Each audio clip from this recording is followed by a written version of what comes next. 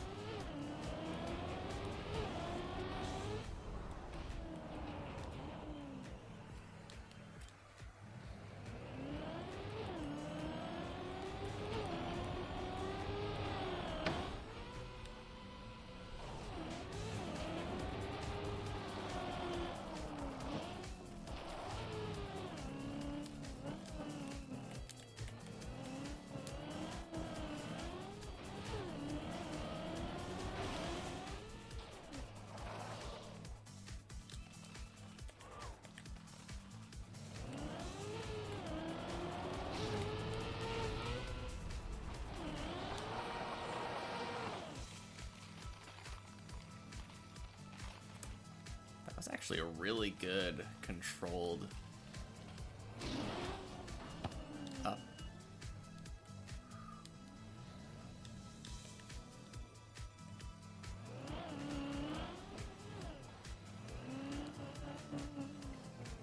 I feel like a lot of the times it's way more chaotic when I just go direct. That was very nice though. Oh my gosh!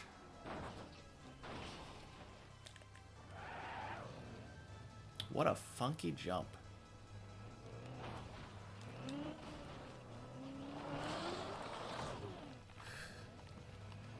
I don't think I've ever had something like that happen before. Normally, I've had it happen where it doesn't do an entire flip, but it usually just goes...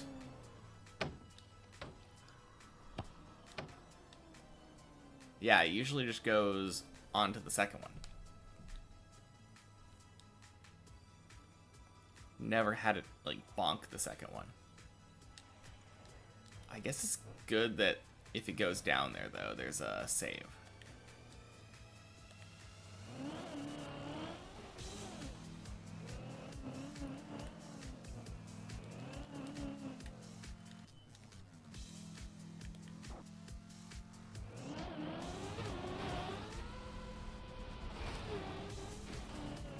There we go.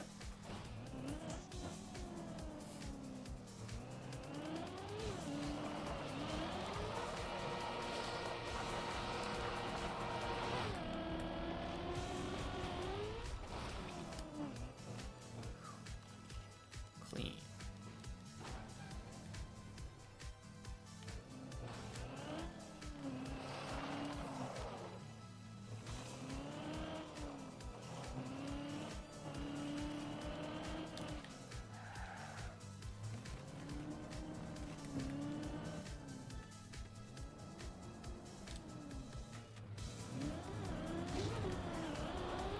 Ding. Oh, jeez. Oh, man. Lucky. I slowed myself down just enough to save that.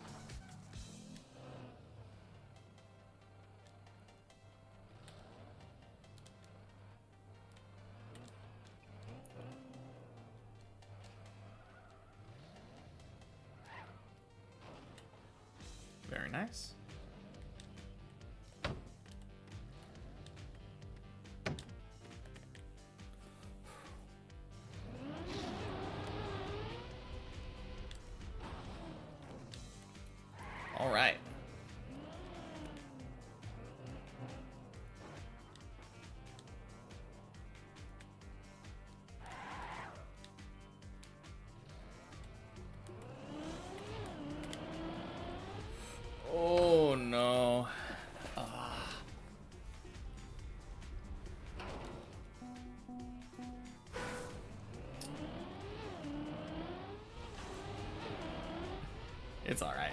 Still getting warmed up.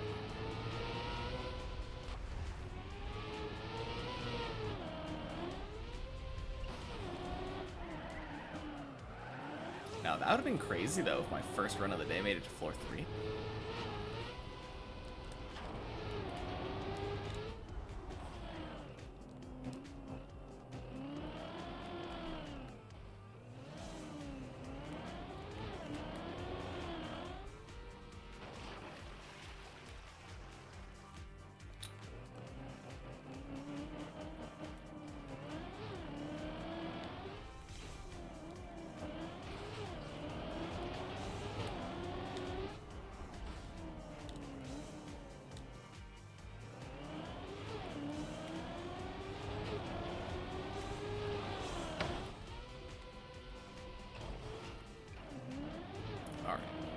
Bit of a questionable bonk jump, but we get that.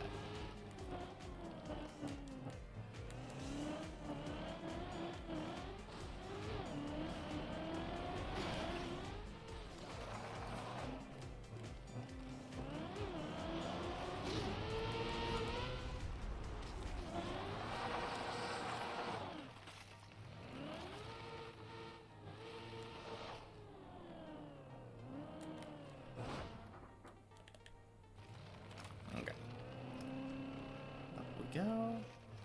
Oh, 170 hours. Dang.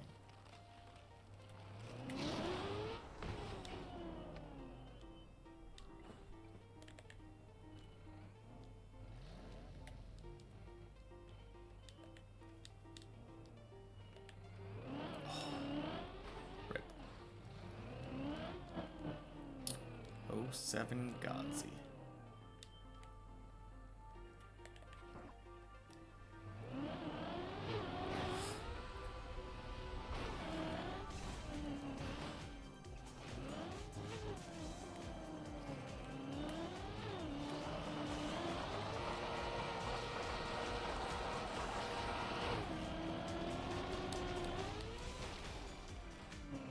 Ooh.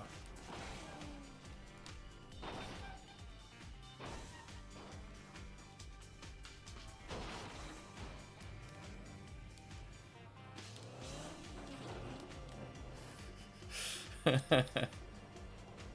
man.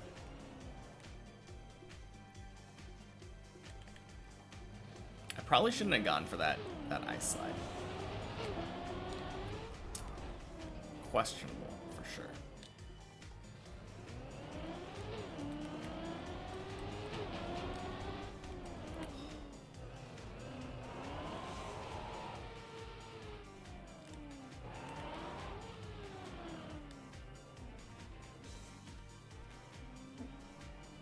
Okay.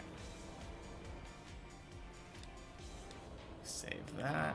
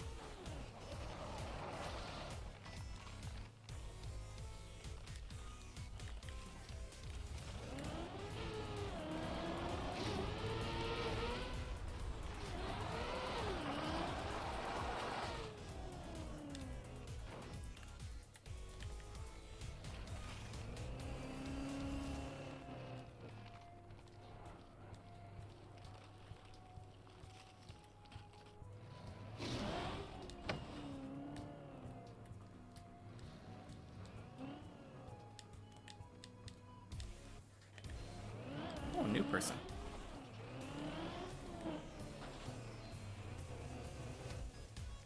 At least I've never seen this person before.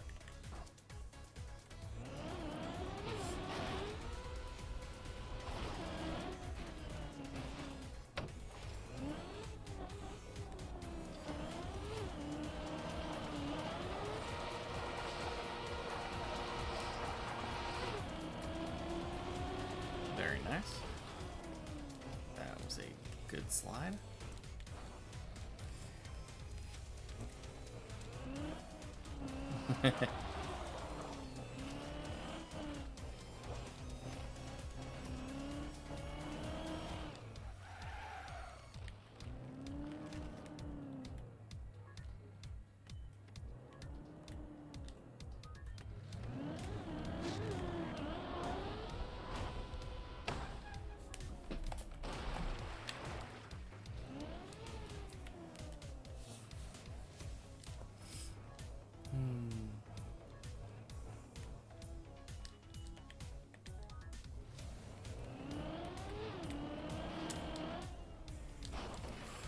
Oh, man. That was odd. Hey, Denny, welcome in. Did you see that pillar jump? Dang. I don't think I've ever bounced that way.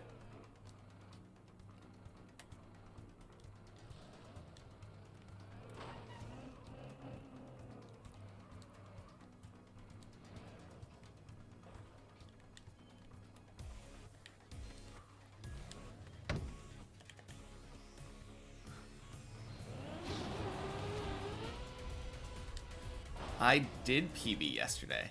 Twice, actually. Because the first PB... I think twice? Did I? I don't remember. I know I PB'd at least once. Crap.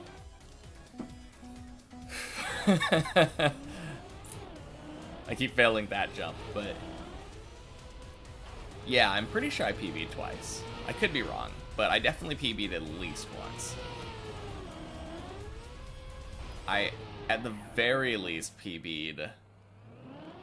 I got a pretty big PB, because my previous one, there's that tunnel at the beginning of floor 4. I had failed that jump before.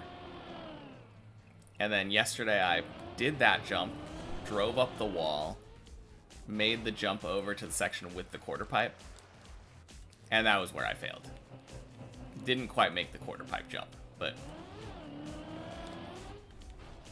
yeah. No, really, really nice PB though. Got it, pushed us over 500 meters.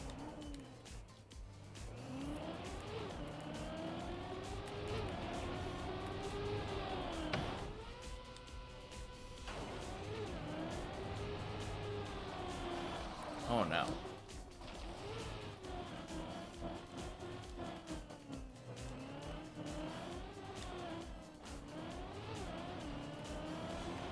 Oh, I thought Zaylen messed up or something.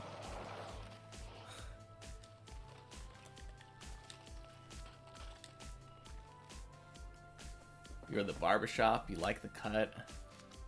Dang.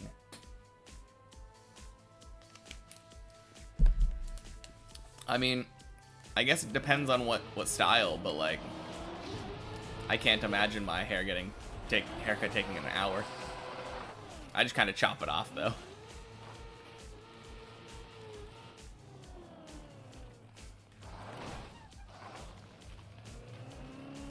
Yeah, I mean, as long as it looks good, that's the main thing. Yeah, yeah.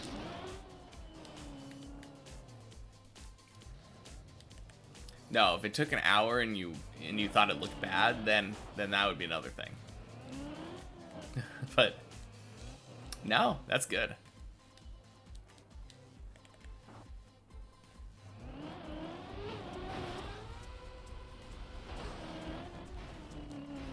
I don't remember the last time I got a haircut. It's been a little while now. I usually just cut it when it gets like too unmanageably long.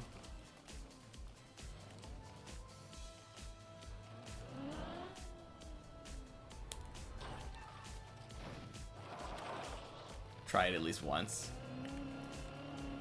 Yeah, I mean, I'd probably want to go to like a real barbershop, because we have like a bunch of like haircut salon type things, like big branch mega clips or whatever.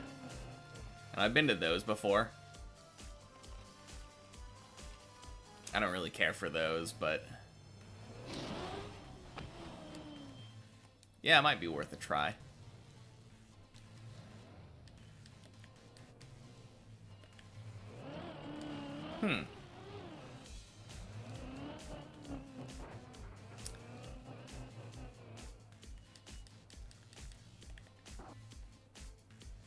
Yeah, I don't know. Yeah, I don't know. I'd probably have to give it a try then.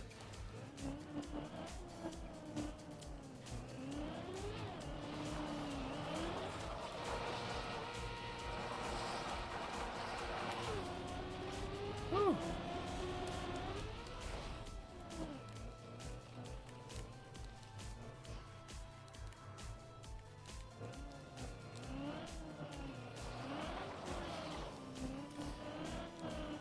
Yeah, I guess I just don't really care that much about my hair, though. I think that's my main thing. I feel like a lot of those places that cut hair is really expensive. And unless you, like, really care about it, then it doesn't seem like it would be worth the money.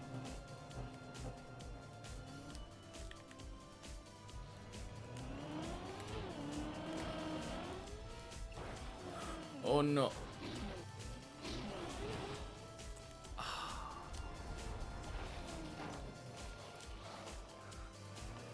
Yeah, I guess that's true. I mean, I guess it could make you feel better. Like, self-confidence kind of thing.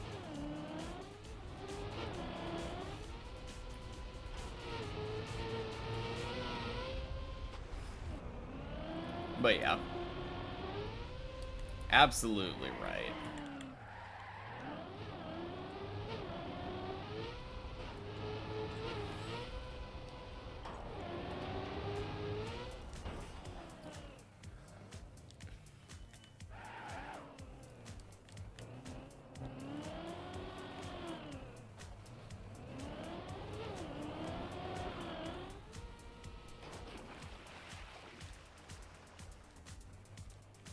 Yeah. Yeah, my hair, I feel like it would be very easy to mold into whatever style that I wanted to. Because I have pretty long, full hair. So no matter what they wanted to cut, they'd probably be able to do it.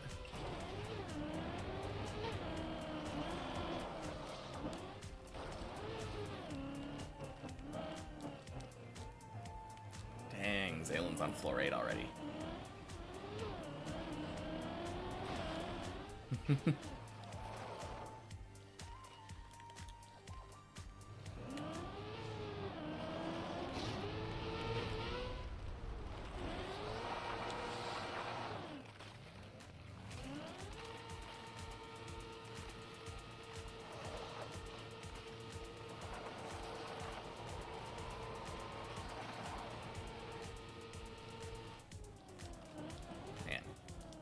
Crawled up at a snail's pace, but... Oh, and... Okay, we make there. Tomorrow, next week, only 3 days of work, and you're done. Ooh.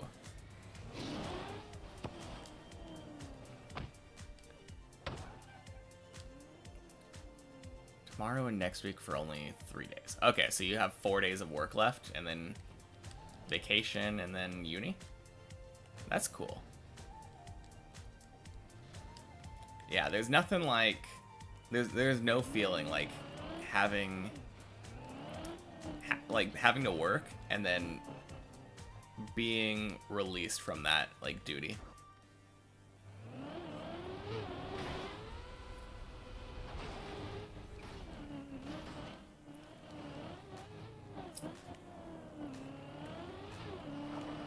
I feel like no matter how much I like my job, I would always have that feeling.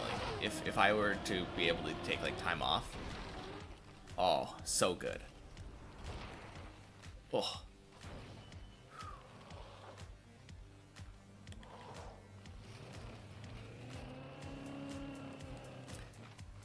I don't know. There's just something about being able to just laze around at home and do nothing. catch up on shows you might want to watch, play a game you haven't had time to play in a while.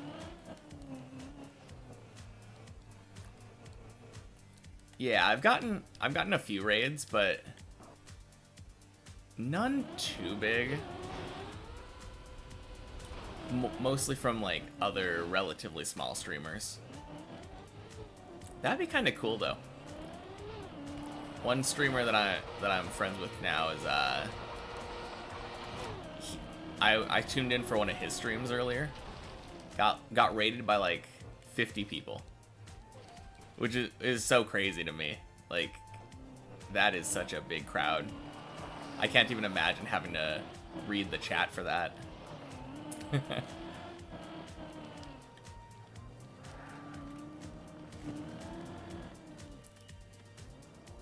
I think it'll probably pick up if I actually eventually like end up editing YouTube videos.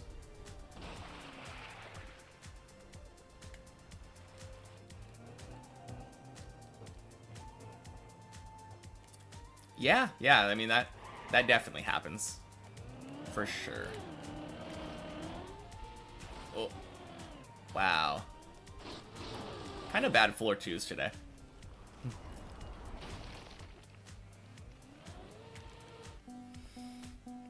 No, that would be really cool though. Being able to get a bunch of people. Bro, lock in. Yeah. Yeah, I'm trying. It's only been, what, like 15 minutes? 15, 20 minutes. I think I'm still just kind of warming up at this point. It's kind of weird how this happens like every day. Having to kind of get used to the controls again.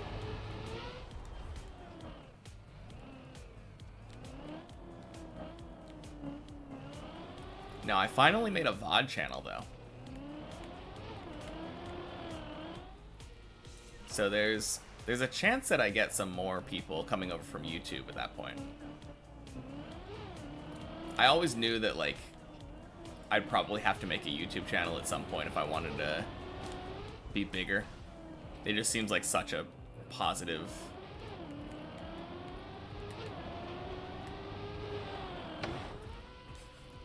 The more that I'm working with YouTube, though, the more I'm just kind of like realizing that my internet is really bad. We currently have like 2 internet plans because we're mid-transition. We decided to try this like T-Mobile internet plan, and it's way faster than what we currently had. But it went down for like an hour or something last night. I was gonna download one of my VODs, and when I was on the T-Mobile thing, it was like, oh yeah, the VOD will take like 10-20 minutes or whatever to download. I think it was somewhere in between there. When I switched over to the other internet plan, it was like, yeah, this VOD, it'll take you like 3 days to download. Yeah, it was so bad. And then the fact that you have to like upload speed is a really big problem too. Ugh. I definitely feel like I need to like upgrade my internet.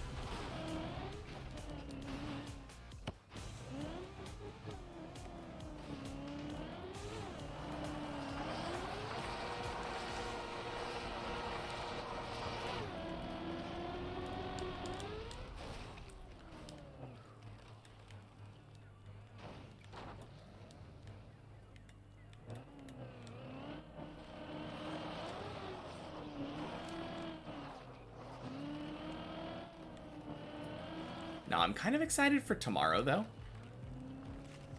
Every week, I feel like I just get to treat myself a little bit with my my checkpoint Fridays.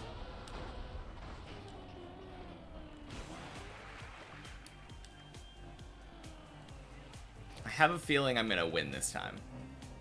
I think I'm gonna finish the many checkpoints version of the map today, or tomorrow. Tomorrow when I do it.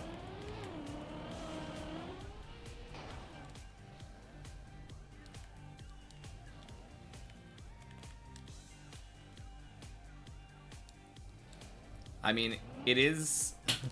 It's kind of funny, though, because I feel really close to the end of the map. But at the same time, everyone always says, like, how hard floor 16 is. And some of those tricks do look insane.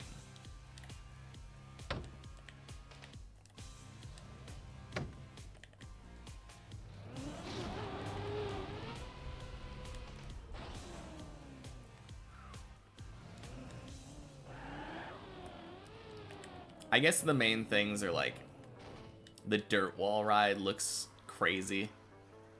And then, there's that one trick where you have to, like, clip your wheels up onto the ledge. And that seems really hard, too.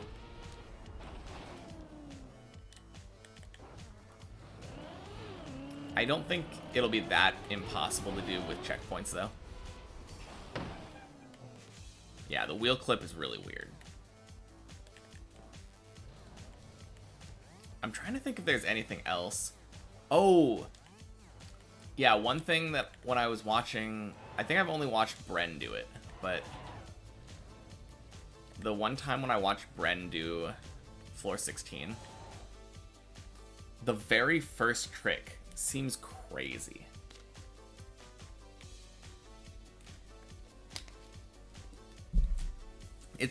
I bet it's probably not that bad, but the thing where you like drive up the half pipe or whatever and then like flip over to another half pipe perpendicular.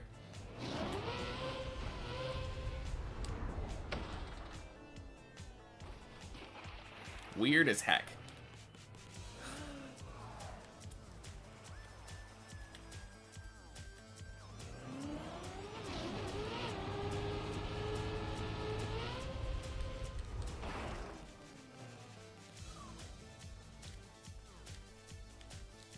Actually, now that I think about it, there's just a lot of things. Find as much as consistent setups or just do tricks that make some jumps easier for you. Yeah.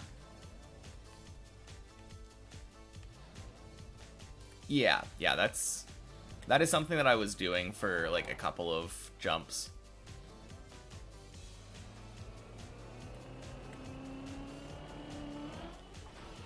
Like specifically the ice slide on floor 1. I practiced that pretty extensively. I think I spent like a whole hour one day just doing the ice slide repeatedly. Ooh, whoops.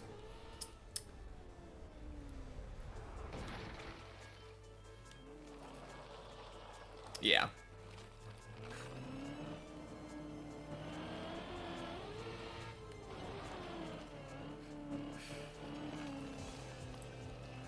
I mean, clearly I'm gonna just need a lot of practice. That's the main thing. But I think doing the checkpoint version of the map is gonna be very doable for me. In the short term. I think once I do the many checkpoints, I'm going to end up switching over to the checkpoint per floor map and doing that on Fridays.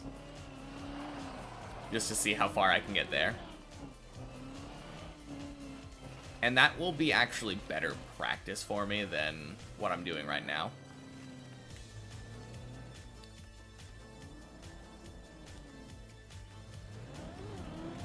Because I will have to actually get pretty consistent with some of the tricks in a row. Floor 4, in general, is just going to be really hard to do the entire floor back to back. I'm pretty confident in being able to do floor 0 through 3, since I have done them in a real run before. But floor 4 though, without any checkpoints or anything. You're gonna boot up the map as well? Hey, sounds like fun. We'll have to see how high you can get up here.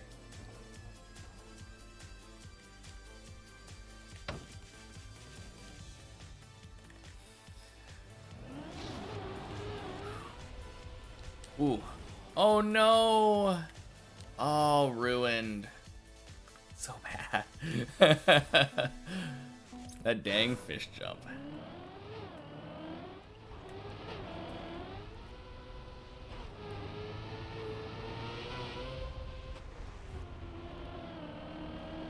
But yeah, I'll race you to floor 3.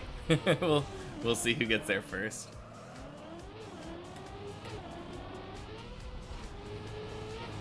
Do I pay rent or do I have my own place? I pay rent. Yeah. Owning a house is kind of hard in the US. We wanted to for a while, but I think it, like, most of the time it requires, like, very steady employment before you can even get, like, a mortgage. But, so yeah, I've just been renting.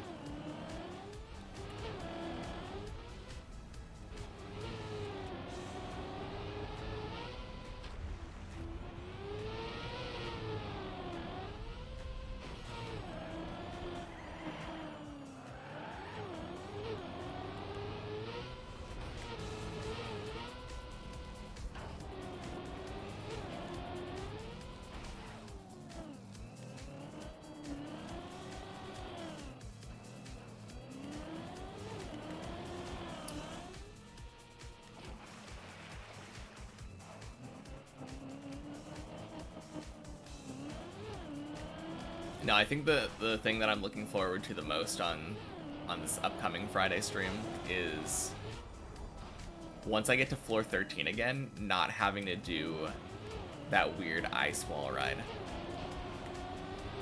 Since now I know exactly where the skip is. That is gonna be so nice. I'm just gonna have to remember there's a spot at the top of the tower on the checkpoint map where you can pick up any checkpoints you might have missed.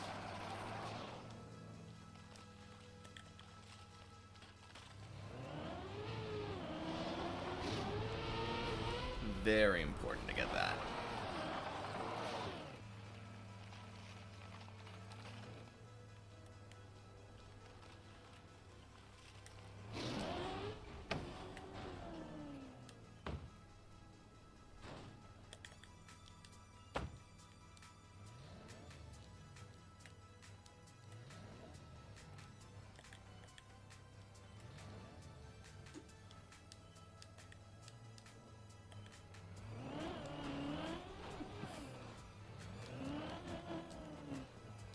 Your standard access expired. Oh, rip. Time to pay big old Ubisoft another $20. You're not playing Trackmania anymore? I guess that's the other option, isn't it?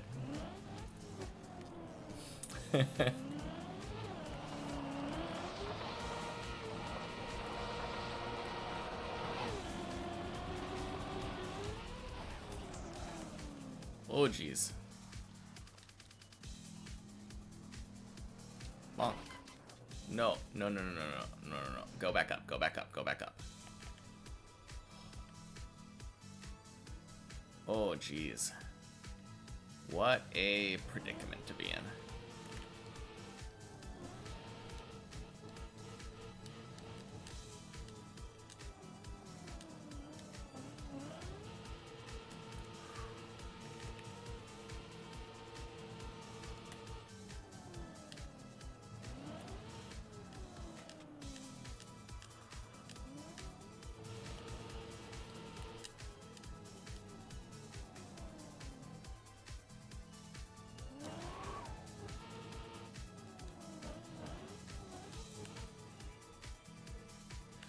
Oh no. Oh, wait. Wait. Oh. Saved? Oh, man.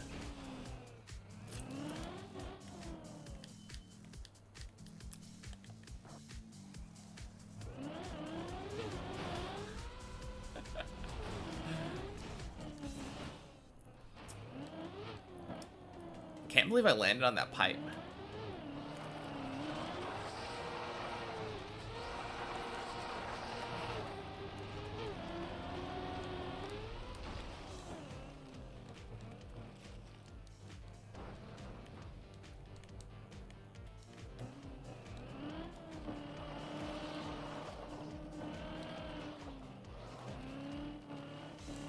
I wonder what's going on with Godzi.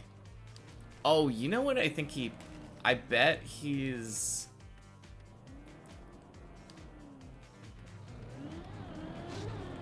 Sorry, once you have 250 or more on the green timer, you'll send Virtual a message on Discord to check you out.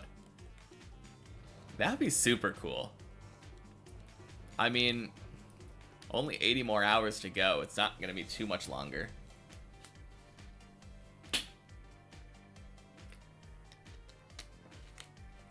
Yeah, that's like 3 weeks. God's not moving, that's why he's gray. So I think I'm gonna click on him, but I'm guessing that the place where he is on floor 6. There's a spot where you have to go through a booster and turn your car upside down and bounce.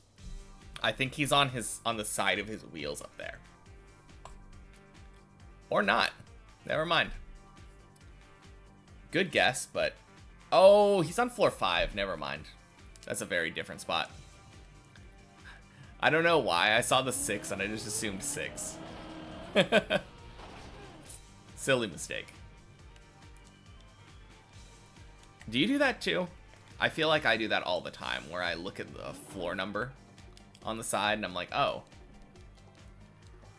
they're right under floor 2 or whatever. They're right under floor 8. That means they're on floor 8. Obviously, if I think about it for more than a second, I can tell, like, no, they're on floor 5. But I feel like that's happened to me like a lot.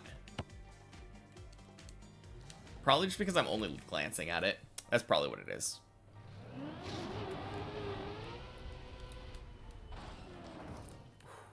Nice fish.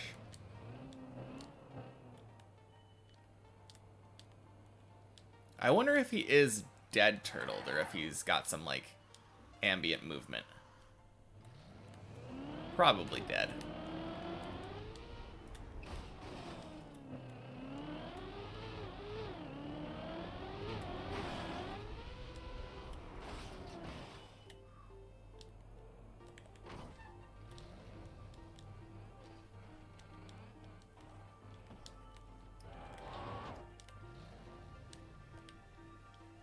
Oh, geez. So I make this silly mistake a lot, where I, oh, no, I let go. Oh, that is so sad. I'm pretty sure if I would have just held gas, I would have been good. I think it would have flipped me back onto the road.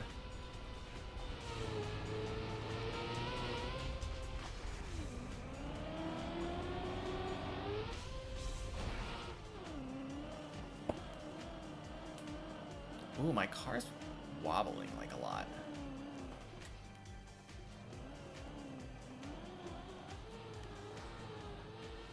Ah, whatever.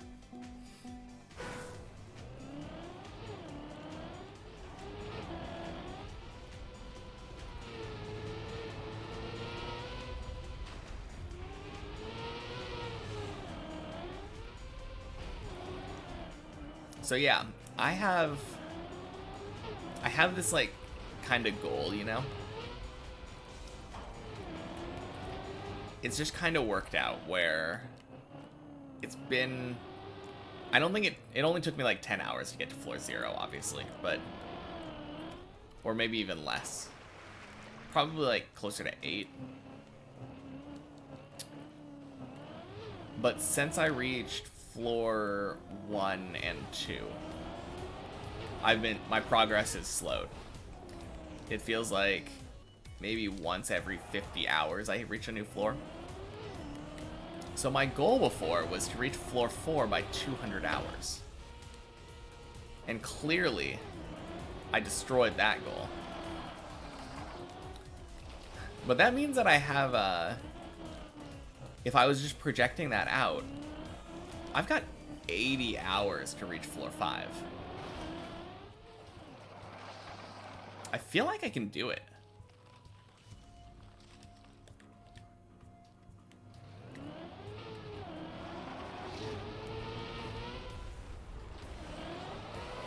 Obviously, it's going to be dependent on me actually staying consistent with all my floor 2 stuff, but I think floor 5 by 250 hours is doable for me.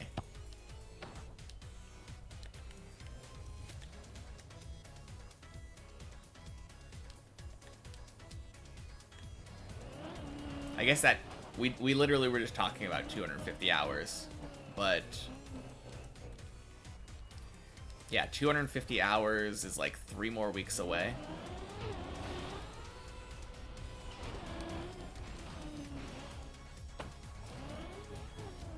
That would be pretty cool. Ooh, I don't like that one.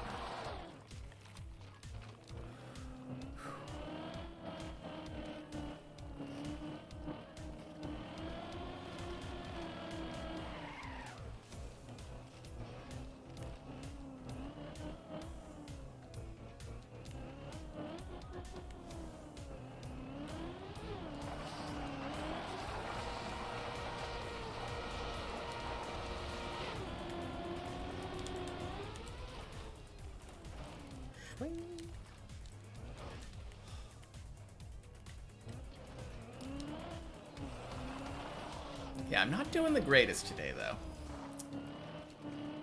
I mean, maybe chalk it up to a warm-up, but still no floor 3 runs. We made it to LeBron once, I think.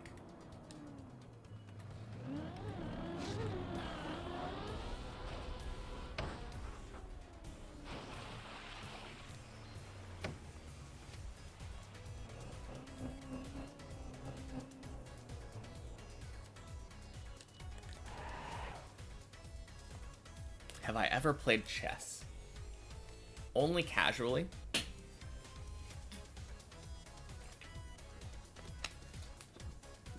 I used to play chess a bit in like elementary school, but I haven't played pretty much since then. Actually, that's a lie. I played probably a month ago. Coincidentally, we had a friend who had never played chess before. So we busted out a chess set and taught him how to play. But yeah, not the best at chess.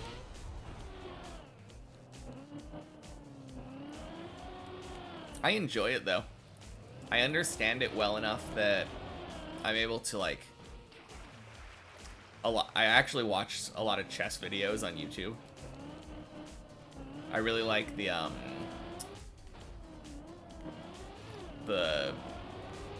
like chess riddle kind of things. The chess puzzles where they're like, oh, it's white turn to move. What do they have to do in order to get the win? And it looks like absolutely impossible for them to win, but it turns out usually involving a lot of sacrificing of pieces that seems really counterintuitive, they're able to force the other player to do what they want.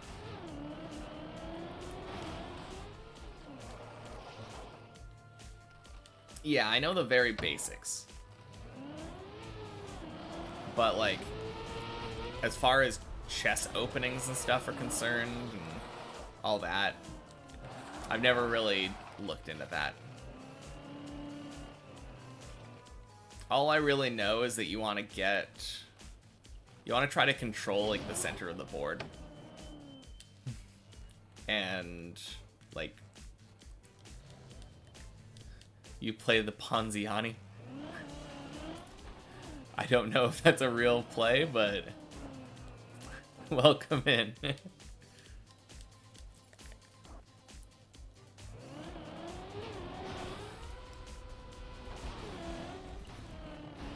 Yeah, I don't really know. I really like getting...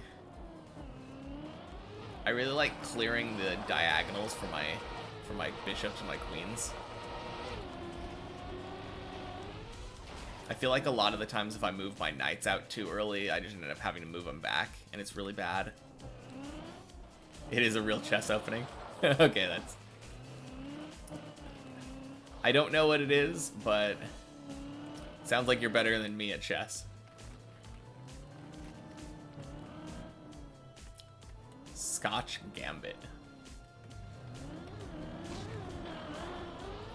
Now the gambits, are those just like very like hard offense openings?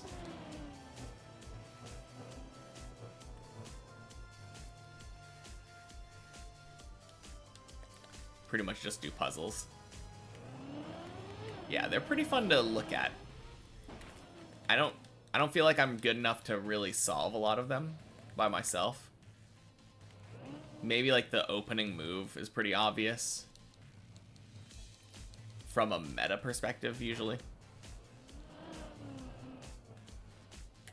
There are a lot of those puzzles where I'm like, okay, so clearly this is the obvious move, so it has to be wrong. It's such a weird way of doing puzzles, but it kind of works.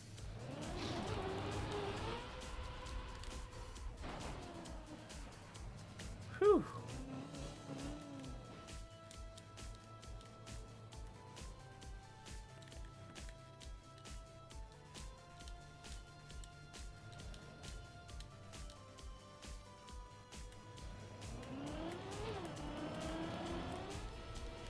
Sacrifice your pawn for faster development of your pieces. Okay. Guess that kind of makes sense then, for the name.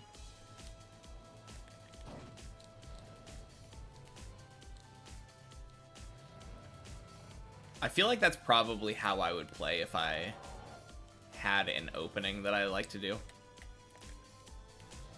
I remember trying to learn the opening where you're able to like cheese the person and get like a checkmate in 4 moves or something if they don't know what they're doing. But I quickly gave up on that. Also, it turns out that it's just a very bad play in general. Yeah, it seems like that would lead to interesting positions.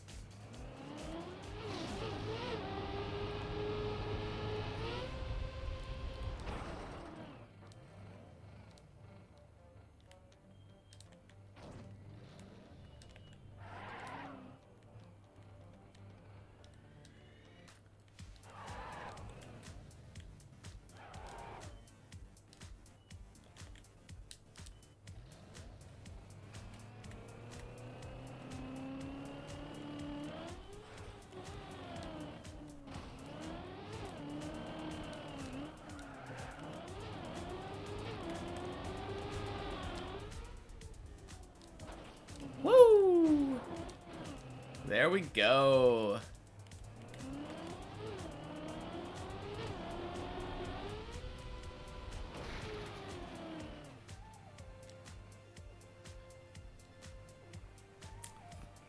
Gambits are generally bad if your opponent knows how to perfectly play against it, but allows you to be the aggressor early and get strong positions if the opponent misplays.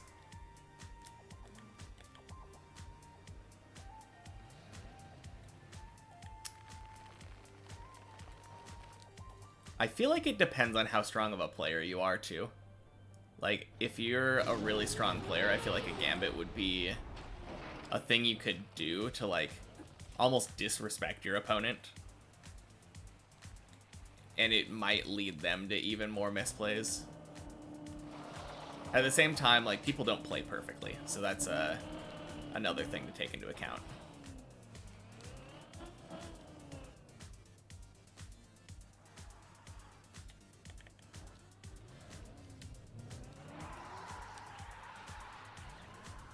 Alright, that's the pro way of doing it.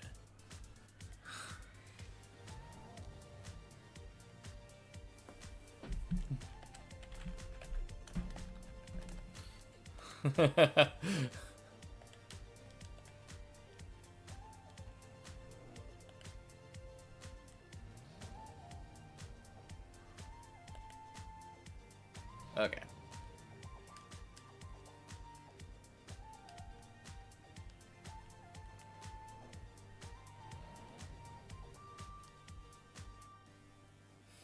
I don't know why, but that's just kind of a funny thing to...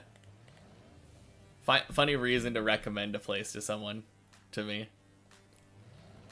Oh, you should check us out. We have medieval architecture. Oh, no. Oh, no. Ah, rip. Oh, wait.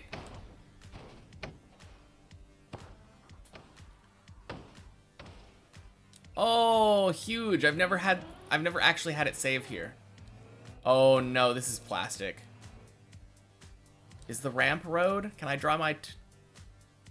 Maybe I can dry my tires on the ramp.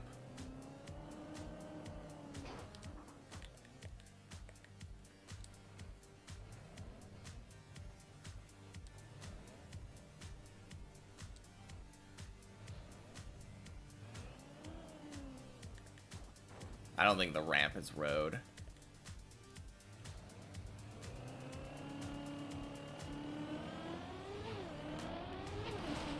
Crap.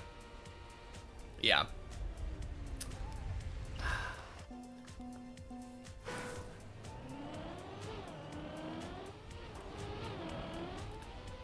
Man, that felt bad. I thought, oh, I'm saved, right? Nah. Seen a lot of photos, but never been to mainland Europe. I mean, it's still cool to have been to Ireland.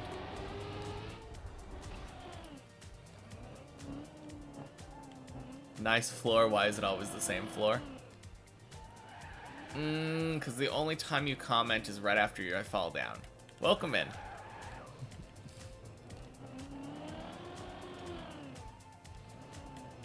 But I would like you to know that I frequent 3 floors. Thank you very much. Sometimes even a 4th. Very occasionally a 5th floor. No, I would really like to go to Europe at some point. Really any other continent. I think I've very briefly been in South America.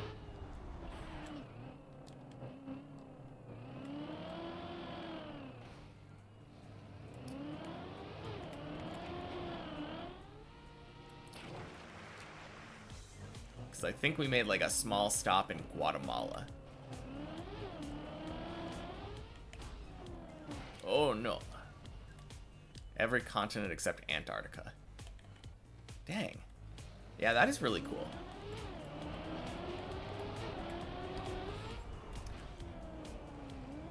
Guatemala's not North America, what?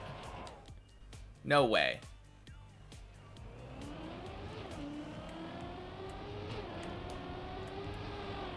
It is? Are you kidding me? Is my geography is notoriously bad, so I feel like you're gaslighting me here, though. Crap, I need to stop and like look this up.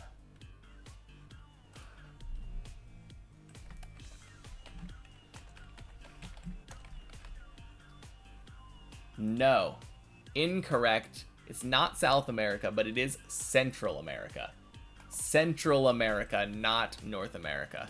No, no, that is between them by definition. I will not stand for this slander. No.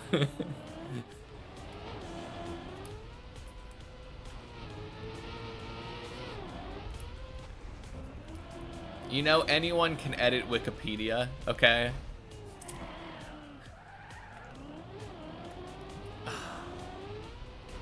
Dang it. Never mind. Scratch what I said about South. Editing it to South. Thank you. Finally someone on my side. Oh, man.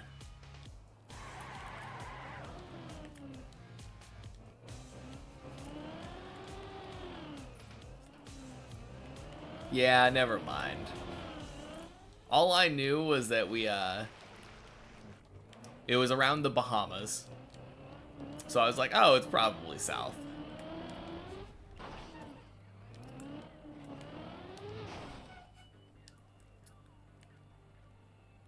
Man, I don't know why. I've never even considered the fact that Central America is part of North America.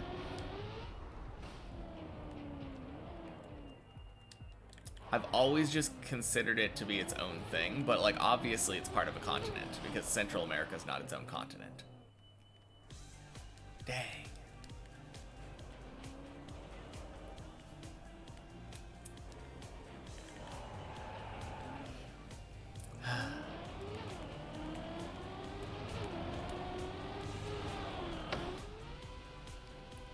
Well, guess I get to recontextualize my entire understanding of the world now.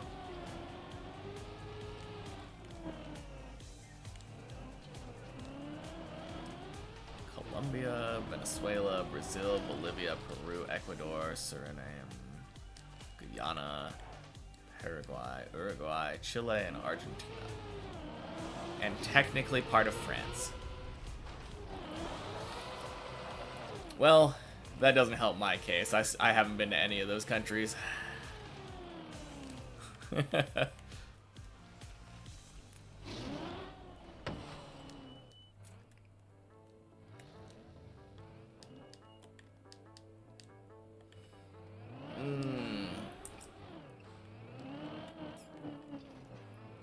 Now, I guess the closest thing to another continent that I've been to then would be Hawaii. And that's only because it's not on North America. And I will have no one tell me otherwise.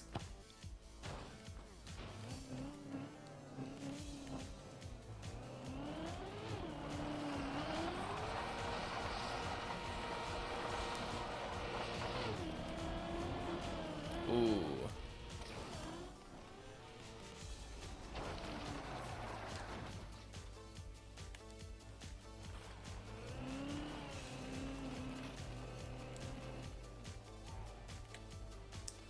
I swear, someone's gonna come in here with like a Wikipedia article saying like Hawaii is also part of the extended North America, including your country. You've been to 1 to 4.5 countries. How do you go to half of a country? Is that like saying I've been to Hawaii, therefore I've been to the United States? Because technically it's part, but like not the continental US.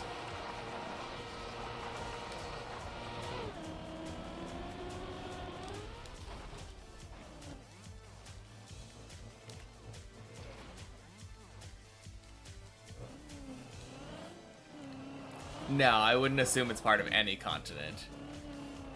But that was the point I'm making. It's not North America. I think we can all agree on that. So that's the closest thing that I've gotten to being in a non-North American thing.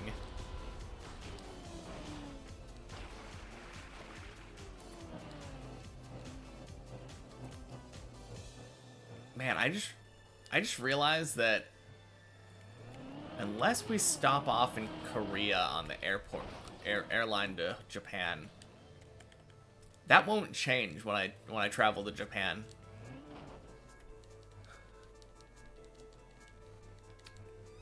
Since that's not part of a continent either.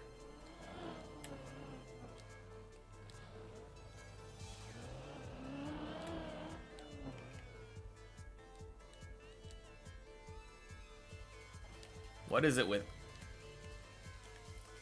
I mean, it's considered Asian, but how can you consider an island off the coast of a continent to be a continent?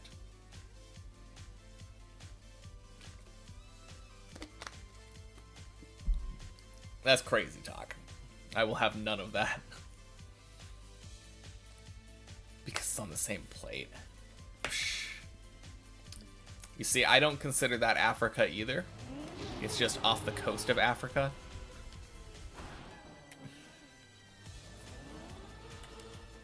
Oceania is not a continent, so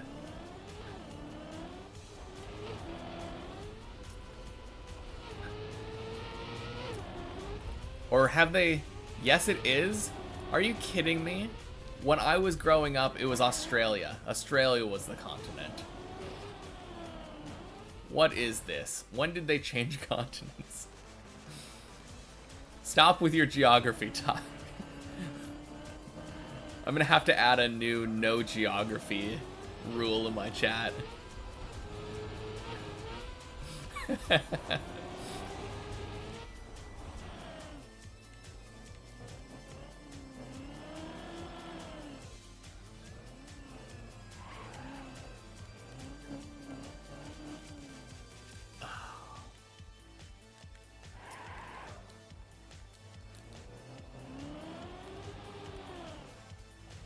Man.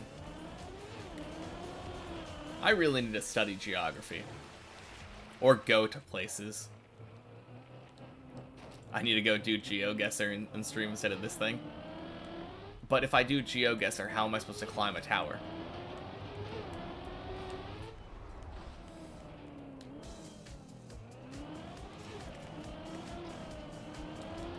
Oh, I got a major slowdown there. Whew. I climbed it enough already. Nah.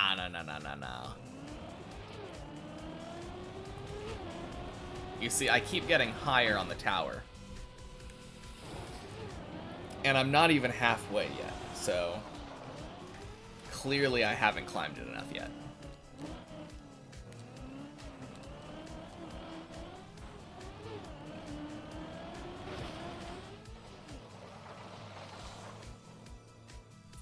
Yeah, I think I might need to travel more. That sounds more interesting than studying geography, though.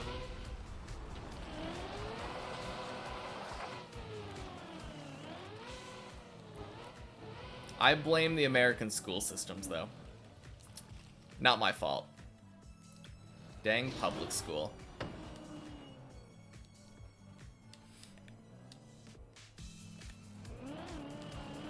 Canada, US, Mexico, Cuba, Brazil ×2. There's a second Brazil I didn't know about? Oh my gosh. It's mind-boggling. Peru, Argentina, Tanzania, South Africa, Zambia, Ireland, North Ireland, Japan, Vietnam, Australia, and New Zealand. No, he just went in 2006 and 2014. Yeah, I kind of figured that's what you meant, but my way's more funny. Oh, man.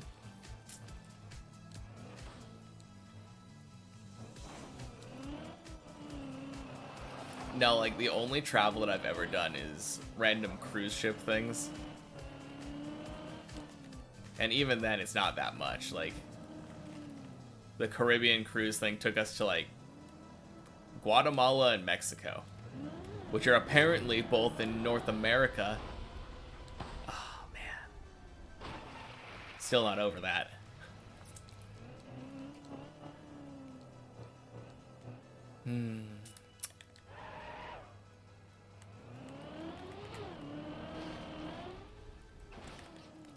It's so weird, though. I can't believe, like, the first time that I ever heard about Oceania was, like, League of Legends servers. There were Oceania servers, and I'm like, what is that? It sounded like they were just making something up, and it was, like, related to League lore. Because they also have, like, a server called Garena, I think. And I'm like, that's weird to name a server after Garen, man.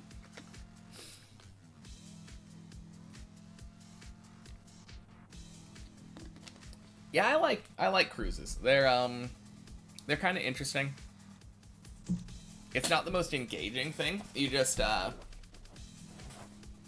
chill out on a boat and eat and drink to your heart's content, but I recommend it. It's very lazy. Israel, according to most countries. France, Syria, according to the EU. Palestine, according to many. Jordan, according to Jordan.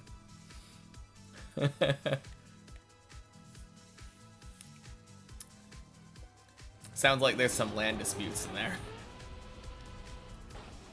Oh my gosh, are you kidding me?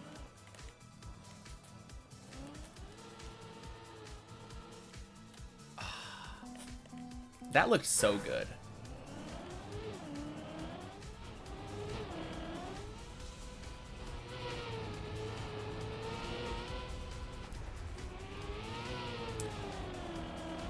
Always land disputes in that part of the world. True.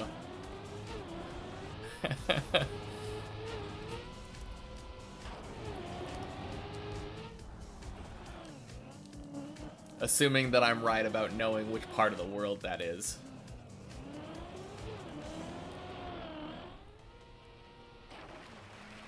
Man.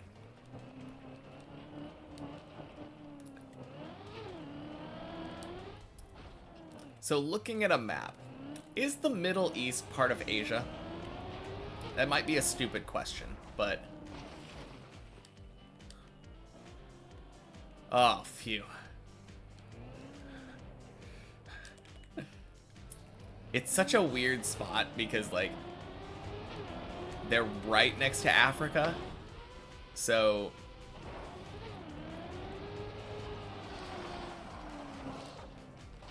yeah. Those would have been my two guesses. But at the same time, I don't know what separates Asia and Europe. My entire geography background is just... okay, some in Africa. Nice. My instincts were right. But, like, what even is Europe? I don't understand how those two things are separate. Why are those considered two continents? When they're all, like... Did you know that Europe is larger than China? I don't know. I would have assumed so, because China's just one country. But at the same time, like, who knows? Russia and Turkey are considered in both Europe and Asia. Okay, so I guess I'm not the only one having issues distinguishing between them. Like, dang. You assume the opposite your entire life because China looks larger on the map.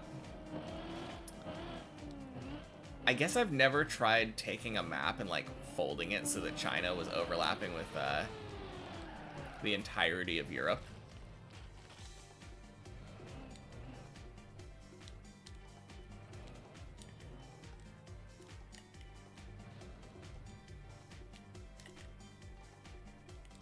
Is it about, like, tectonic plates or whatever, though?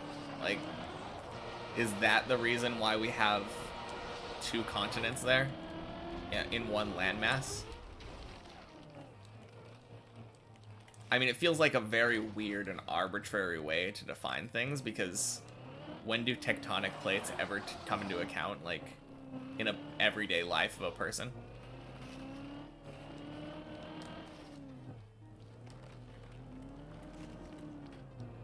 You don't know how it's defined? Okay.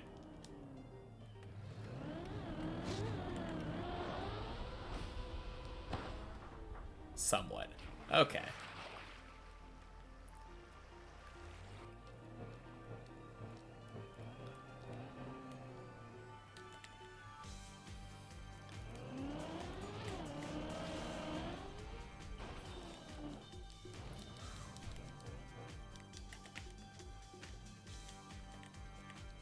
Yeah, with earthquakes, but, like, nobody, when there's an earthquake happening, is like, oh man, I'm on this specific tectonic plate. They're just like, oh, the ground is shaking.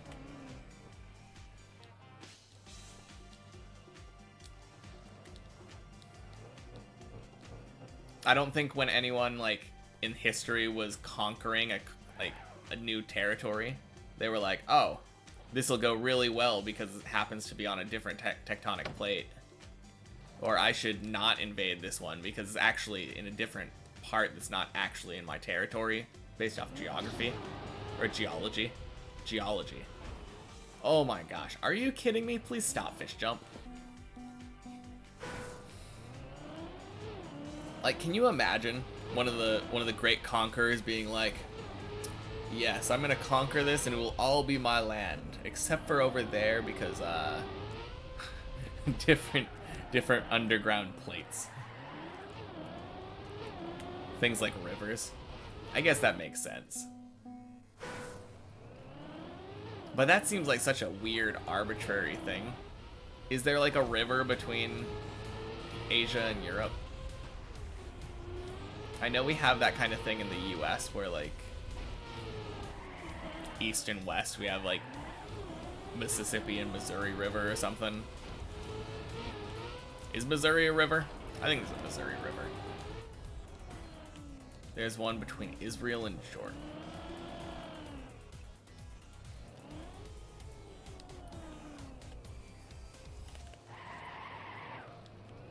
I don't know, it just kind of seems weird to me because all the other continents seem a little bit cut and dry.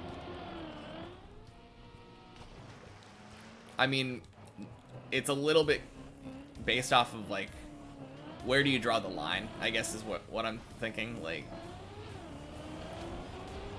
if you're not going to separate Asia and Europe as a continent, why would you technically separate North and South America? They're technically connected. So, yeah.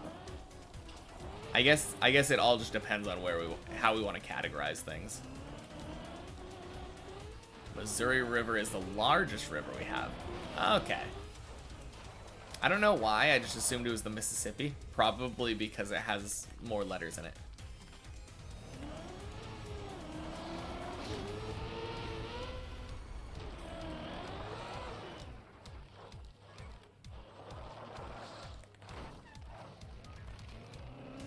Eurasian plate is one. I wonder why Europe exists.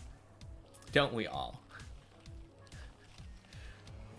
Like, who decided to have another continent there, really?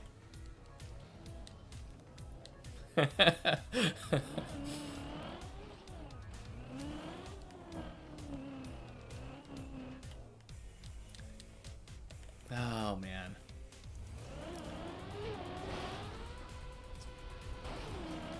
It is kind of crazy how, like, the world broke apart into a bunch of different continents. Shifting land masses and all.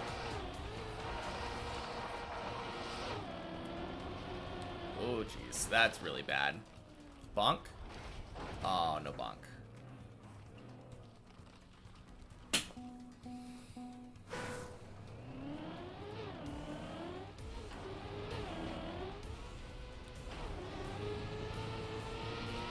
Back to my favorite floor.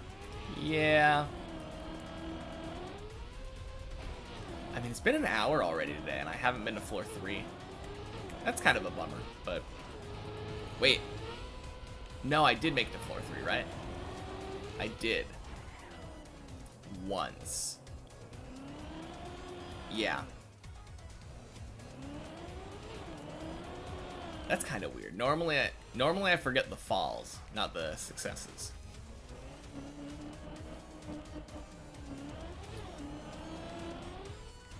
No, I made it to floor 3 one time today.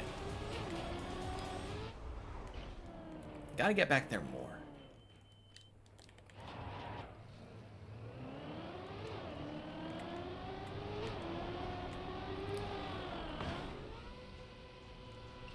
If you're Asian in the kitchen and African in the living room, what are you in the bathroom? European? Oh man, that's such an old joke.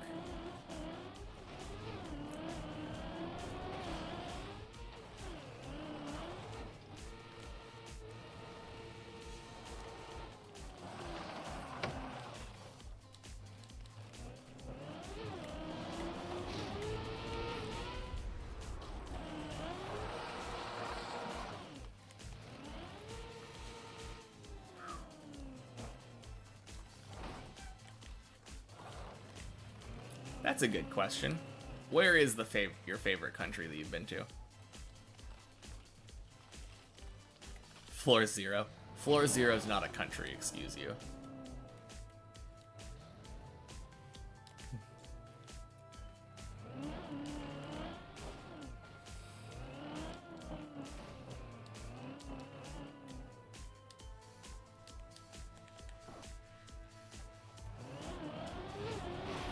I personally really liked Hawaii.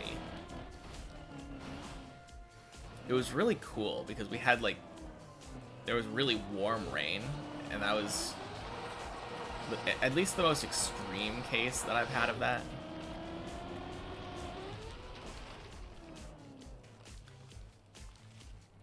Yeah, that's true. I mean, there's just so much stuff that goes into that question. Climate, people, food. Vietnam, Brazil, and Japan.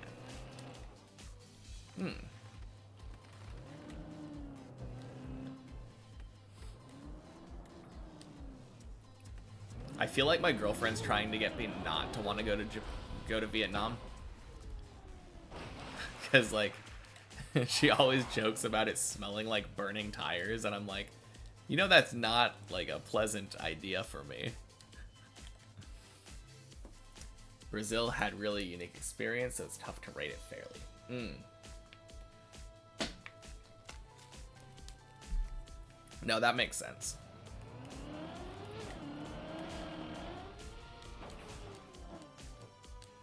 Because you could have really good experience that are completely unrelated to the country, and they just give you biases.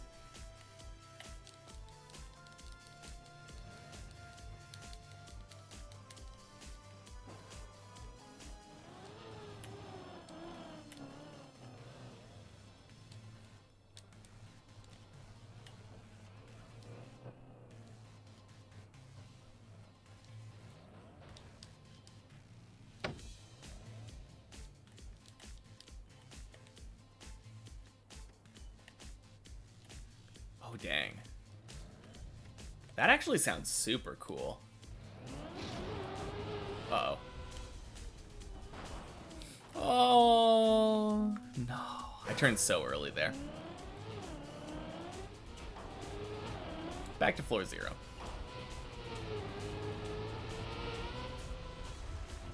Man, these are my days. Just gotta relearn fish jump over and over. I always feel like I just get really nervous about the fish jump.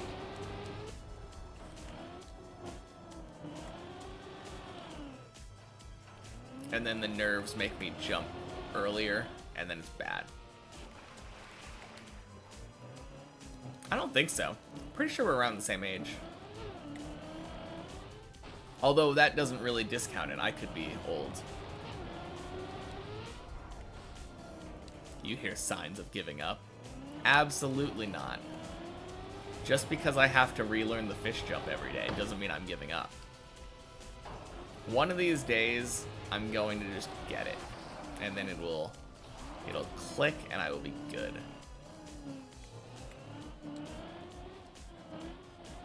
I've only really been semi-proficient at the fish jump for maybe 20 hours or something. First international trip in kindergarten. Holy crap, that is I guess, now that I think about it, technically my sister was the same. Assuming you consider Canada to be international, which it is, but like, I don't know. Canada and the US seem so similar that it's hard.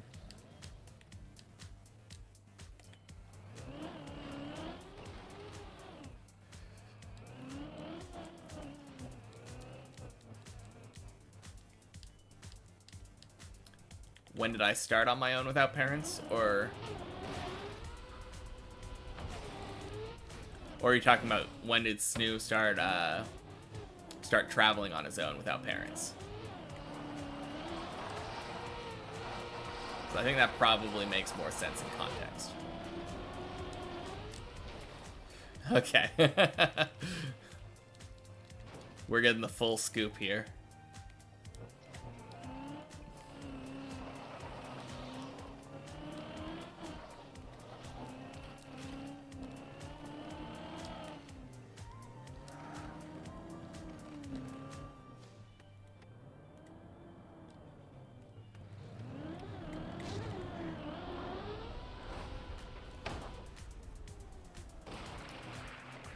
Yeah, that's...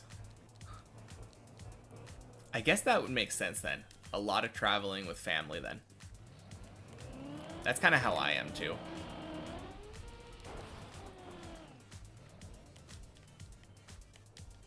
I should do more travel though. It's really good to see the world. I feel like it's so much easier for Europeans to travel. There's just so many more countries right there. And there's like the whole thing with the EU where... Aren't there like a bunch of countries that you can travel between that you don't need to have like a passport? You can just kind of go across the border freely. When you were 19. Dang.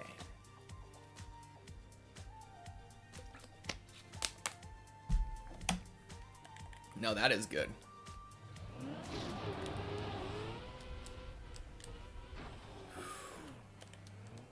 Not bad. Not great, but not bad. Looking to go to France or Hungary.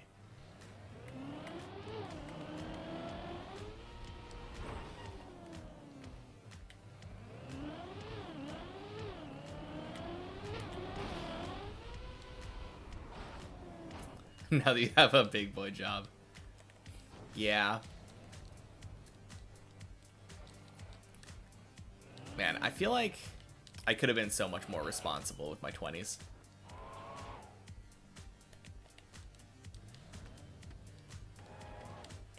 I am definitely not qualified for a big boy job. Swing.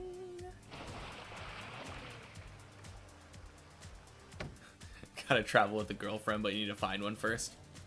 Or you travel and find a girlfriend there. That's the other way to do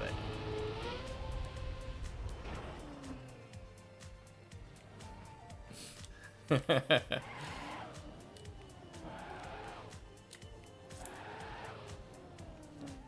No, I definitely feel like it's both more fun and more safe to travel with friends, though. Yeah. I mean, you don't even need to be really good. You just need to be marketable.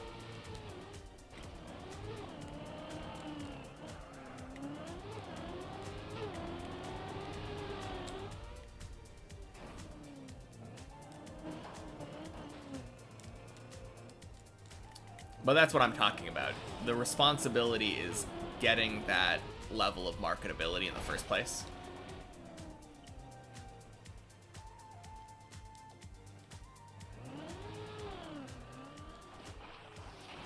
Anyway, floor 3.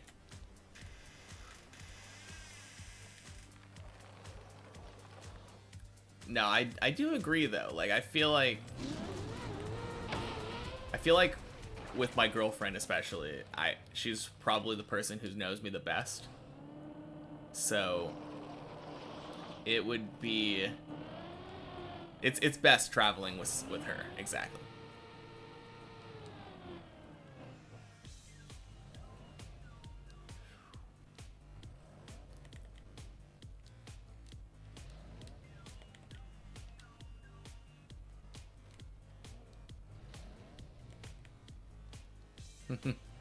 Sounds good.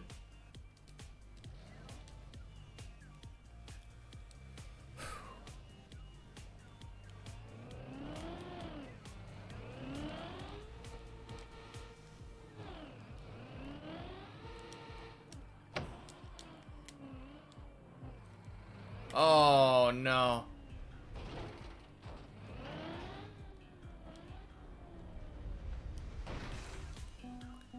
Someone with your job has zero knowledge about what he does. He just takes a few things.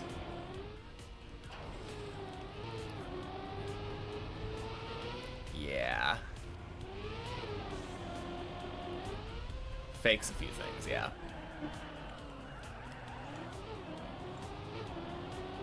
I mean, yeah, I guess you could always just lie about your resume.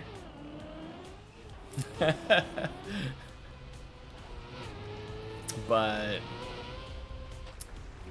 I don't know. I'd rather not.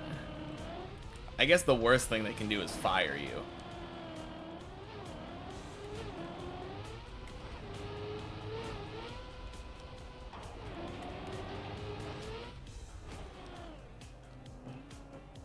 What the heck?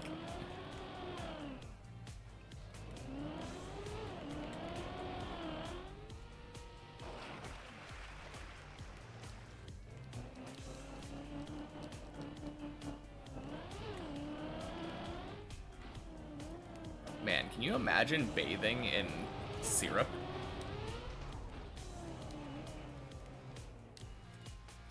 Yeah.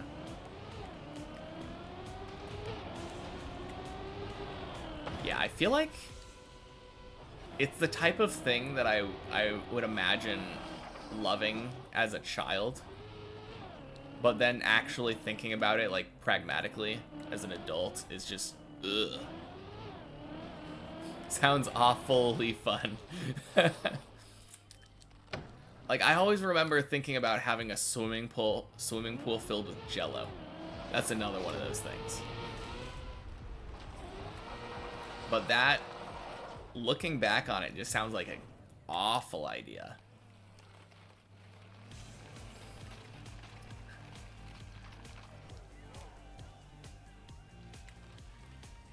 Or like DuckTales or whatever. He's got that pool filled with gold coins. Can you imagine diving into that? No. You jump in and you're just like, gunk. Just hit a bunch of solid metal. Oh. Just go to the beach in a jellyfish infested place. True. My childhood dream come true.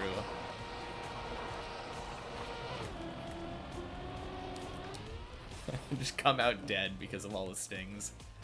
Oh, man.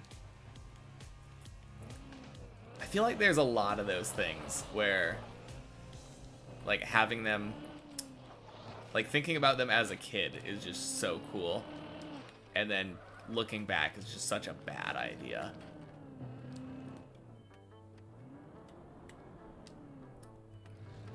Kind of makes me wish that I was allowed to do more bad ideas as a kid.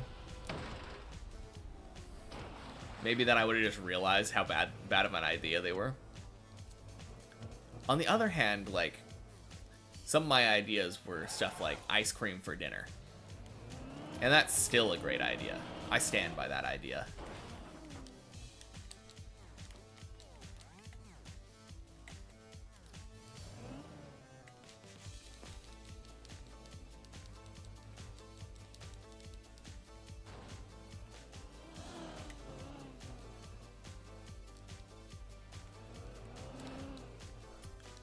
First time you had ice cream for dinner? Oh, yeah. I feel like every time I get the chance now, if I'm having dessert, I always have it before dinner. Just because I can.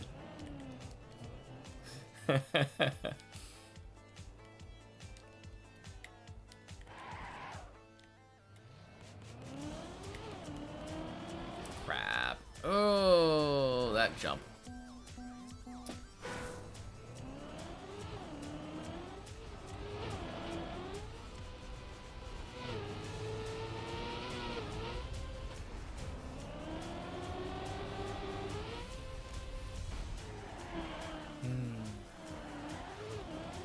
I think that's the best thing about living on your own, or like being an adult. Not having to use bowls.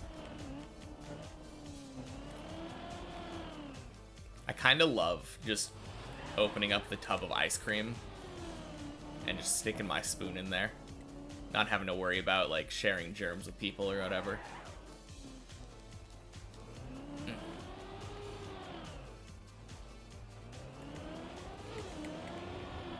folks had to take siblings to other towns for sports, so you were home alone. Rode your bike to a gas station, bought a half-gallon tub and ate it all. Oh, man. Yeah, that, like, maybe a pint. Or, like, a quart. I could imagine myself eating a quart of ice cream in one sitting. By a half-gallon, though. You're like 12. Yeah, I feel like my parents let me do all sorts of stuff like that when I was that age. I remember we went to the beach one time and went to a ice cream parlor. And my parents let me get a quadruple scoop ice cream cone. It was so good. I think it was right after we went out to dinner, too. I don't know how I fit that all in myself. My stomach must have expanded so much that day.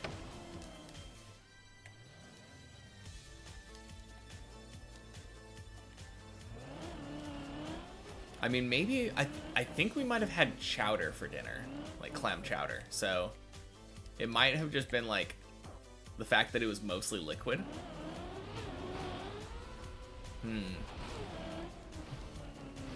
Yeah, I don't know.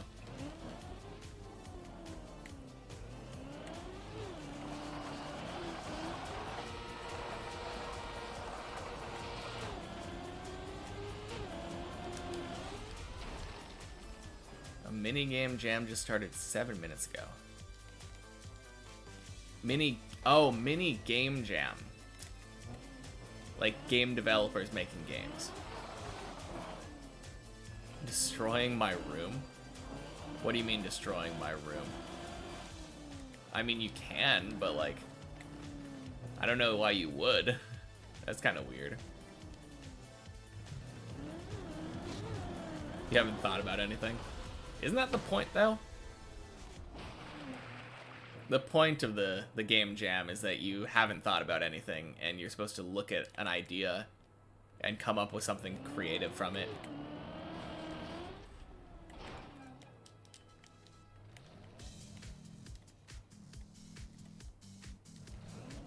I kind of like the idea of a game where, like, as you play, your controls might break.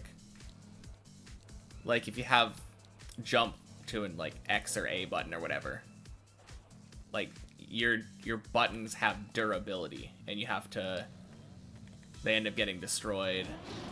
You might have to, like, collect something or wait to recharge it.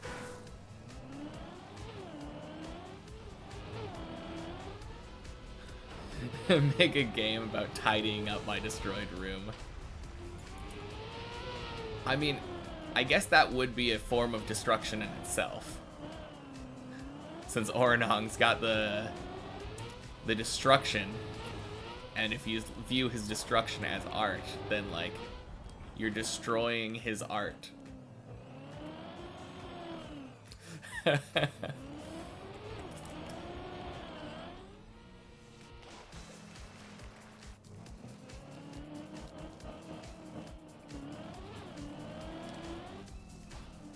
I mean, it might be a big ask, but, like, another thing that I was thinking of, what about, like, a reverse SimCity? You know how in SimCity, when you're playing, like, sometimes Godzilla or whatever can just come in and wreck stuff? What if you were doing a city builder, but you had to try to prevent the city from being built? Like, do your best to prevent them from, like, kind of like Civilization, but from a purely antagonistic point of view.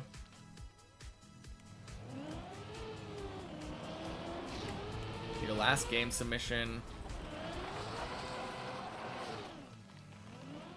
was about a spaceship that rolls forward to accelerate and has to not hit a giant space iguana while going to the moon, but the moon falls on the floor. Man, that sounds crazy. You're stealing it? Alright, sounds good. Just give me a credit. Be like, with help from Fajugaloo. I can play it online if I want. Sounds good.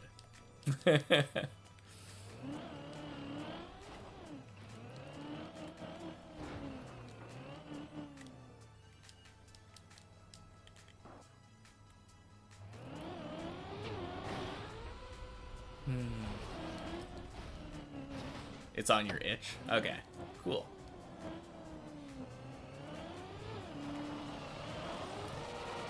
Yeah, that was something that I kind of wanted to do when I was younger. I always wanted to be a game designer. But then I realized that I'm much better at playing games than I am at designing them.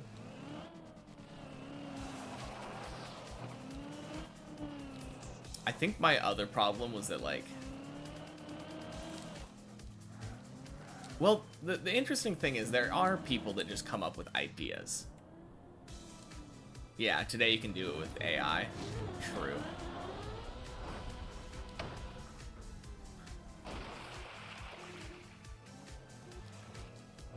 Yeah,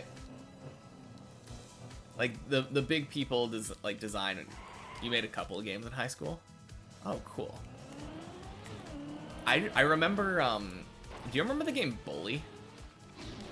I had exactly that idea, like 2 years before it came out. It was so weird.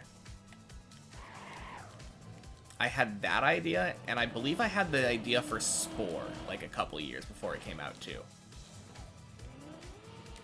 I feel like some adult was just like spying on me during my childhood and just making games. I mean, it's not, neither of those games are necessarily the most like creative ideas.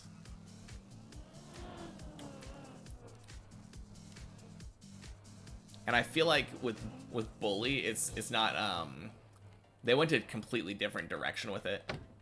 Because I was thinking like Sims but school. And they went GTA but at school. Shoot fighter jets down with a sniper rifle. Pan around the sky and scope and click the planes. Okay.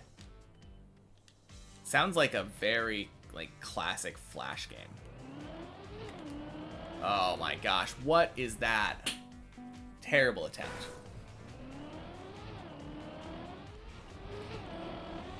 You made ChatGPT before ChatGPT.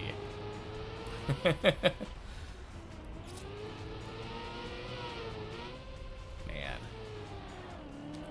I mean, I never made any of the things. That's the main thing. All of my ideas were just like playground talk, thinking about games, like talking about them. And then all of a sudden the game I thought about is like out.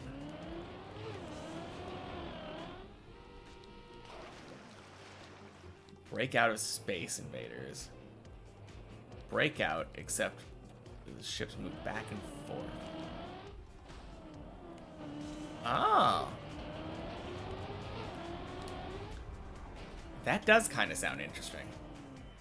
I mean, those two games are basically the same, so it seemed like it would be a match made in heaven.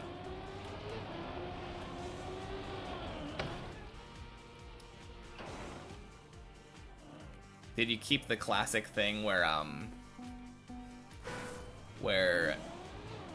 the more Space Invaders you destroyed, the faster the ships go?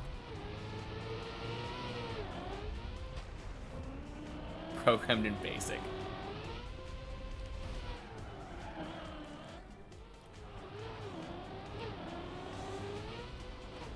It's really funny to me that that aspect of Space Invaders was a complete accident and they just kept it in there. I just heard that like when they were making that, the processor or whatever had difficulty rendering that many spaceships. And then as you would destroy spaceships, it would get faster and faster because it was catching up. It was just lag.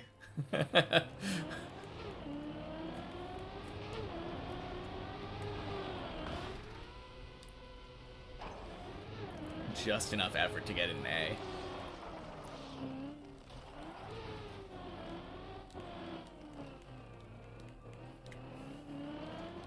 think I'm pretty sure I've never programmed in BASIC.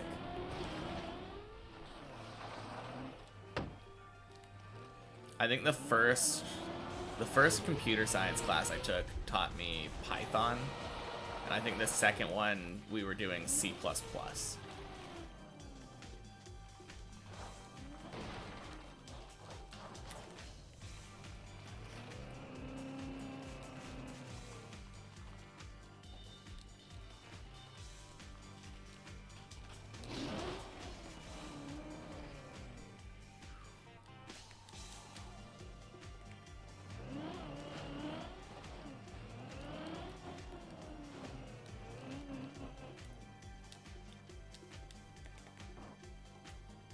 Oh, I gotta keep an eye out for Zaylin.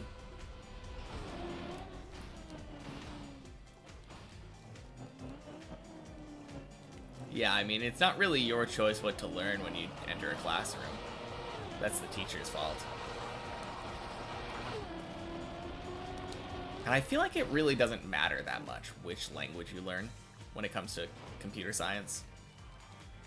Obviously, like, for actually using it, but for like the basics of just kind of learning how programming works. The important thing is like learning algorithms. Obviously, like, application-wise, if you learn some obsolete programming language, you're not going to be able to use it to make stuff that's like current and up to date. But even if you're learning in BASIC or like some other, I don't really know what programming languages are used, but I guess the main thing is like approachability. That's why I do appreciate that Python was my first one, because Python kind of reads like normal English. You basically just write out what you want your program to do, and then it does it.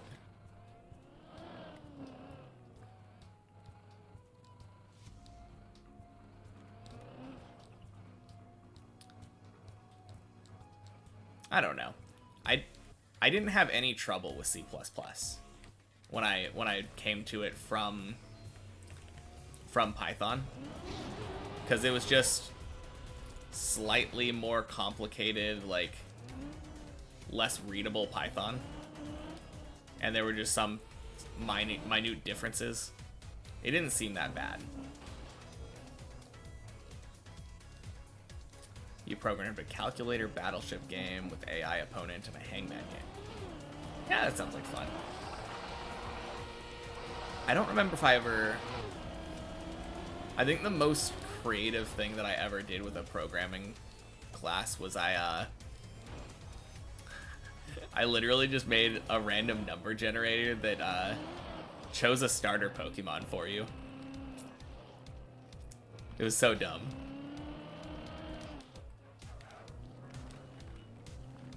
I have no idea what Scratch is.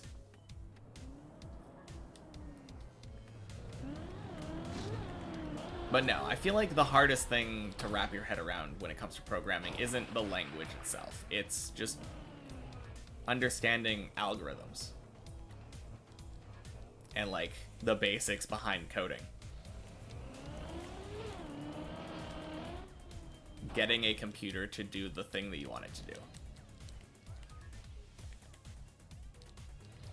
I'm by no means like an expert, but I think sometimes like having a novice opinion is a good thing for like knowing how a novice should learn.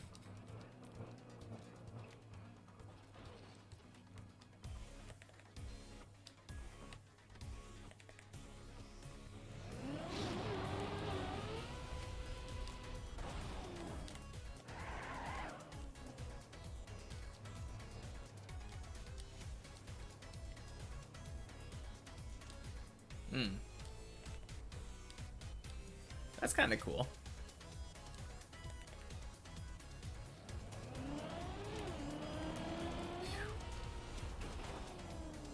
Almost no one uses it like that because it's for kids. Yeah, I mean, something can be for kids and still be really capable of stuff.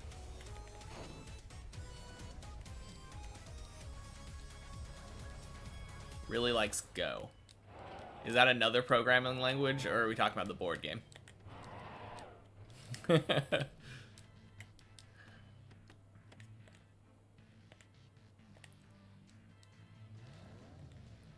A language, okay.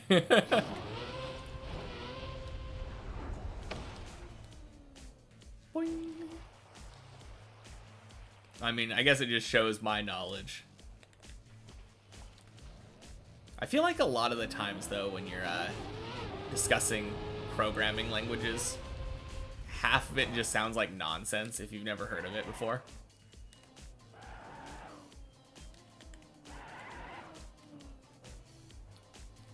Especially C#. Like, why is this key signature in my programming language list?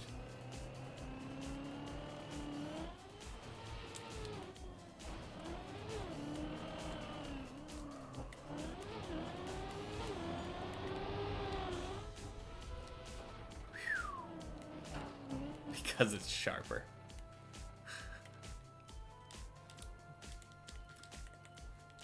Am I trying to cut something with the language, or?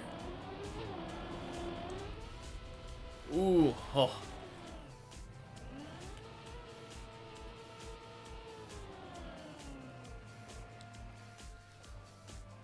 C was your hell? Oh, I wasn't paying attention. Zaylin made 2 floor 7 and passed.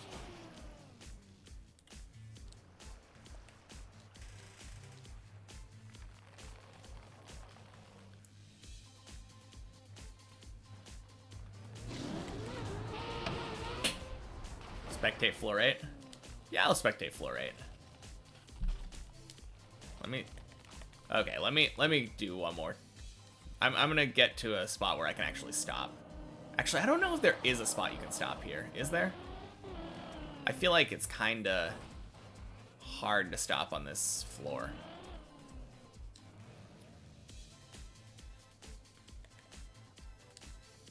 A lot of this is icy or water. I'll fall soon anyway, so I can look then. Thanks for the vote of confidence.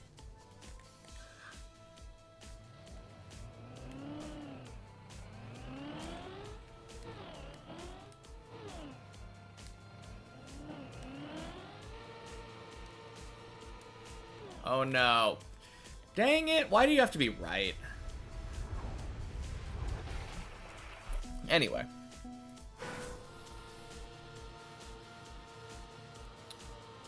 Oh, that looks like a bad position to be in.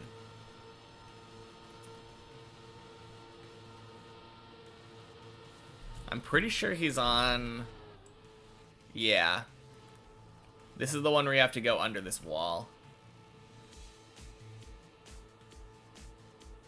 Is he trying to unturtle the other way?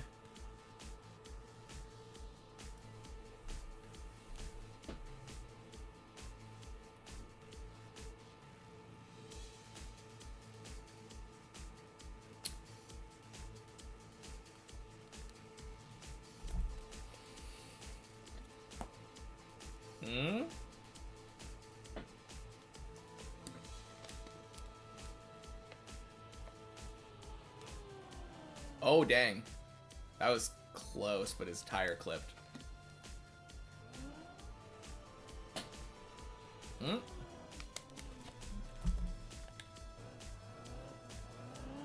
What a save. Dang.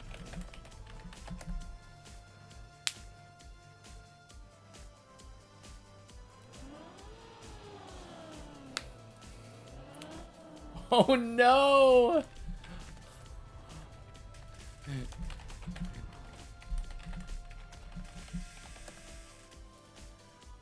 That is so sad.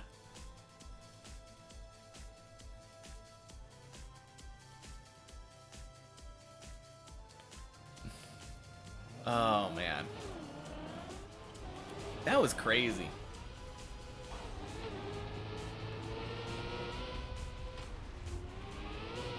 Yeah, I've never seen that before. I feel like all you have to do on that is hold gas.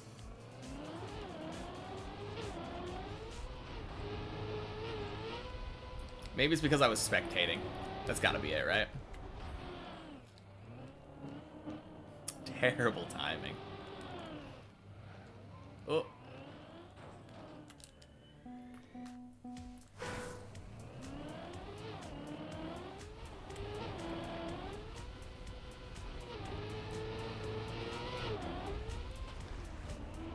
Man, that seems like a really... Actually, no. Now that I think about it, probably not a bad way to fall out. Because you're already falling out upside down.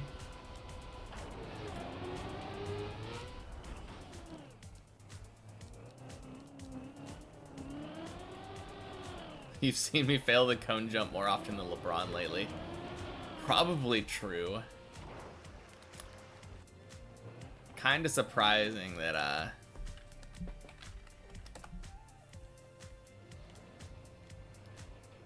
kind of surprising to me that, I actually die there a lot.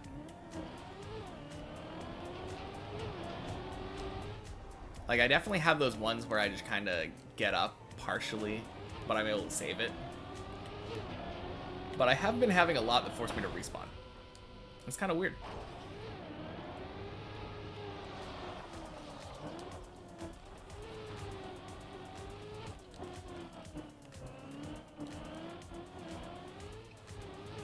Oh, Hemi's here.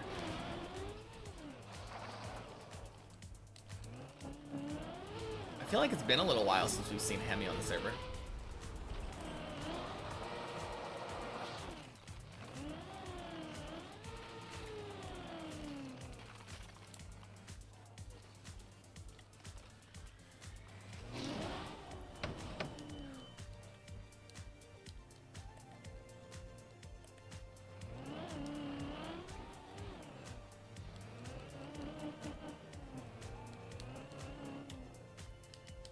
Yeah, I'm hoping though that... So obviously like my play is going to change slightly over like each play session. And that doesn't always end up being for the better. But I kind of hope that like it stays around the same. I mean, getting better, obviously that's the main thing, improving, but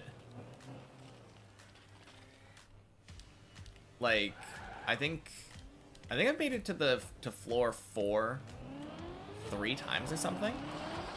Once was a couple days ago, like the first time. Oh wow. And then I think I made it there twice yesterday. I would love it if I could keep that up.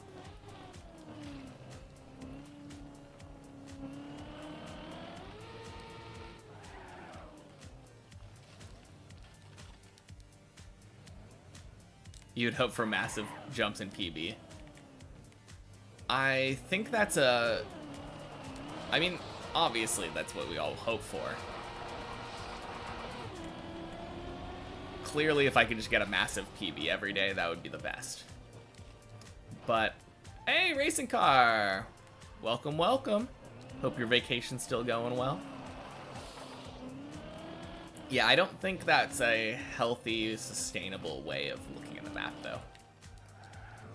I always have to look at it through mental checkpoints. If I had to, like... If I ended up looking at it the way that you were talking about, with big PBs every day, I think I would lose my mind.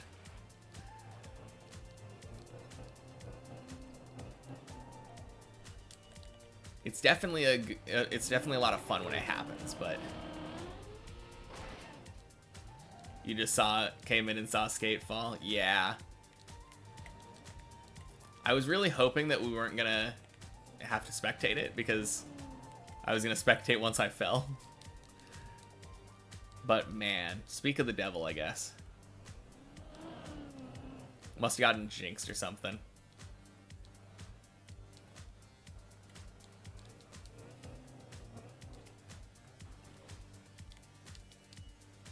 That was a crazy fall, though. I've never experienced that.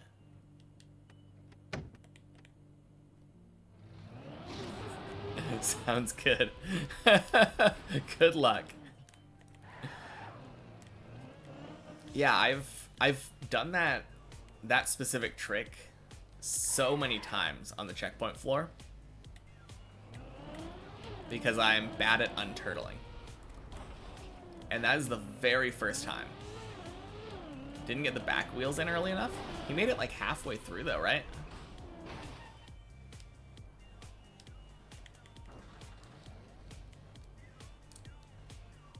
It felt like he made it halfway through. At that point, I've always been good. As long as I kept the gas held down. Maybe like a slight right turn. Left turn? Right turn. I think it's right turn.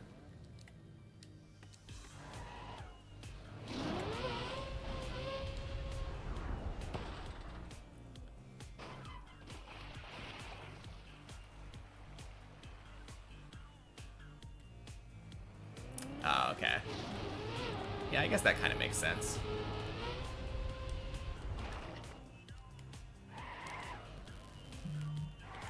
I don't think I failed this jump today. I mean, I'm definitely going to fail it next time now because I said that, but I've been having... It's been another one of those days where I just kind of have trouble with the back-to-back of fish jump and the next one. I really need to find a name for that next jump.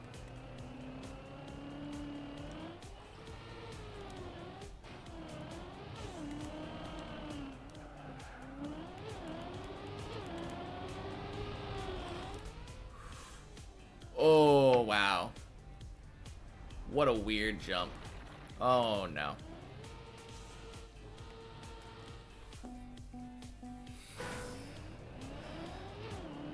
Okay.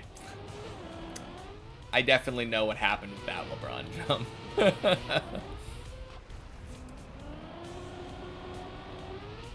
So, here's the question. Given that I did that bad jump, was there anything I could have done to save it? Like, if I would have kept holding gas, maybe jumping all the way to the top? Yay, you're back. Welcome back. I was thinking maybe something like that. Or, like, maybe if I had released instantly and gotten, like, a lucky angle, that could have worked.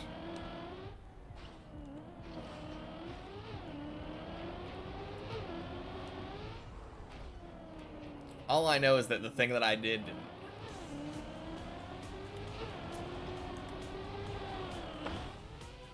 But we're getting back to, like, LeBron more now. And that's the most important thing. Getting up there so that we can get to floor 3. No more silly mistakes. Or minimal silly mistakes. Maybe some silly mistakes that don't set us back that far. I wouldn't mind some of those.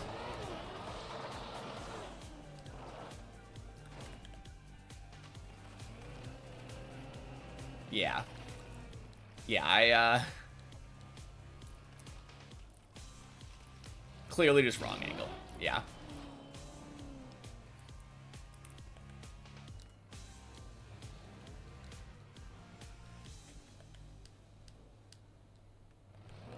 You tried finding a skip. I feel like that probably didn't work well, right? It seems like there's a secret bug that can do it. Is it in the middle of the map somewhere, or? Seems really inconsistent though. I guess not all bugs are inconsistent, right? Like bug slide's not inconsistent. Ooh. From bottom to top. Oh, okay. I mean, there's absolutely no way there's a trick that like yeets you up 1,600 meters.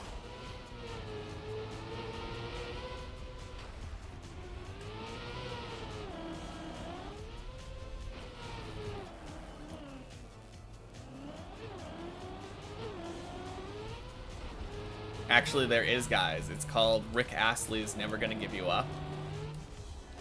Just check out this link.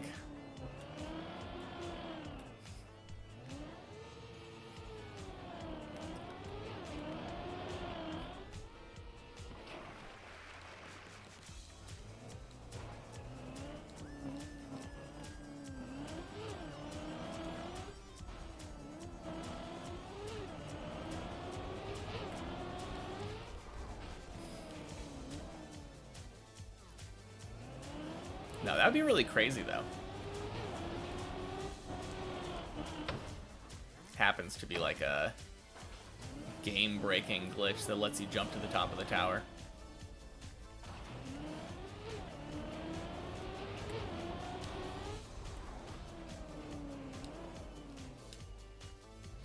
Ain't no way, though. Pros would have found it, for sure.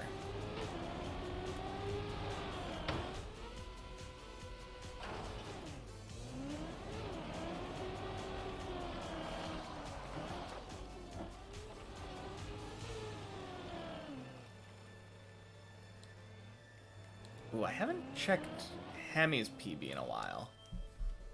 What's it looking like? -1. That's very unhelpful.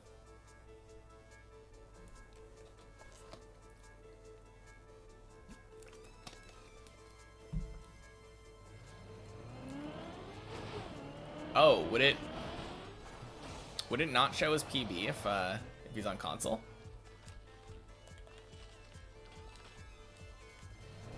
I feel like I've seen people on console that have showed their PB. It's kind of weird.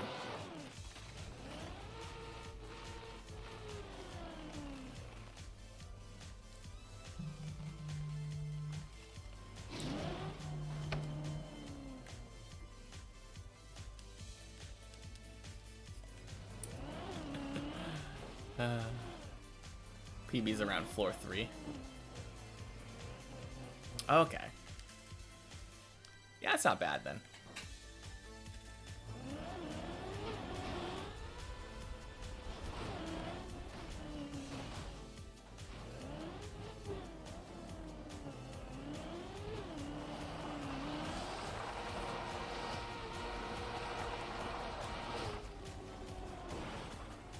Bonk.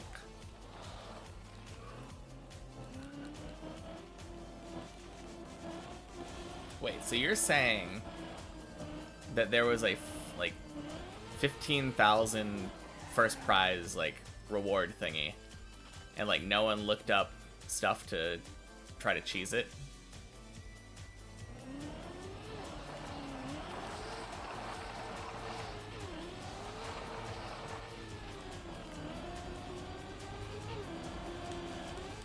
Ooh.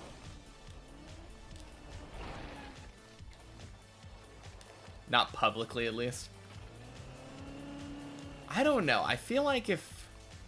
Okay, so clearly if you got like a crazy bug that yeeted you up 1,600 meters directly into the crown, probably not give the prize to that person.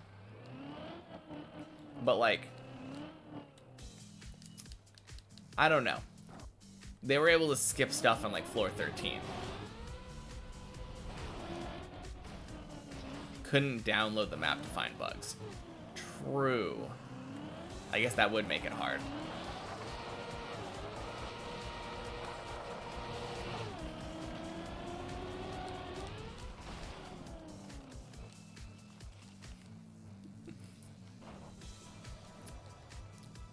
Not really.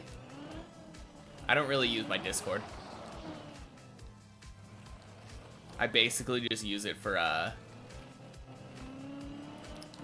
like occasional chatting if I'm trying to play games with my family. But yeah, you can send it to him.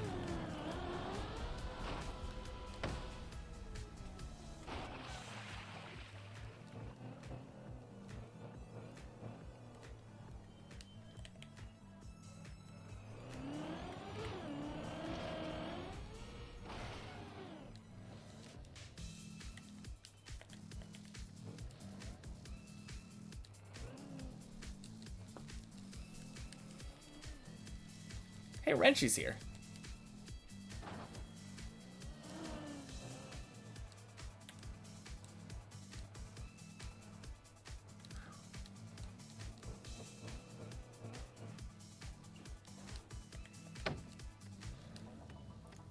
Hey, Savannah White. Thanks for the follow.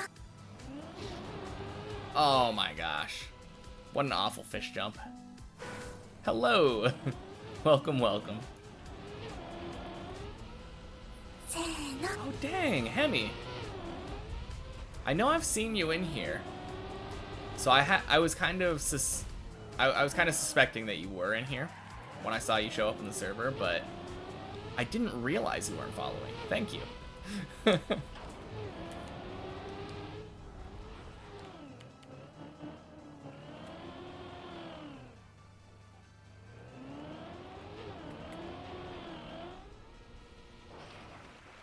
What am I doing? I am climbing Deep Dip 2. This is a tower map consisting of 17-ish. Do you consider the top floor to be a different floor? It's like around 17, 18-ish floors. There's definitely floor 0 to 16, but you have to climb this entire map to this crown. That's the finish line. And there's no checkpoints. So if you ever fall down, that's it. You might be able to like stop somewhere, but like you could fall down to, I don't know, this platform if you were above it.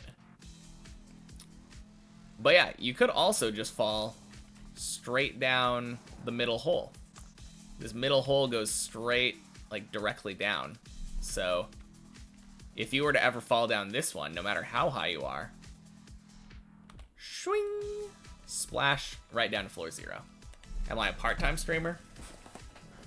I guess. If you consider like 30 hours a week or something part-time. I don't stream for a living. It's mostly for fun. I would love to stream for a living. But people haven't given me enough Twitch Primes yet to where I can do that.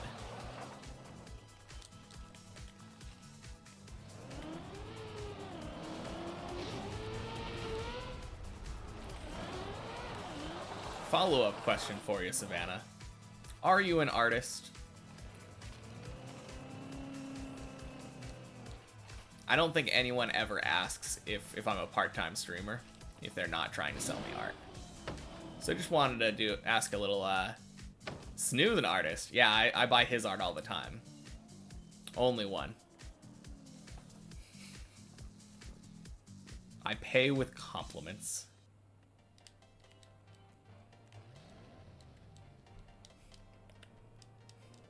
You missed an F.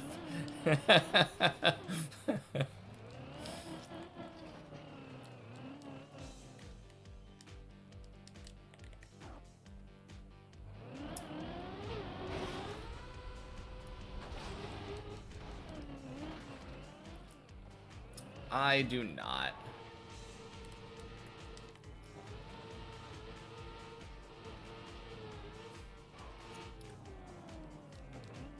I only look at art of people who give me Twitch Primes.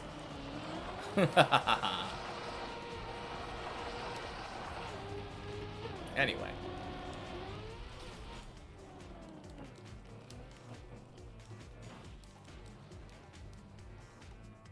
He'll buy all my art. I need to make more art. You only came in to sell me art. I mean, I figured that it's a long con. You lurk in here for a while, and then I get that sense of security, and then boom, when I least expect it, you hit me with that art.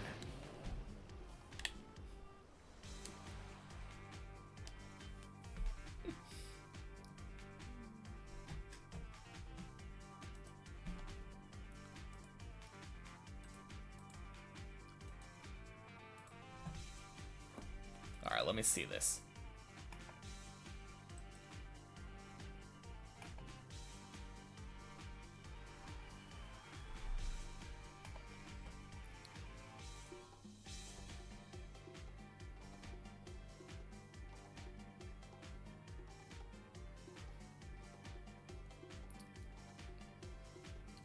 Ah.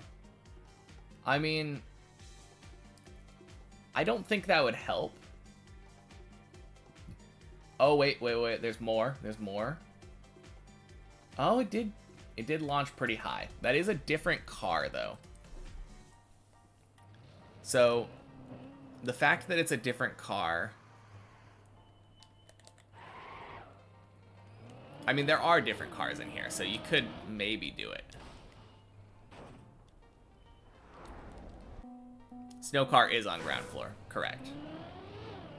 But also that weird plastic thing doesn't really exist. I don't think there's any of those spinny things on Deep Dip.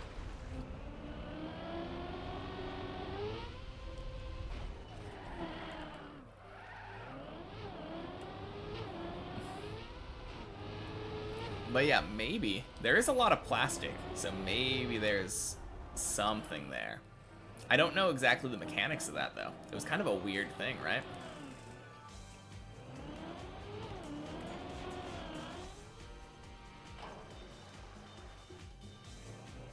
Mappers knew about it. Maybe. I guess they could have known about it, and then, like,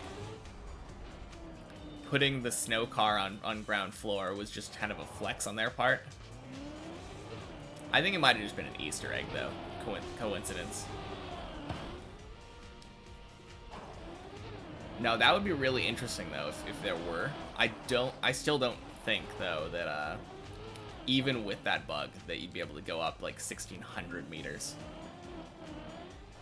No moving blocks on the map. Technically incorrect. Floor 12 has some, but yeah, definitely not on the bottom floor, I think.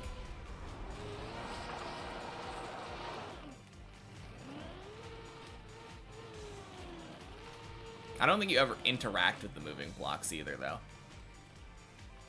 Do they all come out of the ceiling? Yeah. If we were talking about having to interact with moving blocks, there's no way someone's getting snow car up to floor 12. Another video of the bug.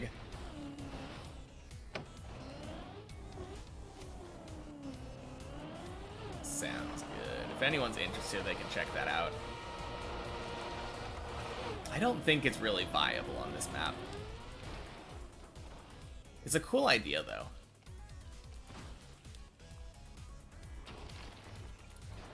I'm still doubting. I'm in the doubters camp when it comes to this. I don't think it would send you all the way up the map. If anything, just like floor 3 or 4. You tried it in editor and it sends you to the moon. Okay. I mean, maybe.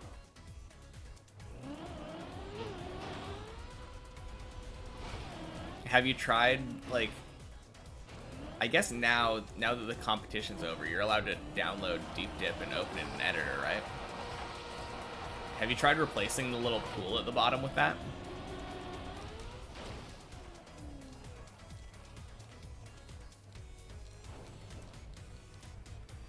If not, you should try putting one of those in the pool and see if that lets you complete. That'd be kind of insane.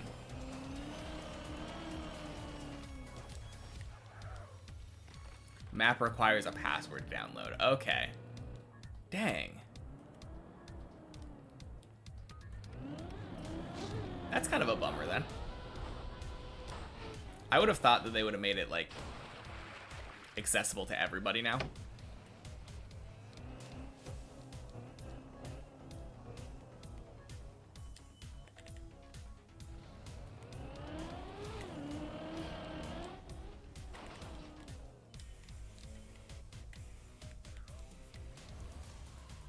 Alright. Feeling it here.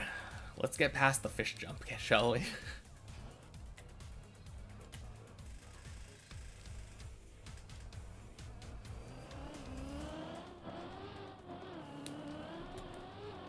Oh my gosh. I had to say something. Had to say something.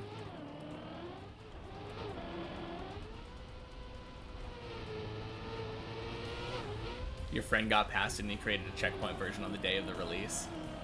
Second day of release. Dang. Why didn't your friend end up winning the map then? That's kind of crazy. All you have to do is practice everything.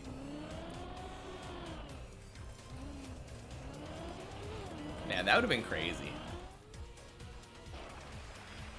Mod a helicopter to beat the map. That's the way. Just make like a chain of like pistons or whatever, like those moving blocks. Sit on the bottom of it and just let it zoop you all the way up.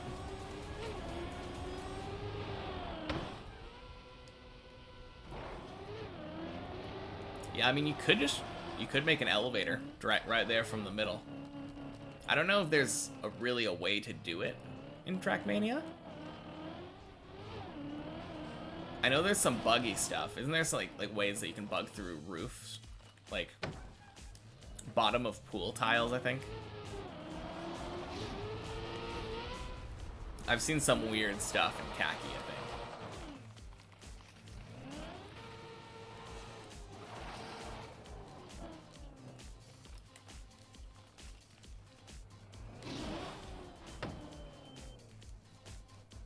Now that'd be kind of funny, making a version of Deep Dip where all you have to do is go into the pool for the little dance party and you just get like zooped up to the top.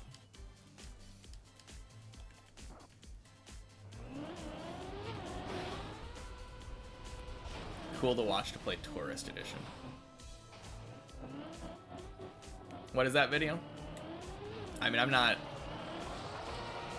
generally trying to watch YouTube videos while I'm streaming, but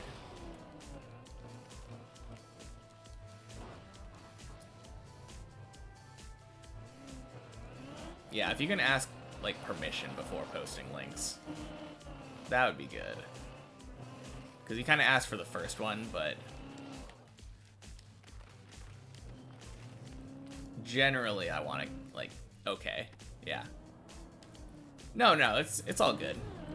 I'm pretty lax when it comes to that kind of thing, so it's not really your fault.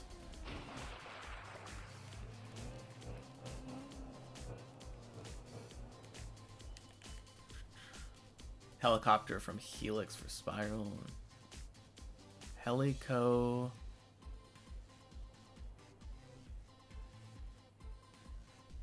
Helicopter?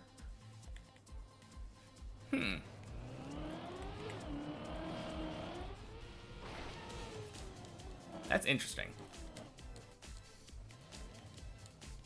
So the pterodactyl is literally just like wingbird or wing dinosaur. What is dactyl?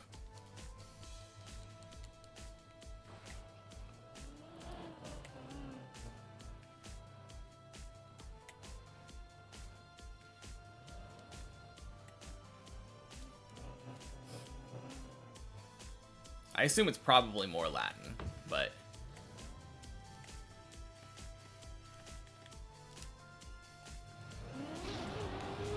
oh, come on. Come on, come on, come on, come on. Nice. Lucky. Woo!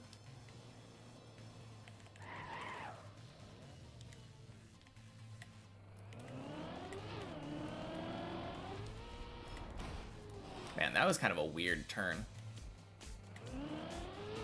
It was like really sharp. Oh boy. Oh. Oh.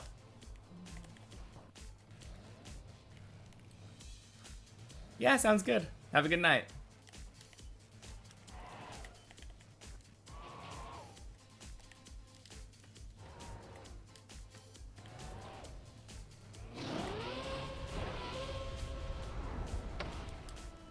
Oh.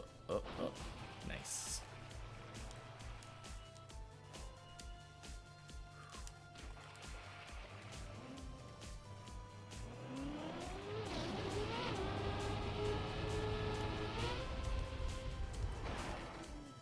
Man, that has been so much easier ever since I started going slower there. One racing car showed me that.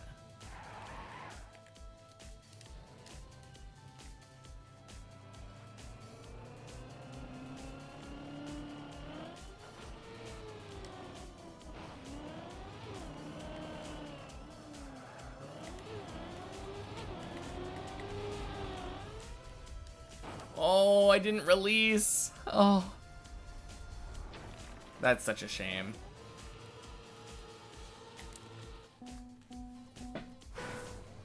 Pterodactyl comes from Greek. Featherfinger. Okay. That is kind of interesting. Like, the, I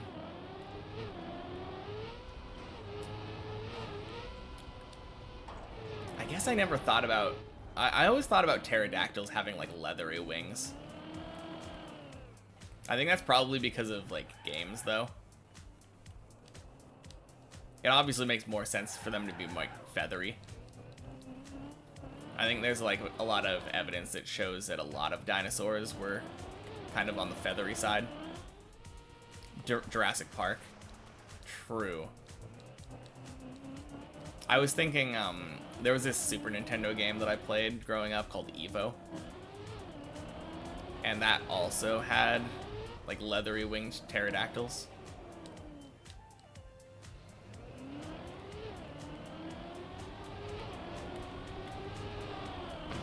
But yeah, Jurassic Park is another one for sure. Big sharp fingers at their feet. Yeah, like big talons.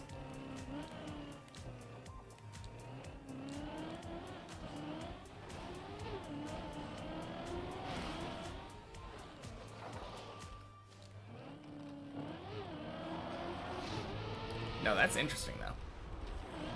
Unless, I guess sometimes words are used like in different ways. Maybe they, when they mean feather, they just mean like bird-like. They see that it has wings and they're like, oh, this is probably a bird type of dinosaur. Kind of hard to decide, like, or like impossible, I guess. You never know who was the first one to come up with the phrase or the word. I mean, sometimes you might. Maybe sometimes there's like a good historical record of the usage of the term.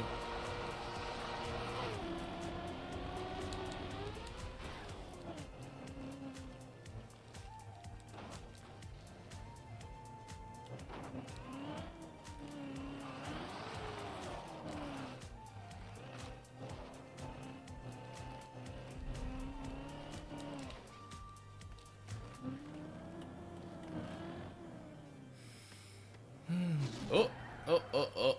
I'm just gonna hold. Okay, that was good. Okay, sometimes I panic there. Sometimes I just panic there and I like freak out and turn in different ways and fly off the tower. Very good, calm decision making.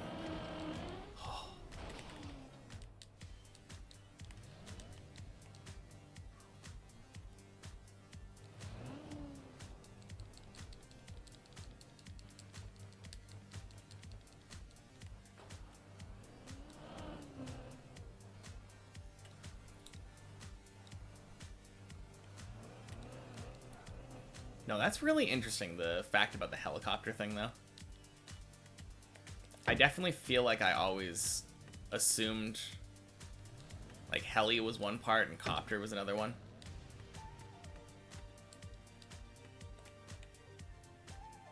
But at the same time, like, what's a copter? Oh, jeez. Oh. Yeah, most people do.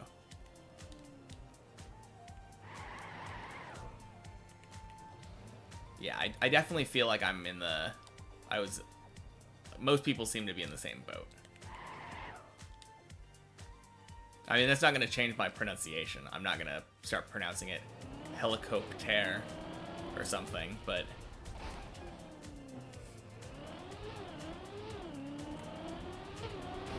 No, it's definitely a fun fact, though.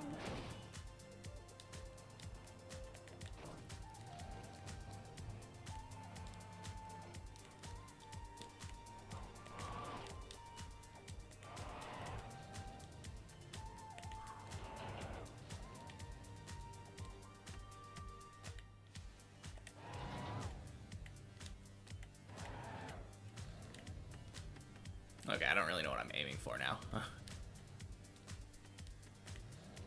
Close enough. Oh boy. Not close enough. That was a weird one.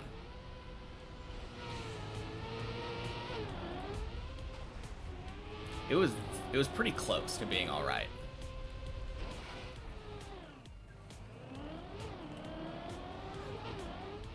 Such a silly thing though. Right before I did that, I was like, oh, I was thinking my messy jumps had been pretty clean today. Hadn't had a lot of like weird bounces. That was a weird bounce.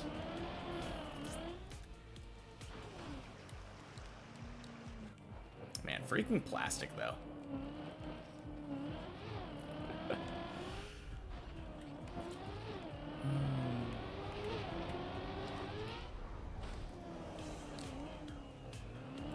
Not gonna lie though, like every week now I'm just so excited for Friday.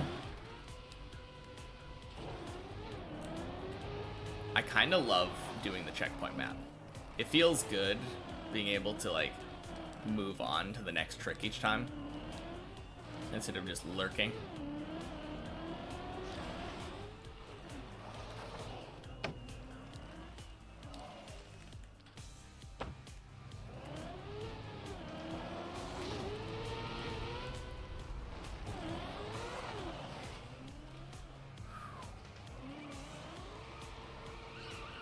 I could always choose to do it.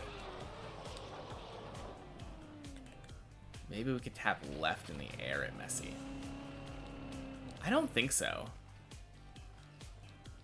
Oh, you mean like left in the air after the second part of the jump? Maybe. Thursday, Friday thing or something. If anything, I would probably say just Friday, Saturday. Who needs days off anyway? I don't know. I kind of like being dedicated to doing the main floor on the weekdays, or on most of the week. I think it might help me appreciate the checkpoint floor more, and it lets it last longer for me. Obviously, there's no limit to how many times I can complete the checkpoint floor.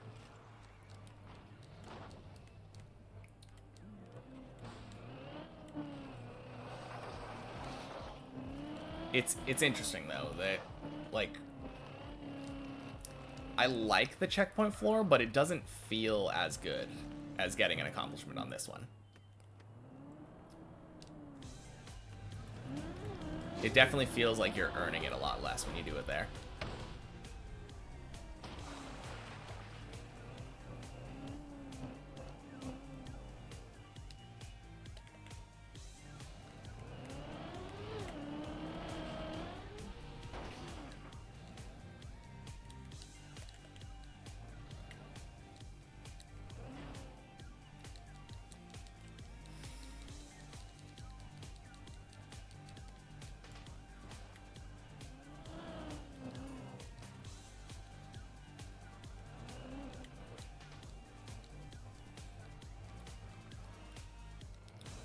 Hemi with the easy fish jump.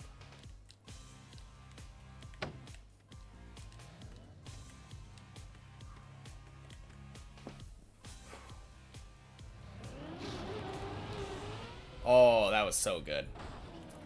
That was the cleanest fish jump of the day, hands down.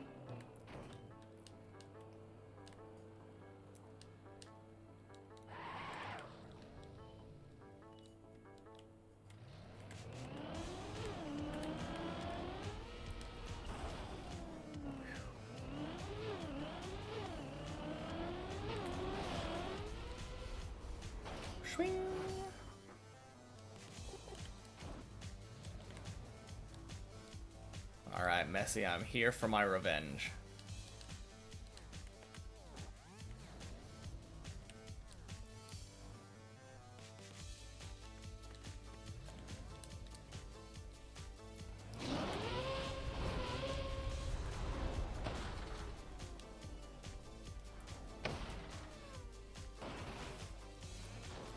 Psych. Guess I'm going again. Alright, Messi. Best 2 out of 3. That one was a draw.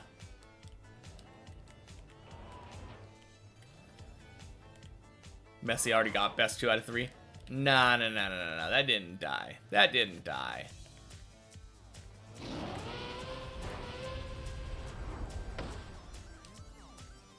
Hey.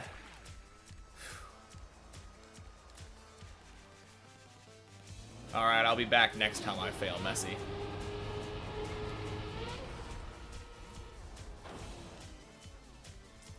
Anyway. Guess it won't be too long. That doesn't happen that often. I usually smooth steer there.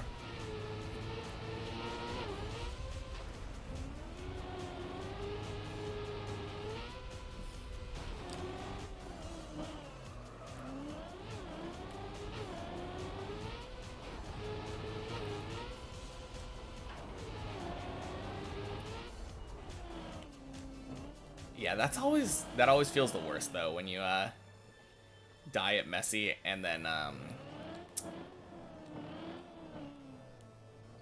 you die because you turtle there, get spit back out into a turtle.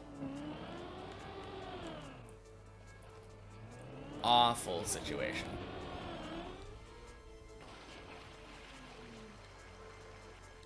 So crazy that it can spit you back out though. I mean, it makes sense. It's plastic. You're literally just bouncing off of it, but you wouldn't know. You've never failed Messi. True.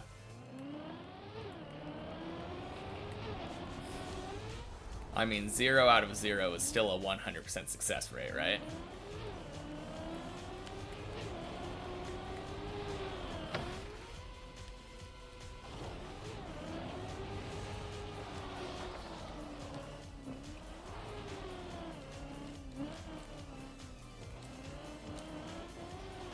Zero out of 0 is undefined. True.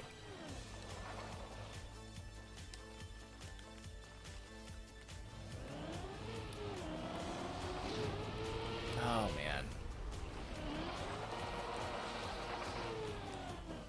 Such an interesting thing, though, because, like, dividing anything else by 0 is something that you can look at, like, limit as it goes to 0 is infinity, but specifically with 0, it's like an asymptotic value. Or not really asymptote, because it's not like it's everything else is 0 or at infinity, and then like it just so happens that one number goes to a different value. One of those little single dots, like the hollow dots.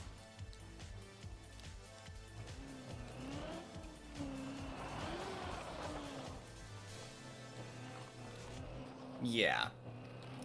I mean, negative infinity and positive infinity, they're both made-up concepts, so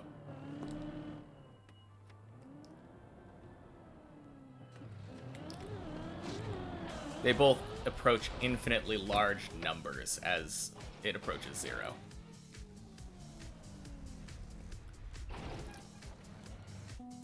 Or I guess infinitely... No, I still consider negative infinity to be a large number instead of a small number.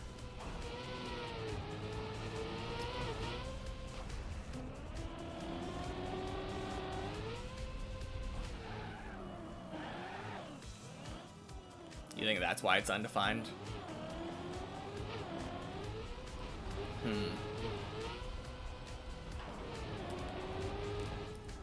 I mean, yeah.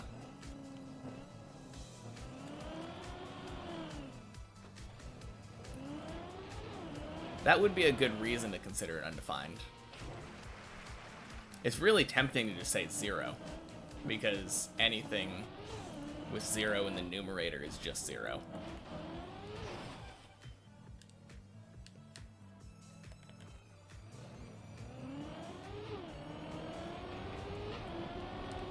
I think I lean on that side of the debate more. Since we don't really have a good reason to say otherwise.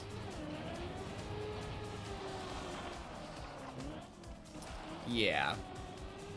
By inference or whatever, like, oh yeah, since this one approaches infinity and this one approaches infinity, this one must be infinity. Yeah. I don't know, though. There are definitely other things where they just have a single value where they're undefined. Although those usually just have to do with dividing by 0, to be fair.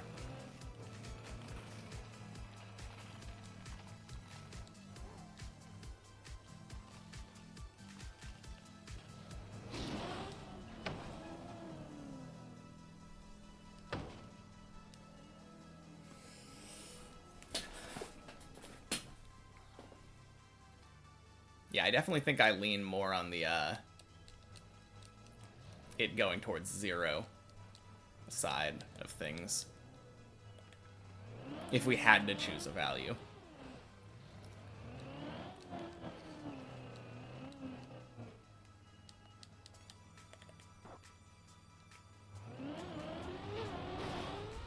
It's kind of a weird thing, though, because, like, if for instance, dividing by 0 converged to, like, -1 and +1, you could easily look at it and be like, oh, yeah, the average is 0.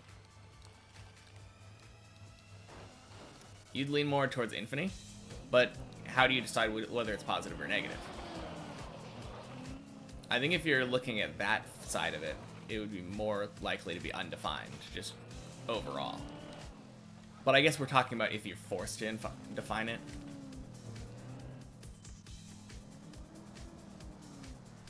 I just can't think of a world where taking any denominator, regardless of it's being 0 or not, and multiplying it by 0 would be 0.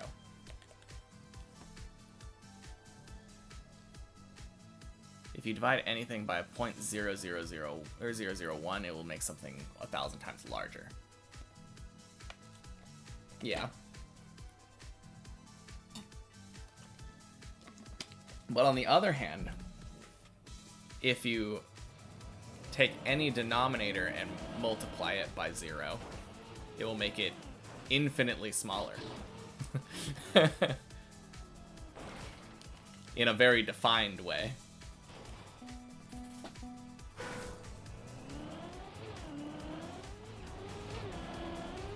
Oh, no, not dividing normal things by 0, but dividing 0 by 0.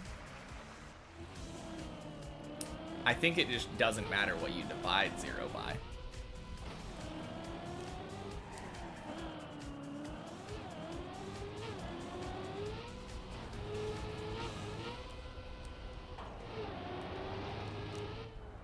Yeah. Yeah, clearly I'm in the camp of, like, dividing 1 by 0 approaches infinity.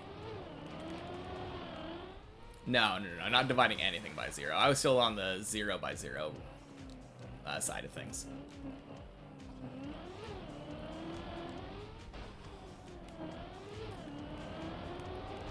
It gets complicated, though, because, like, you have all of the stuff on the left being negative infinity approaching. All the stuff on the right approaches positive infinity. But you can't exactly just average those two things and be like, oh yeah, those average to 0. I mean, it seems to make sense logically, but since they're not, like, quantifiable numbers, they're not numbers in general, they're just abstracts.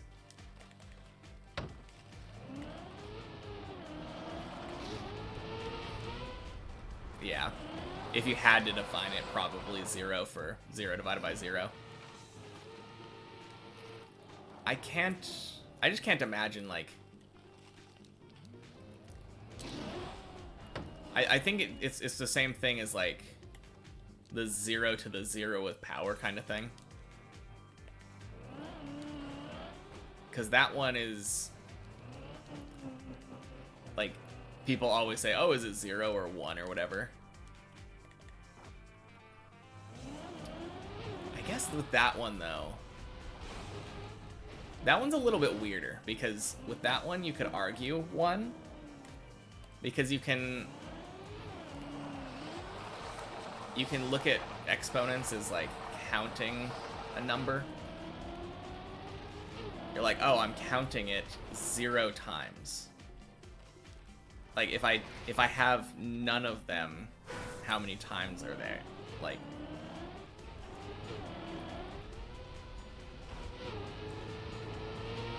I think I've heard someone talk about that in terms of, like, choices. And that was the way they explained it. Like, exponents in general. Like, if you have 1th power, then you have that number of choices. But then, like, having to make the same choice twice ends up giving you that number squared. Having to make the same number 3 times is that number, like, cubed. And then having to make that choice 0 times, the only choice if you have to choose something from the null set is choosing nothing. And that is one choice that is made for you.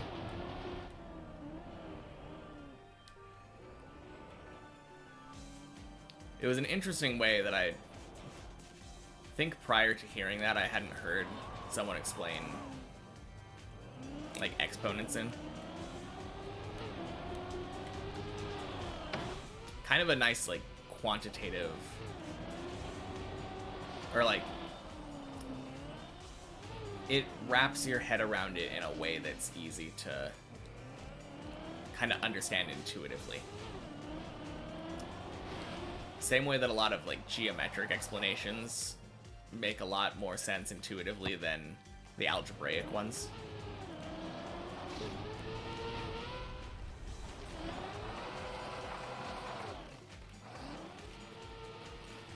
But yeah, point being, I think 0 to the 0, I'd still lean towards being 0.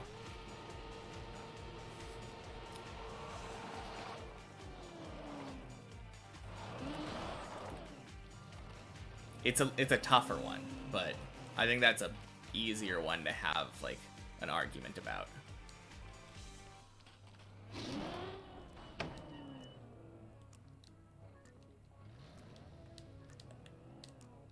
As you divide 0 by smaller and smaller numbers, it always stays 0. Exactly. Yeah, that... I think that was probably a little while ago, but... yeah.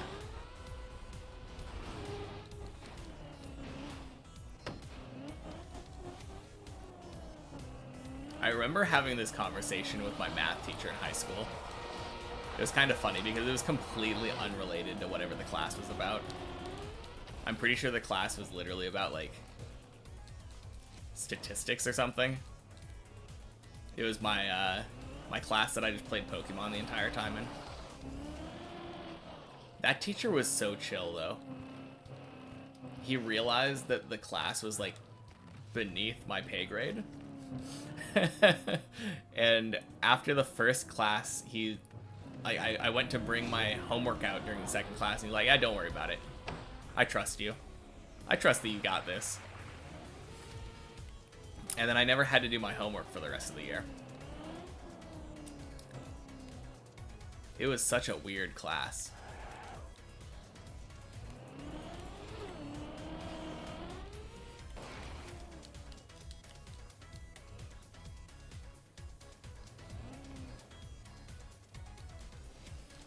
Oh, Hemi's on floor 3. Holy crap.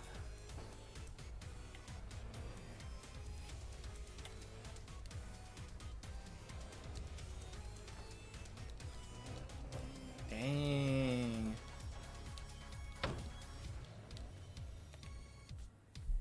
Is he turtled or something? Oh, turtle. No. Oh. 07.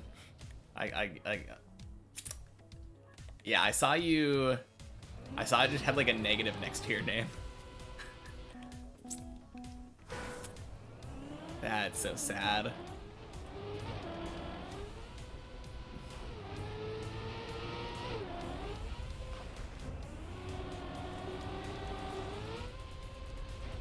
Your middle school math teacher would just send you to a tutor to tutor kids in a lower class.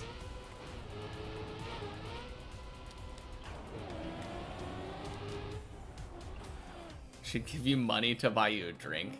That is so cool. That kind of reminds me of in elementary school. In like 6th grade, I think. There was a group of kids that, was it 5th or 6th grade? I don't remember. One of those grades, we were doing like times tables. And there was a group of kids that just had it down easily. Like, we were very bored with times tables, and they noticed that, so they ended up putting us into like an advanced kind of thing. And the advanced thing was literally they would just send us out in the hall while everyone else was doing times tables, and we would have to do like geometry. I remember they brought us like a milk, not a milk carton, like an egg carton at some point, and they were like, oh, what's the volume of this? And then like the desk that we were working on one of the days, they were like, all right, find the volume of this desk. If it was like a geometric shape, if it was like solid. It was pretty silly. I'm pretty sure they were just pulling shit out of their ass. Like, I don't think they planned for us at all. At the same time, though, I remember we got to choose which times table we wanted to work on. And I remember when I did it, I just did it in reverse order. So I was like, let's do the 12s first or whatever, and then let's do the 11s. And they would test us with little flashcards.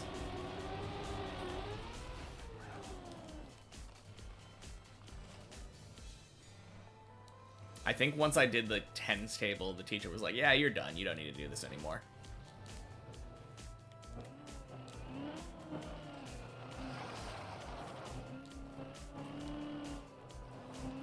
Called extended studies.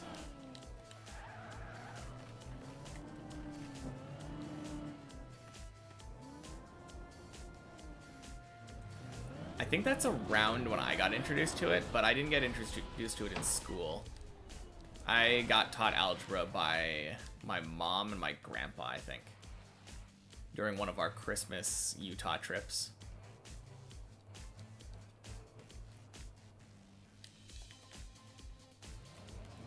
Now, I remember being really upset that I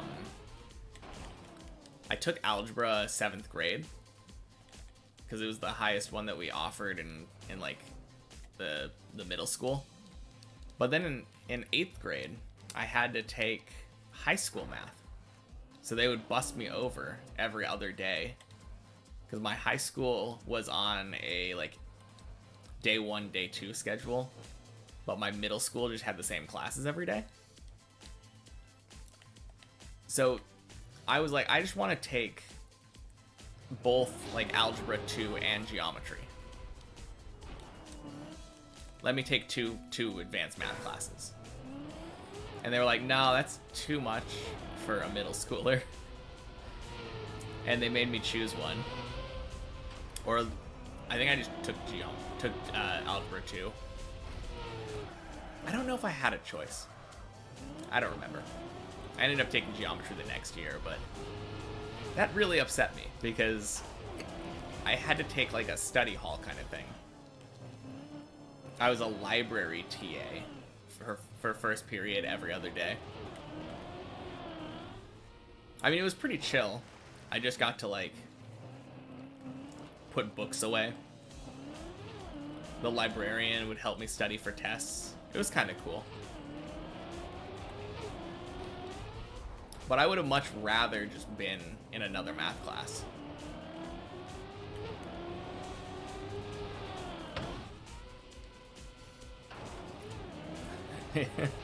Yeah, yeah, it seemed like a pretty normal schedule.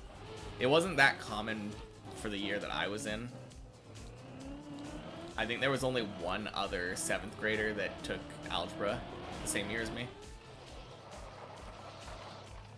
And all the 8th graders hated us because we always got like 100% plus extra credit on all the tests. No, that was fun though. It was fun having a person to like compete with in the math class.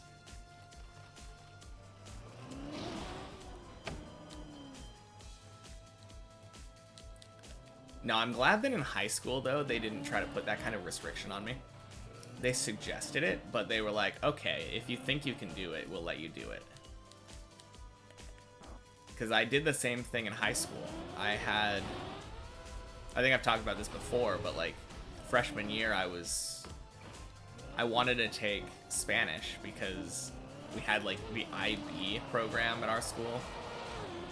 And at the time I didn't realize how stupid the IB program was. So I was like, yeah, I want to take Spanish because I need to do it for that. But then at the same time, I wanted to take Japanese because I just like Japanese. So I was like, okay, I want to take Spanish, but I also want to take Japanese. And they were like, whoa, whoa, whoa. 2 second language classes at the same time? No way. You can't do that. That's too hard. And then I like brought my parents in and I was like, no, you need to let me do this. And it was the same kind of thing. They were just like, okay, fine, but if you fail, it's your fault. And then I ended up like getting a B in English. Got like straight A's in both my second language classes, but couldn't speak English for whatever reason.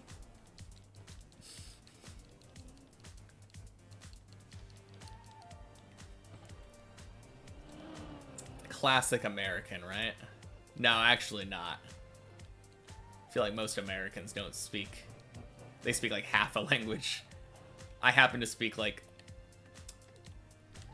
a half and 2/4 of a language.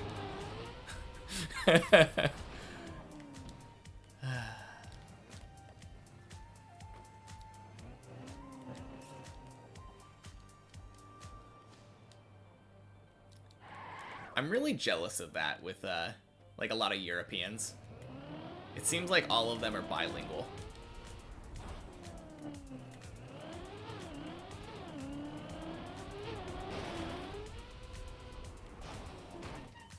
Really, any language that doesn't speak English is their like primary language. Super jealous. I always hear them speaking English and they're always like, oh yeah, sorry, my English is terrible. And then they just proceed to speak English better than I do.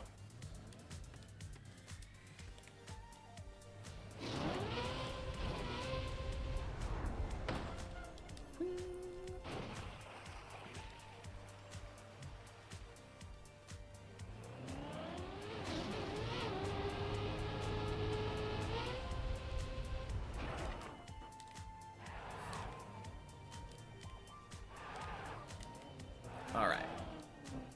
No stupid mistakes at LeBron this time. I say, fully realizing the irony that I haven't made it there yet.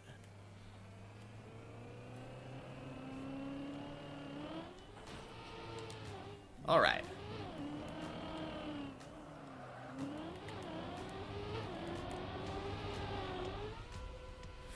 No!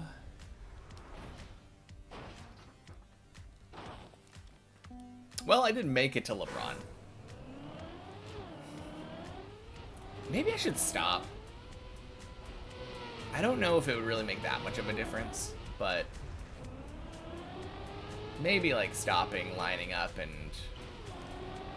getting a normal lineup would help.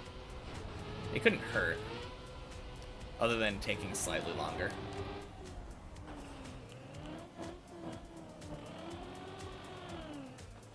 Yeah, I think I'm gonna do that from now on.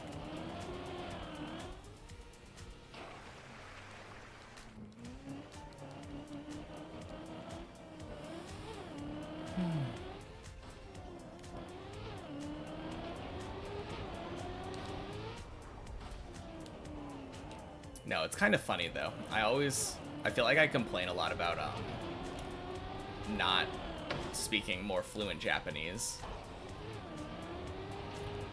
At least to my girlfriend, like to myself a bit. But then I don't take any action to change it. Aside from like watching anime, which is not really studying. A little bit study, but like hardly. Listening to music, little bit of studying. Start watching with subtitles off. You know, I could. Actually, I'd have to find a different website to use. Because I think the one that I have just has the subtitles built in. But yeah. You're right. I could watch with subtitles off.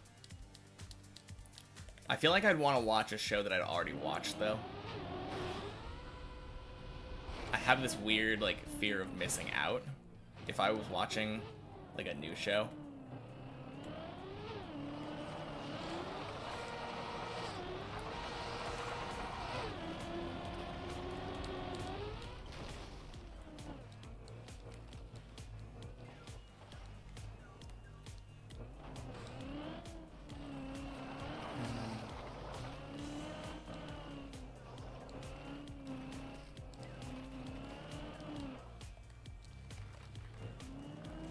Oh yeah, any new shows that you're thinking about watching? Oh, yeah, time to start watching One Piece again.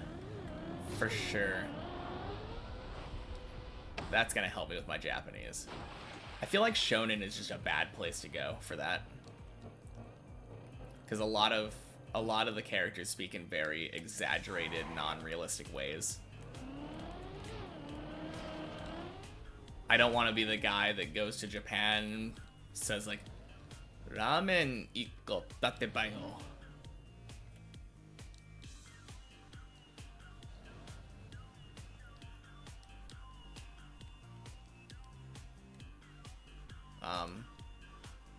Yeah,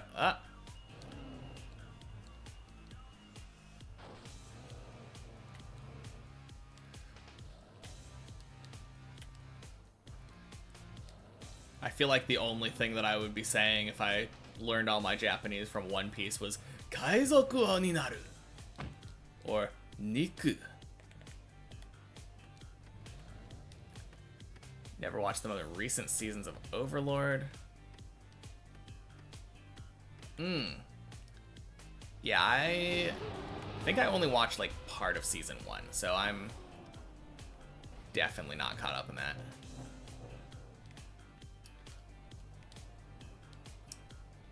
No, if I had to choose a show to rewatch though, I feel like something like Takagi-san would be really easy and good to watch. I've heard they have like pretty good Japanese too. Like realistic Japanese.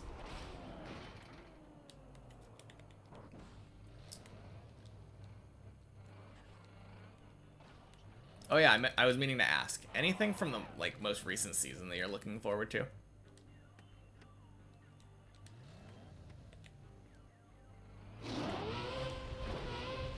Just based off of like a first glance, it kind of seems like there's more newer stuff compared to sequels relative to a lot of other seasons.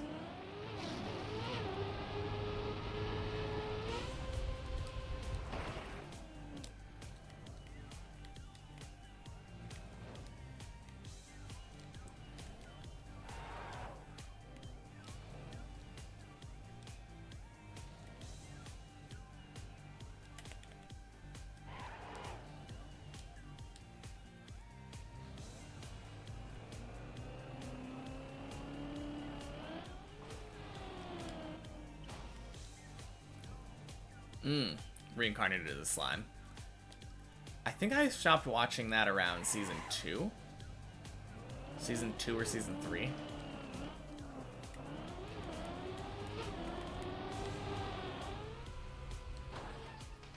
At some point it became more of like a city builder anime instead of like a power fantasy That was around the time when I stopped. New Tower of God season. I haven't watched any of that. I read quite a bit of the manhwa.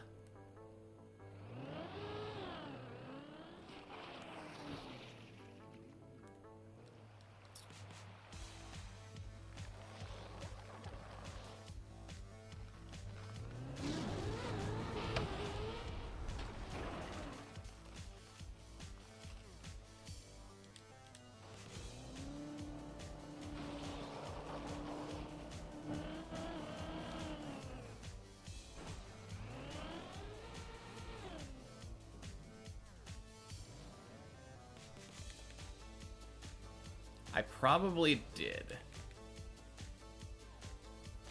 I think I stopped around the time when he was like rescuing a bunch of kids. I kind of got bored from that. I don't even know if no, I think I stopped at the end of that season.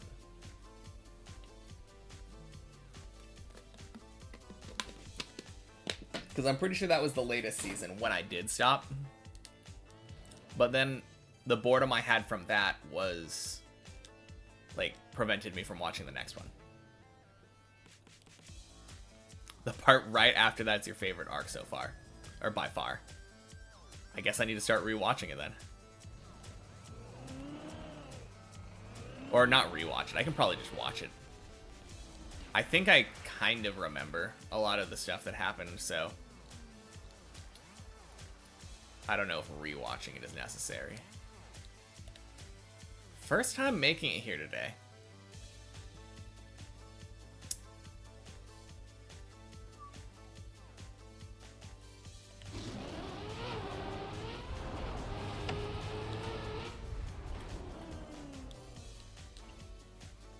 No! No!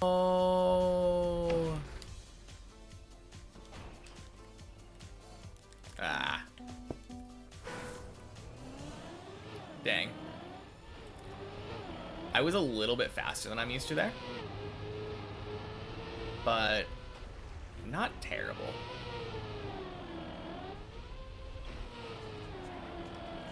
Yeah, I might have to pick up Reincarnated as Slime again, though. Oh, man. Ever since I started streaming, I've just been having a lot less time for anime.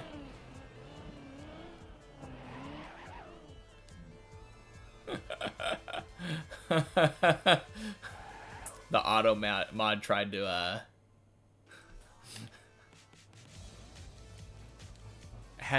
oh no. I assumed that it was just going to let me, well, I guess people are allowed to say that now. That is so funny. I assumed it would have just been like, oh yeah, let this message through. But it's like, no, you're okay with kill a bitch.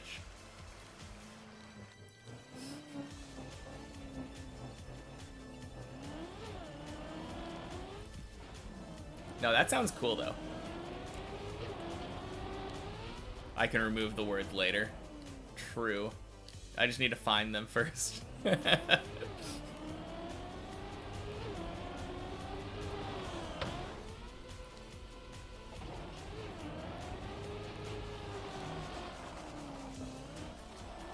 I'm sure it'll be fine.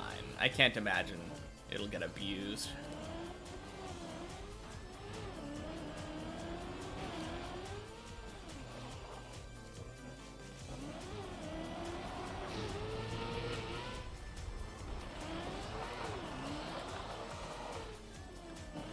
No, I enjoyed that though. The first season at least. Second season, I think, is that where I stopped? Around season 2? I don't know how many seasons there are now.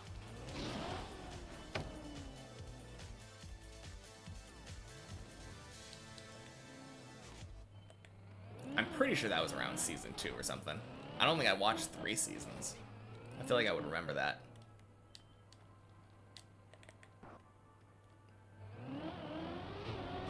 Before season 2? Was that like the second half of season 1 or something then? Dang.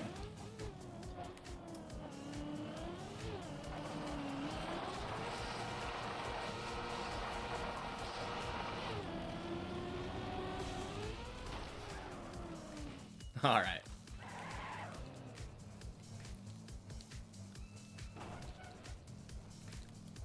I mean, I definitely, if what I'm describing did not happen at the end of season 2, then it probably was the end of season 1.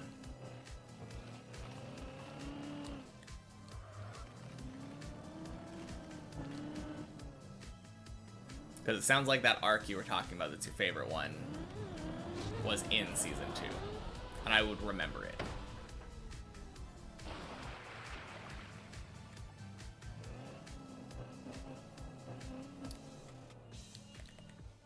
End of season 1. Okay, cool. That's a shame then, because I feel like that ending for season 1 was kind of lackluster.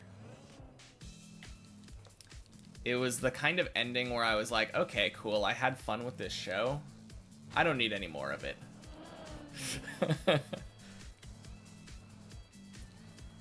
I hear the latest season is kind of weird.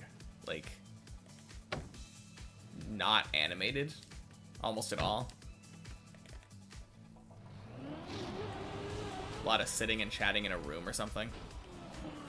Ooh.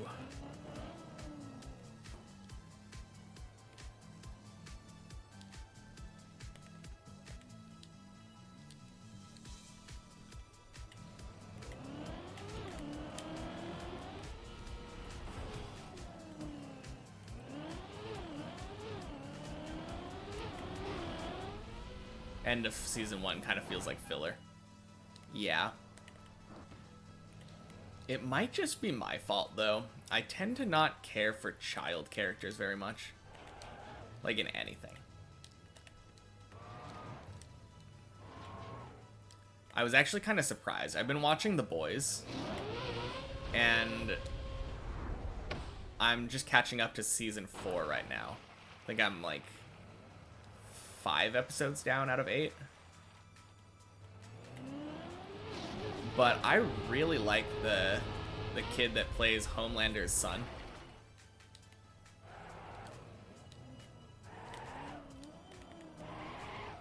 He feels like he did a really good job in that show.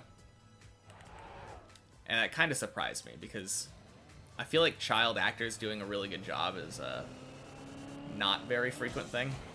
Crap. Oh, cool. You've only seen season 1 of The Boys, so no clue what that actor is. Yeah, that's fine. Oh, speaking of The Boys, it's kind of been weird to me. I didn't realize, like... It's something I didn't realize until, like, this season. But... there are a lot of supernatural actors on that show.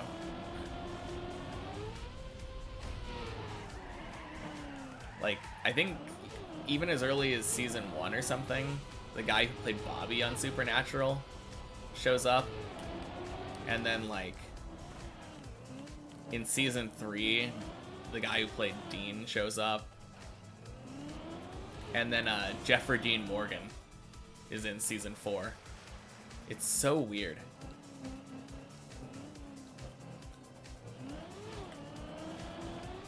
Because I don't think it's related. Wait, no, wait. I just realized. Isn't Eric Kripke the guy who directed Supernatural? Like the creator? I think he might be. I saw his name and it looked familiar. He's directing season 4 of The Boys. I don't know if he's been the director throughout.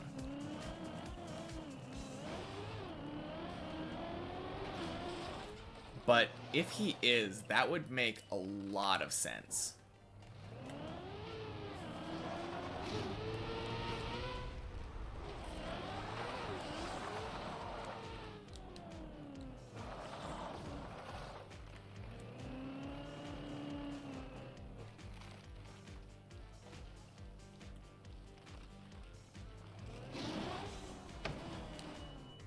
I think he might be. I think I'm right. I might have to look that up later.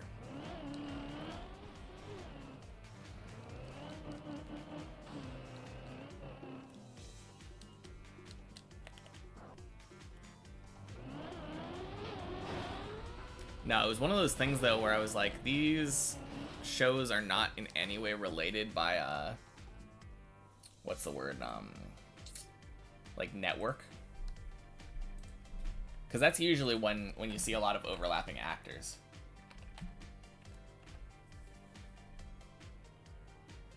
Yeah, sure enough. I was right. Supernatural.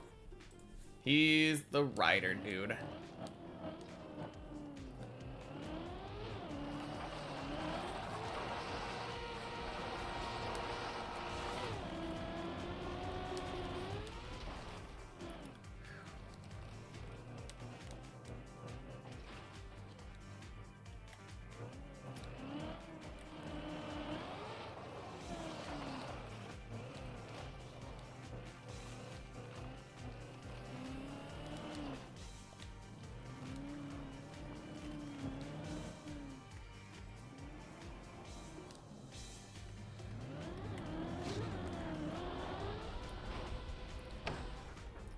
Oh, so there's like a... I asked you about upcoming anime you might be looking into watching. There was one that I mean, there's always the isekai. Like, I'm an isekai nut, so probably gonna end up watching a couple of those. But there was like a romance anime, I think. And I thought it looked kind of cute. I don't remember what it's called, but it's about like a guy who had a crush on his Russian classmate, I think.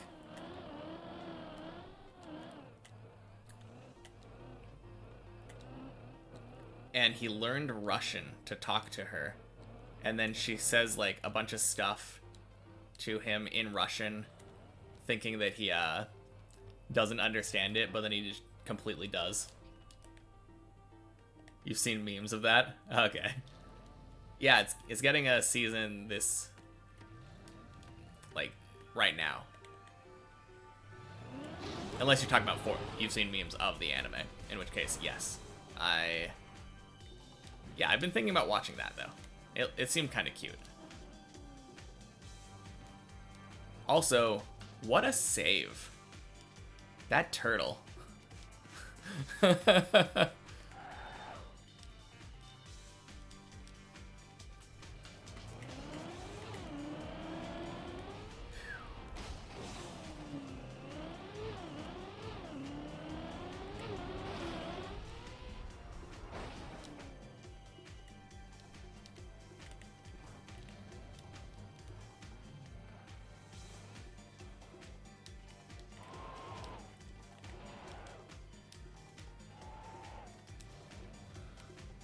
Oh, yeah.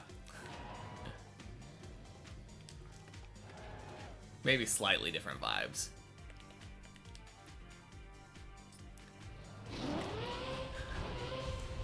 Just slightly. I did like that movie, though. I feel like I liked it more than Your Name, but I think I've said this before. I need to rewatch Your Name. It's been so long since I watched that movie.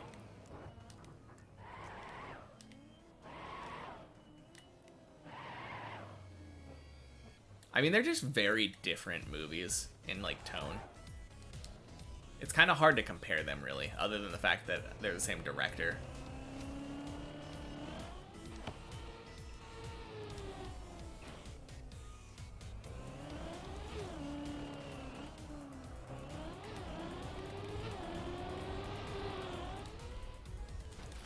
Oh, no!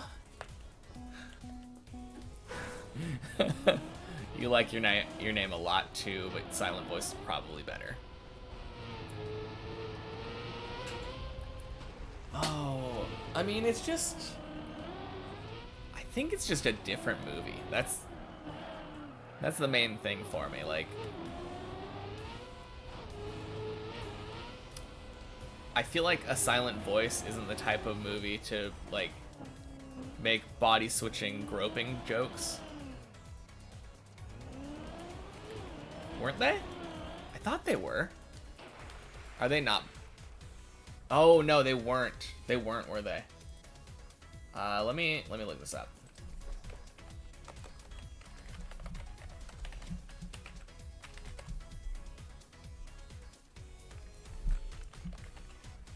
No, no, no, no. Absolutely different person. Yamada Naoko is the director. Makoto Shinkai is the director for Your Name. I don't know why, I just kind of lumped those two together. Did they come out in the same year? I think that might have been it.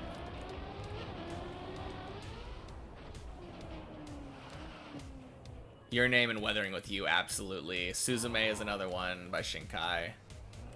5 centimeters per second, I think is my favorite Shinkai. Yeah.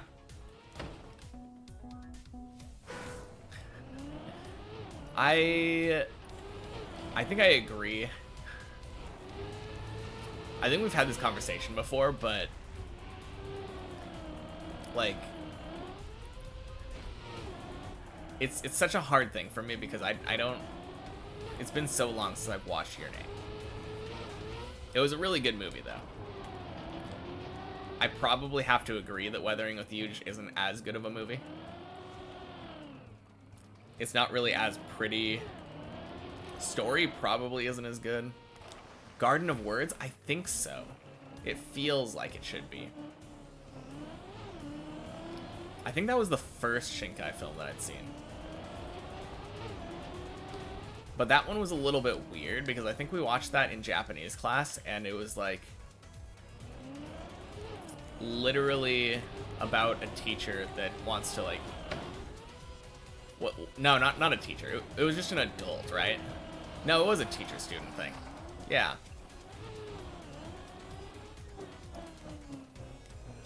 I mean, I didn't mind it that much, but it was weird. Especially if I'm remembering it correctly and we watched it in class. That adds a whole element of weird to it.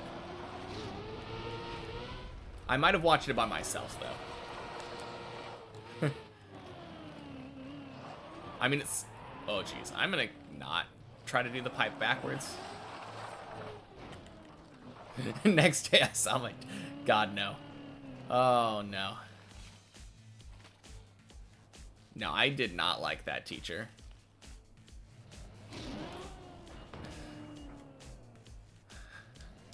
She trying to tell me something. Oh, I hope not.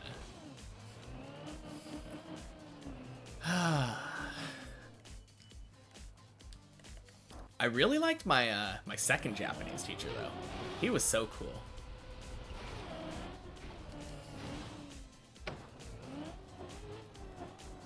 I'm pretty sure he was the one, one of my Japanese teachers brought in, oh man, why am I blanking? Natto, yeah. The, fermented soybeans.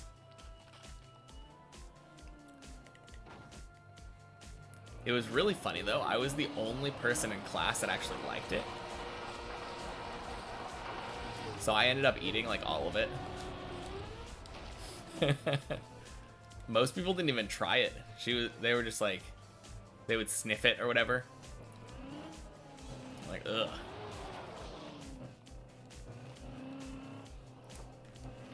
I should get some more of that. I'm pretty sure it's really good for you.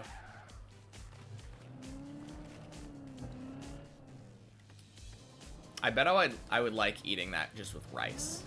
Like traditional Japanese kind of thing. I mean, traditional Japanese is just eating anything with rice, so.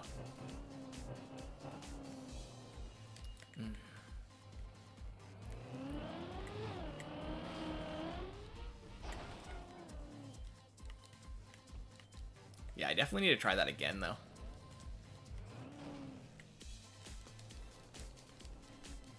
Imagine that I liked it before and then I grew to dislike it after not having it for like 15 years or whatever.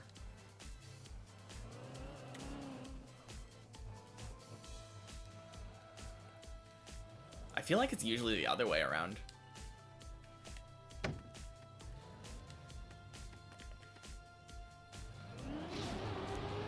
Do you have any foods that you like loved growing up and then can't stand them anymore?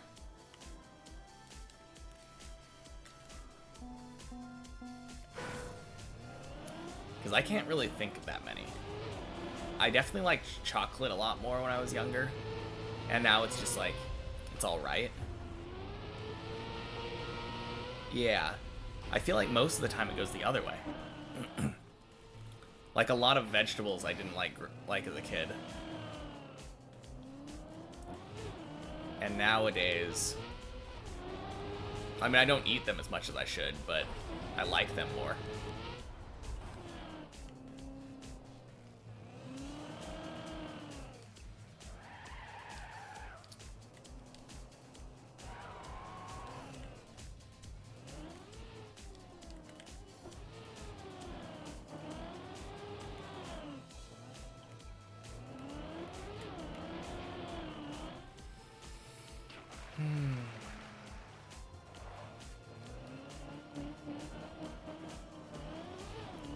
I know my sister has one like that. My sister used to eat like cherry tomatoes just by themselves. And now I'm pretty sure she just like hates tomato. Or like avoids it. Maybe hate's a strong word, but no, she used to love tomatoes growing up.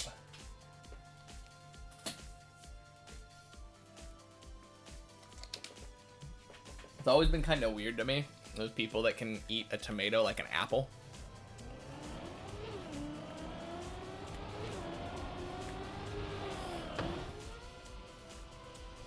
You can do that? Ugh. I don't know what it is. Tomato just has never really stuck with me. Tomatoes are good. I feel like they're just... It's weird. I like things that are made from tomatoes, but like the fruit itself just... Ugh.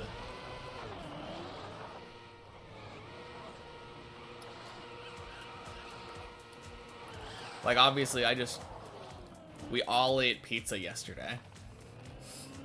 And I had like a nice marinara sauce on my pizza. And that's clearly tomato, but yeah, no, like there are a lot of things now, I think, like ketchup is made out of tomatoes, although I don't really care for ketchup that much. You didn't have marinara. You had pesto. Okay. Well, no tomato for you. Unless... I guess you could have tomato as a topping. Like those little tiny ones.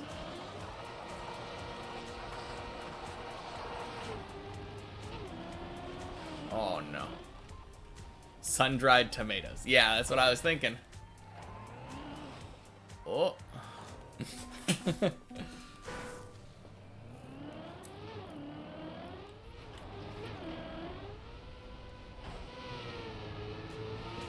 Yeah, no, now that I think about it, like, all the normal things that you have tomatoes on, I don't really like the tomato part.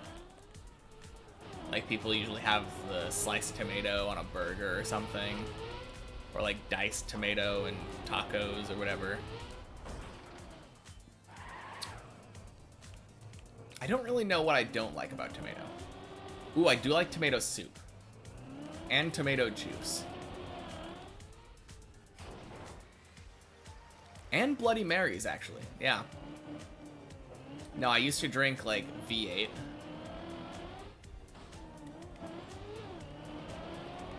No, that's actually really weird now that I think about it. I like all these things except for ketchup that are made out of tomatoes. Because I like salsa as well. But salsa is like, I don't really think about the tomato as much usually. I think about like the jalapenos or whatever the peppers that are in it. Depending on the sauce. Man, I haven't had tomato soup in so long though. I used to always eat tomato soup with like a good old like grilled cheese sandwich.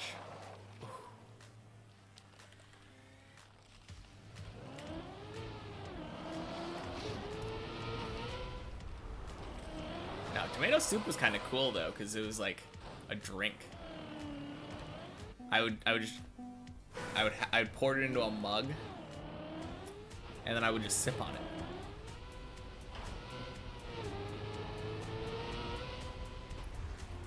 The only problem is that it has, like, actually now that I think about it, I think the problem is like the tomato part of it.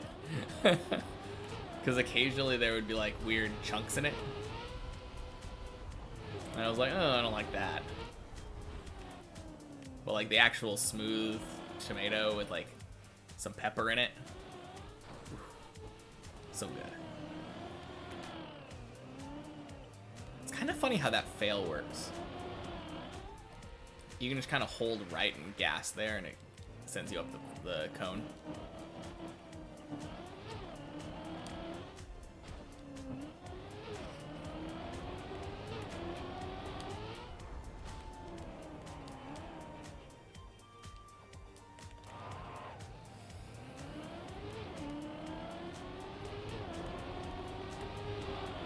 No, one of the ones that I really didn't like growing up that grew on me a lot was mushrooms. I kind of love mushrooms now. My mom makes these stuffed mushrooms. I mean, the mushroom isn't probably the main aspect of it, even though it's the only thing in the name. It's the stuffing. Because they're stuffed with like a cream cheese sauce with like sausage. Ooh, so good. You can eat them, but you've never been a big fan. Yeah, that's like one of the only things that I will put on burgers, though. Whenever I get a burger, I like cheese, sauteed mushrooms and onions, and then like some guacamole. Oh. So good.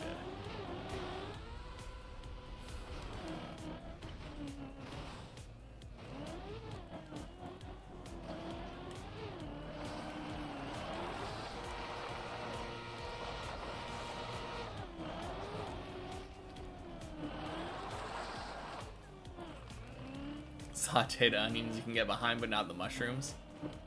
Oh, it's so good. I don't really know how to explain why I like the mushrooms now, though. Because when I think about it, like, objectively, it seems like I shouldn't. It seems kind of gross because they're usually... A lot of the times they end up having a really bad texture.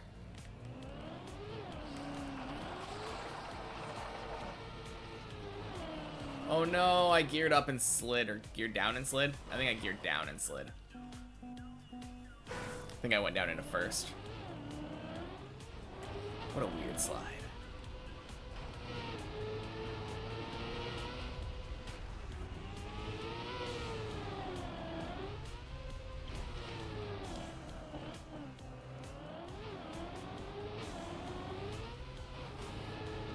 Man, all this food talk is kind of getting me hungry.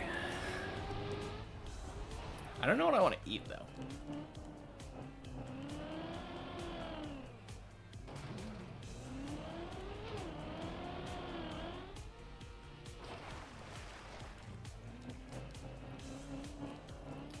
I feel like that's one of the worst feelings for me. When you're really hungry, but nothing you can think of sounds good to eat.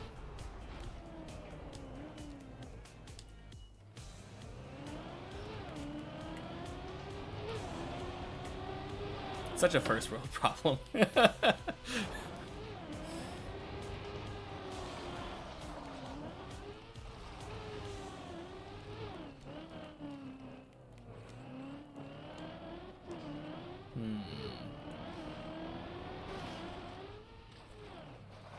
don't know. Maybe like sushi or something. That kind of sounds good.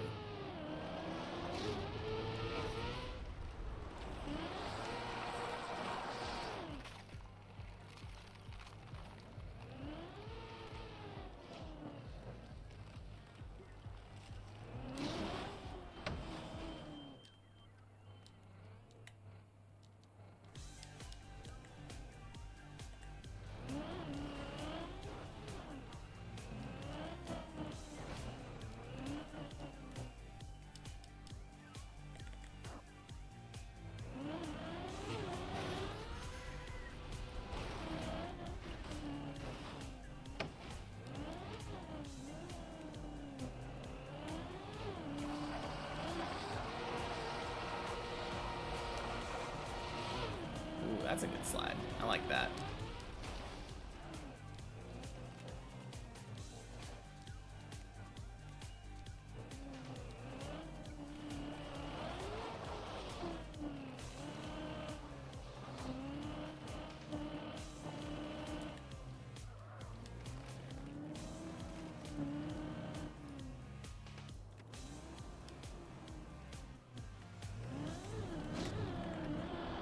Bing, bing, sploosh.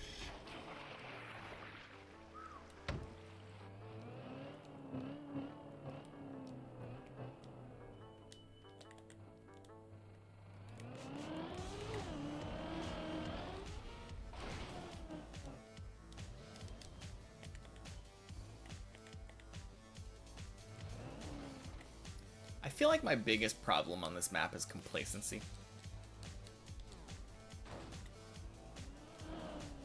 It definitely feels like I learn a jump or a trick and I realize how it works, and then I'm like, oh, easy trick. And then I don't worry about it anymore. And as soon as I stop worrying about it, I end up failing the trick repeatedly.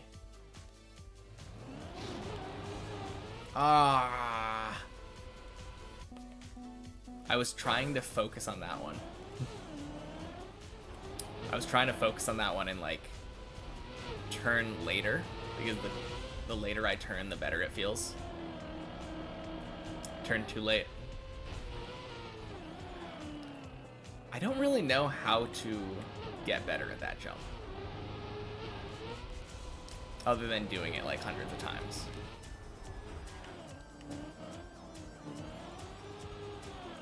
It just feels like the type of thing where it's just entirely based on my reaction time. And I either react at the right time or I don't. But like, there's always gonna be that variance in reaction time, since I'm probably never gonna hit it like exactly the same like twice in a row. Or 100 times in a row.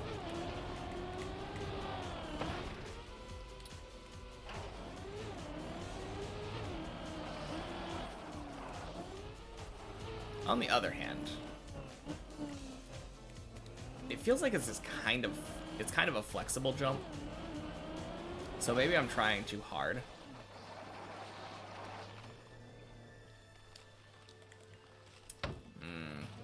I don't know.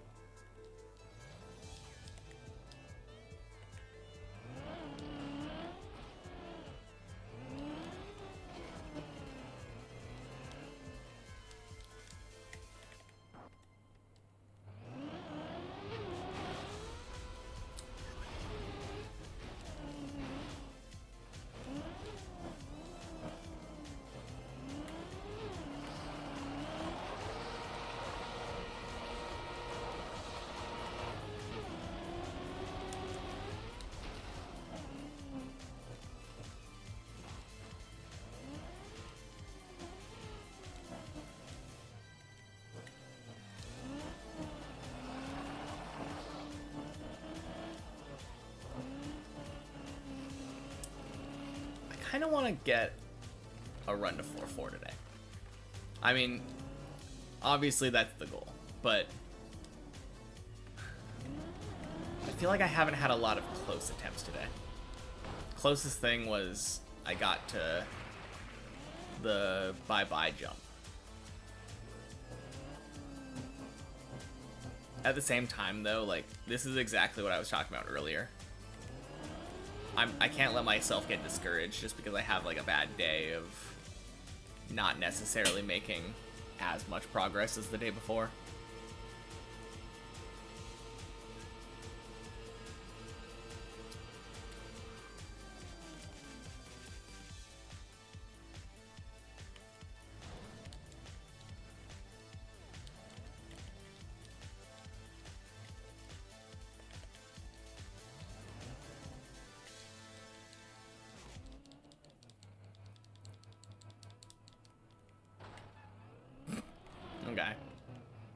Well, hopefully I don't do a dead turtle here. Oh. Jenny the Queen. Welcome in. What's up? Not too much. Just climbing the tower as usual. What about you? Oh no. Oh, lucky. Oh.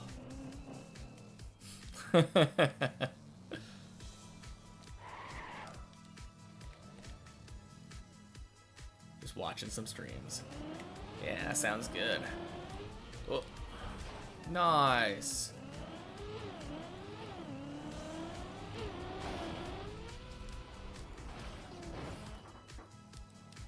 Do I play other games too? Not really. I just mostly do art on the side. I'm a very profound artist. Occasionally I do Sudoku. We do Sudoku Sunday, so Sudoku's a game, isn't it?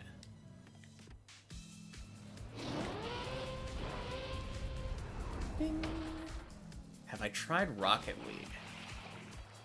I haven't. Really. I've played, like, a little bit. But I wouldn't say that I've really given it much of a try.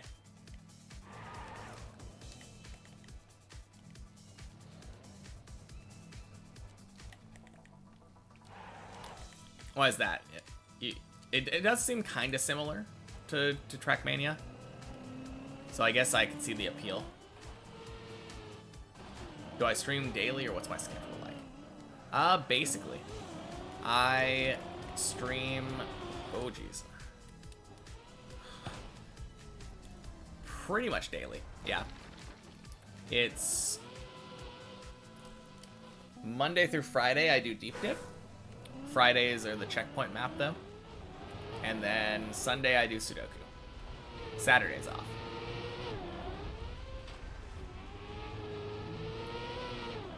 Hey, thank you for the follow.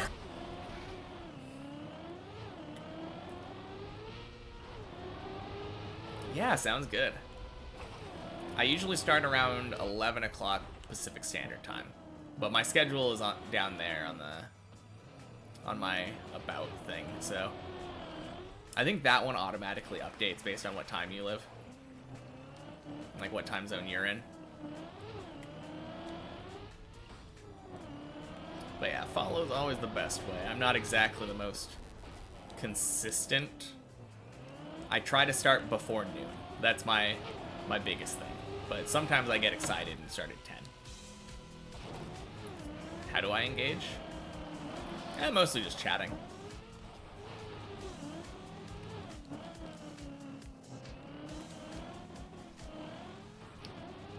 My schedule's not active? Oh. Weird. I'm not taking suggestions this time, but thank you for asking. Oh, that's a new way. Did you see that? That was crazy.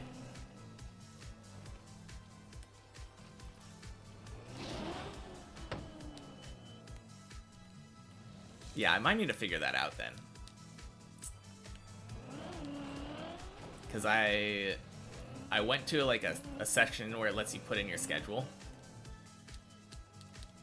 Like calendar thingy.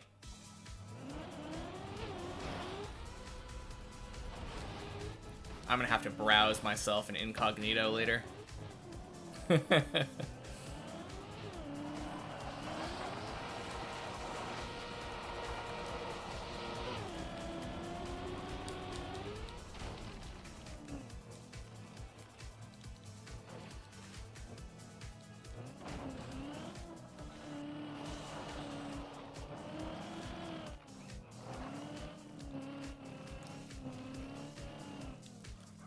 Ooh. Kadonk. Sorry, you're in the wrong place at the wrong time. Yeah, sometimes you just feel like banning somebody, you know? Oh, it is showing up in the schedule tab. Cool, cool, cool, cool. Good to know. No. I don't have a schedule panel thing. I feel like it's just redundant, but like at the same time, maybe people don't want to click over.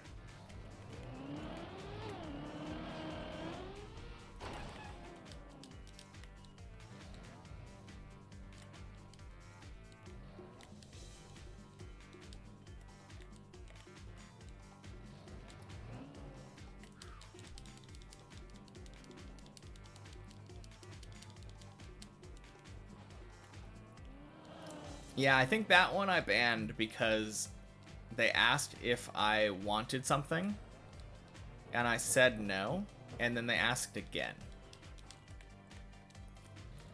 That's usually my thing. Like, if I say no once, like, take a hint. You were gonna sub to their OnlyFans. Well, too late. Too late.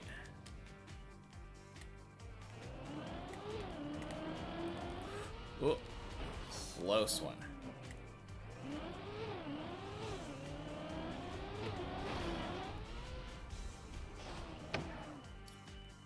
Oh, where? You know what we've been failing a lot today? We've been failing LeBron a lot today. I think it was ever since you said something like, I've been seeing you fail the cone more than LeBron. As soon as you said that, I just... LeBron success rate down the toilet.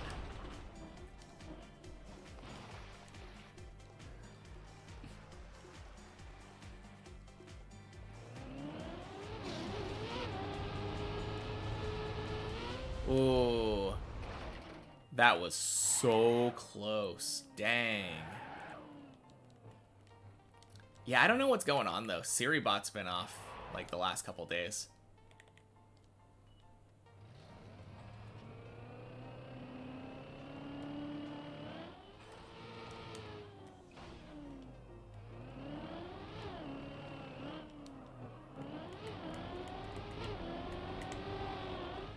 Oh, too low. Feels bad. No. Oh. Saved. Whew.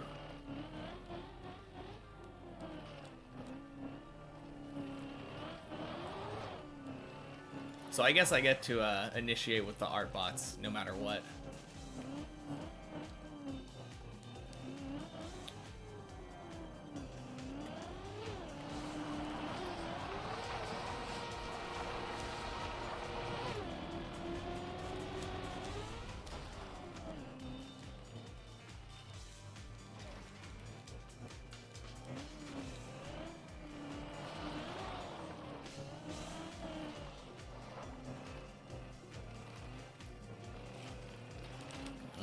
Don't think so. I did mess about with some stuff like that on YouTube, but I don't think that would affect anything.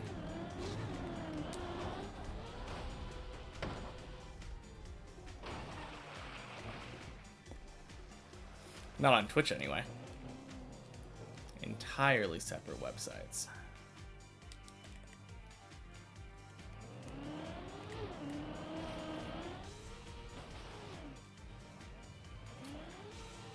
Oh yeah, speaking of which,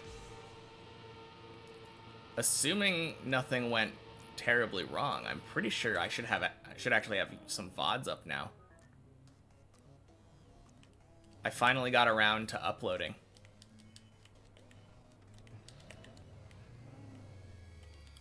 Which is kind of exciting. Kind of scary. I feel like anonymous YouTube commenters are a lot meaner than anonymous Twitch people that come in and talk.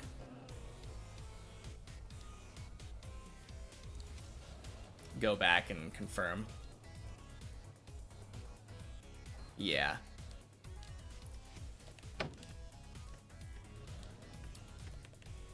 The one that has everything right now is called Fajugalu TM VODs. Yeah. I haven't actually checked it since this morning. But it should have 5 videos up now, if all went well.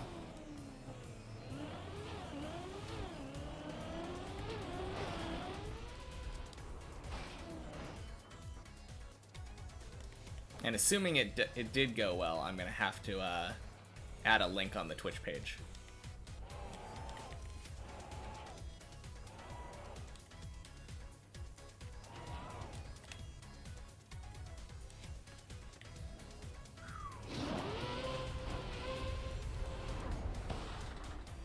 Nice. Thank you. Got, I think, 2 whole subscribers now. I'm assuming the other one's my girlfriend. Someone was subscribed to both my channels before I had any videos up at all. So it was probably her. She probably wanted to get that first sub spot.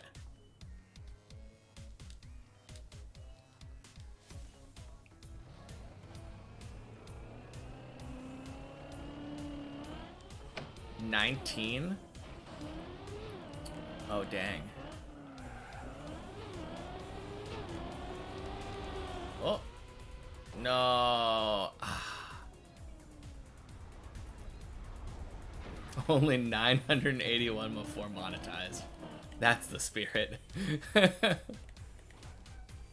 Didn't you say you had like 1,000 some odd views on some of your videos? That's kind of crazy. Oh no. Oh, rip. You have crazy views and hours. Yeah. Yeah, it's kind of crazy. Like,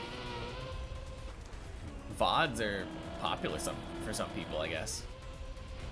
Some people just want to watch like 4 to 8 hours of uninterrupted content.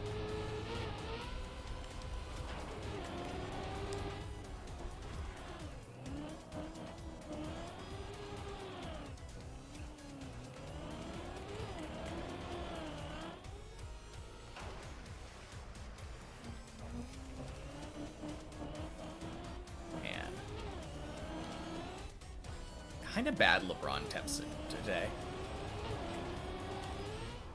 Gotta get in there. I think I've had like 3 or 4 that failed today,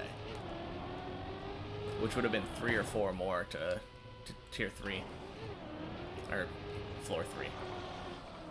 13k views and 10k watch hours. That's kind of crazy.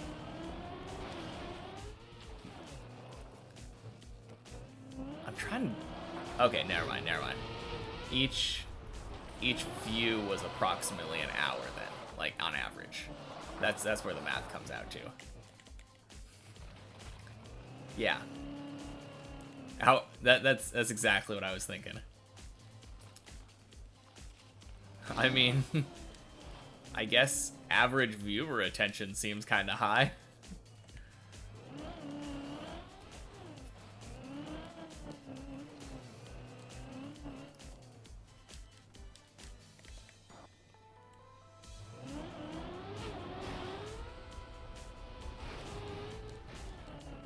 Yeah, I definitely want to get around to, like, actually learning to edit, though.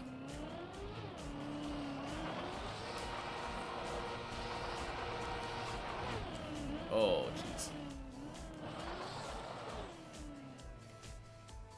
Almost all of those videos within a 2-week window. Dang. Or all those views. Yeah, I guess you were just getting pushed for some reason at that point. Algorithm works in mysterious ways.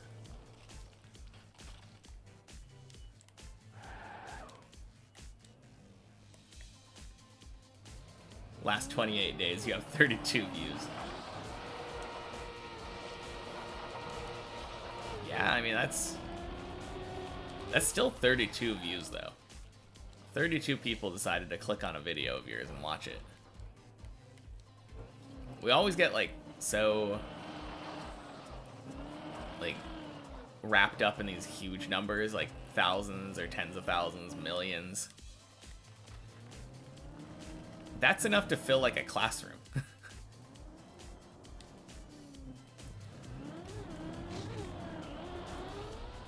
I don't know, I think it's impressive.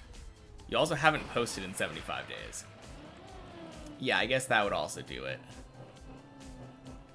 But even so, like, those residual views, that's kind of crazy.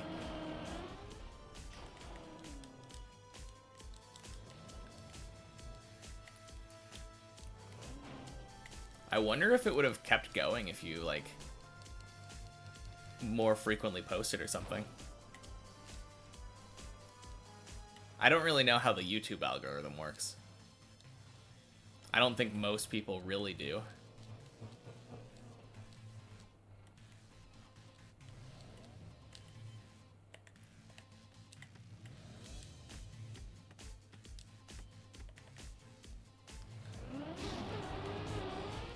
Ooh. Very nice fish jump.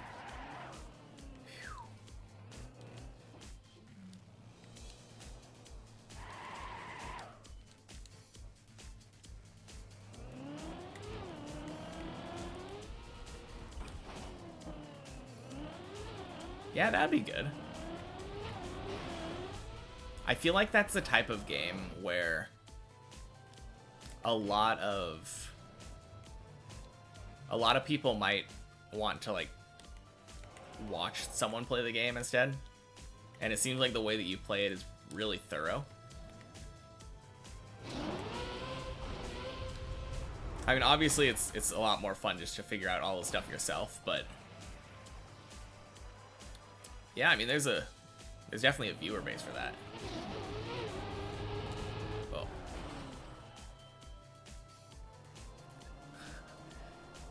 Yeah, I'm so sad that I let my first couple days expire for this. I don't know why, but I assumed they lasted longer than 2 weeks.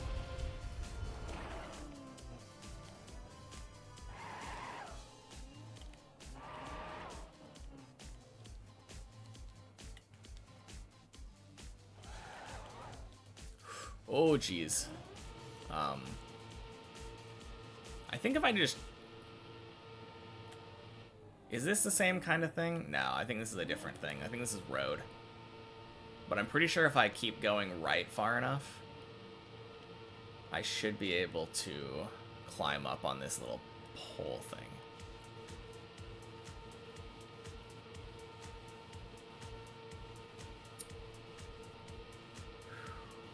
Maybe the corner, if not there. True.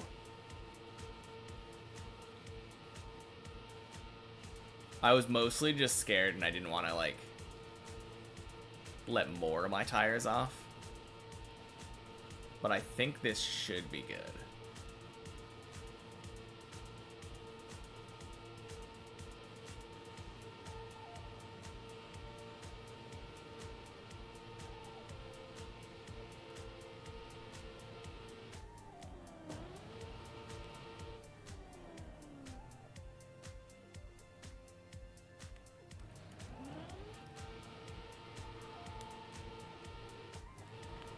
There we go. Yeah. Whew. Not how you want to go there.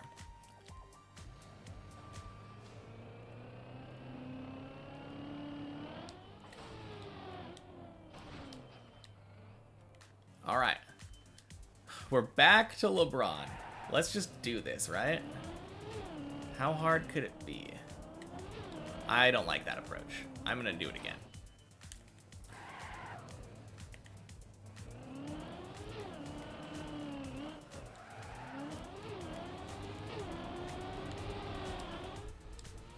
There we go. Whew. Finally.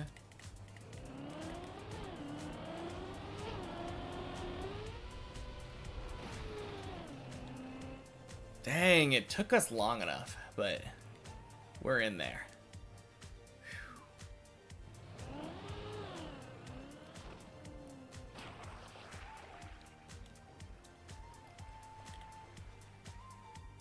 Let's make this worth it. How about we get to floor 4? Might be asking much, but I think I deserve it.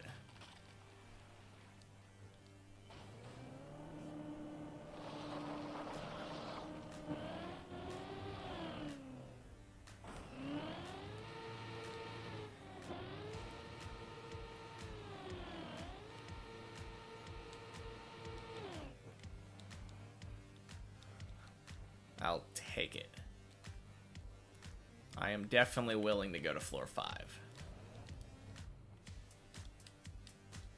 Let me just destroy my current PB.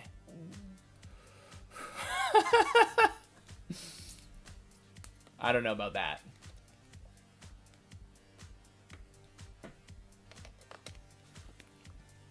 Willing, not able. I don't think we're making it floor 16 today.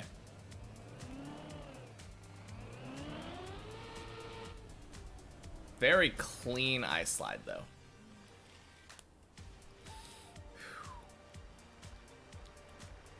And this is my day's PB. So, as long as I can make this jump, golden.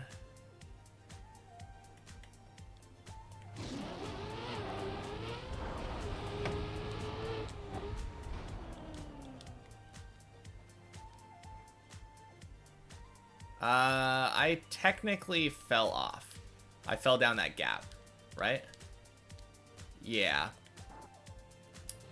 I don't count that as making the jump. But yeah, I guess you're right. Have I done this one? I haven't done this one today.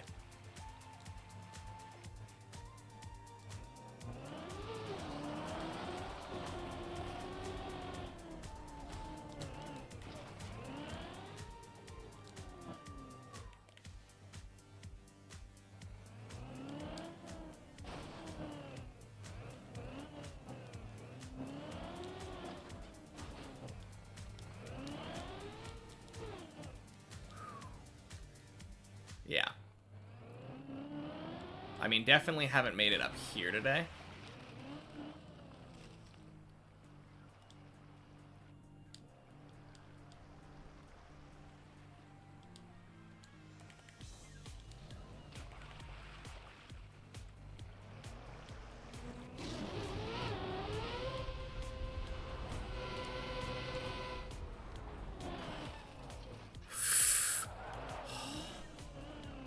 Too easy.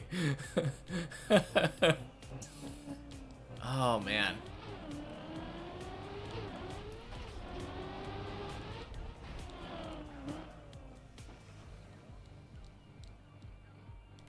Whew.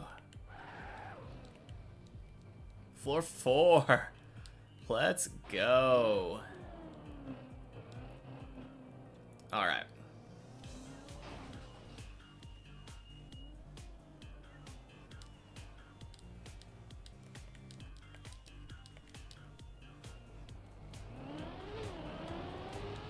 Nice. We take those.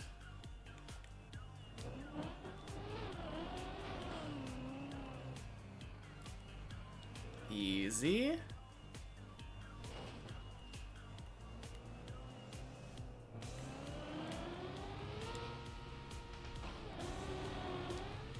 Oh, nice.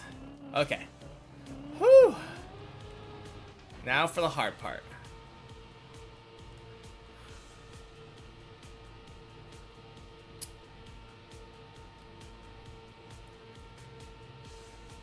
Don't you be telling me to respawn.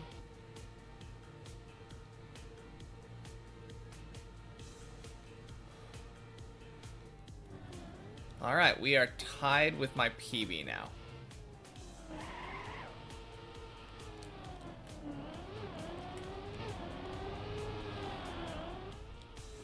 Lucky? Lucky? Lucky? No. Okay.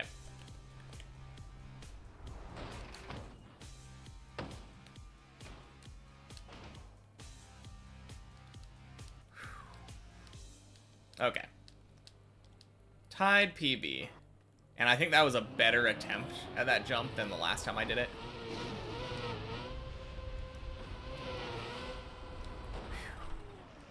Woo! Yeah. Run's not dead yet. Run is not dead yet.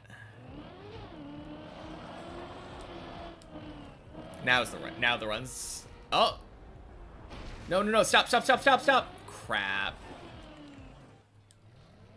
Where am I? Maybe?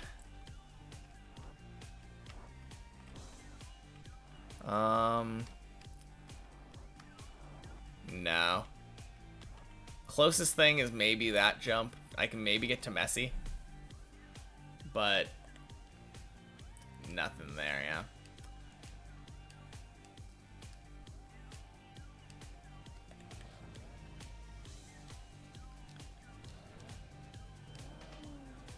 I'm just gonna try to drive straight. I think that's my safest bet.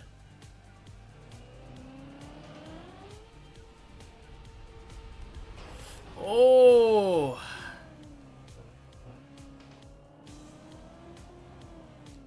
Nice. That somehow worked.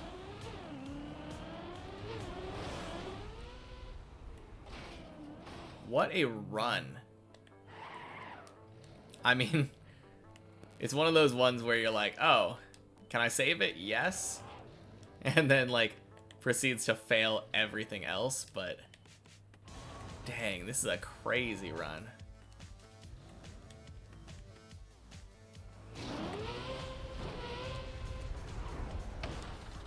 Nope.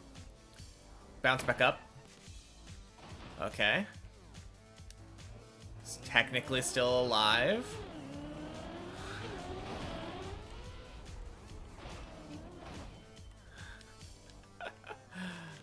Oh, man. This run's been going for 15 minutes. Yeah.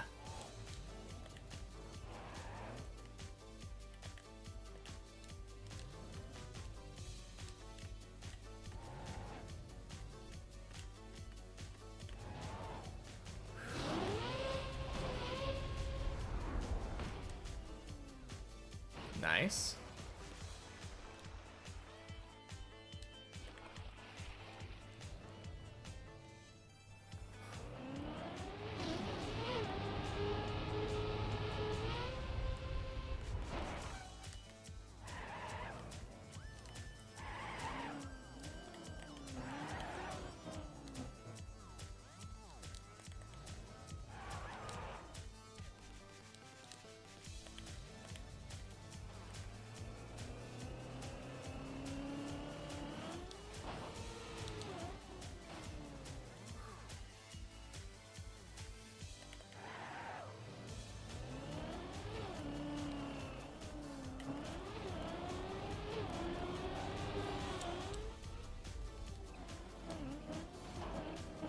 Woo!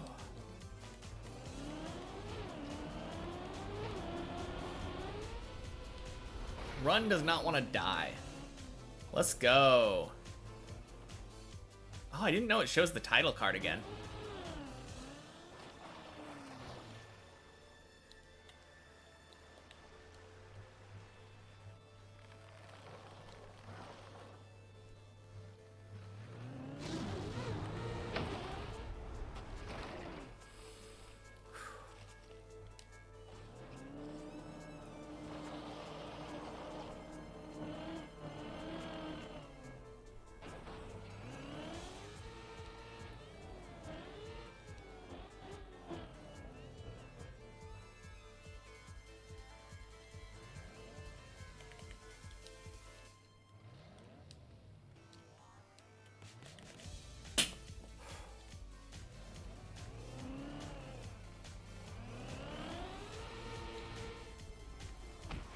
Nice.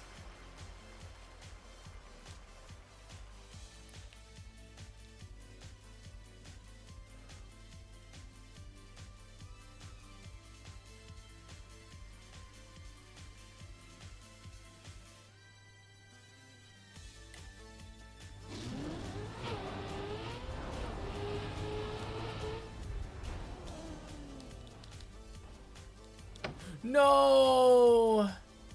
No, I turned too early again.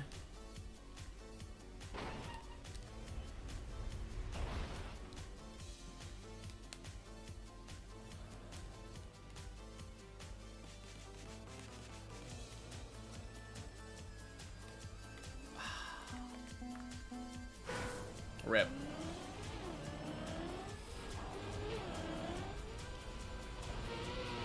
Floor game.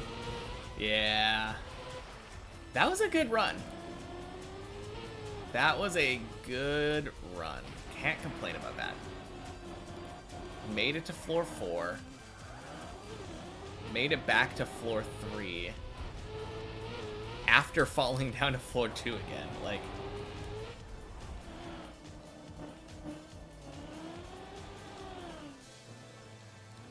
I kind of wish that I knew a safer way of saving that, though. Like, safer way of slowing myself fully down at the top. You know what I mean?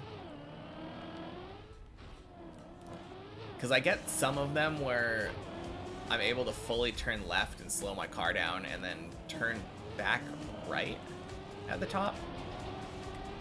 And that seems really good. But like that one, I don't feel like my car can really stop very easily. So I kind of tried to just redirect my momentum uphill. And I happened to turn too early. I guess just don't turn too early. Maybe that's the key.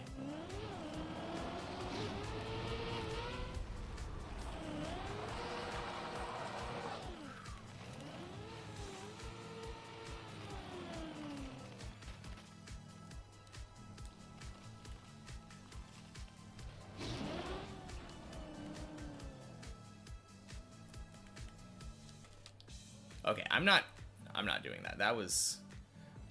I was about to go for it, and then I'm like, wait a minute, this is very off-center.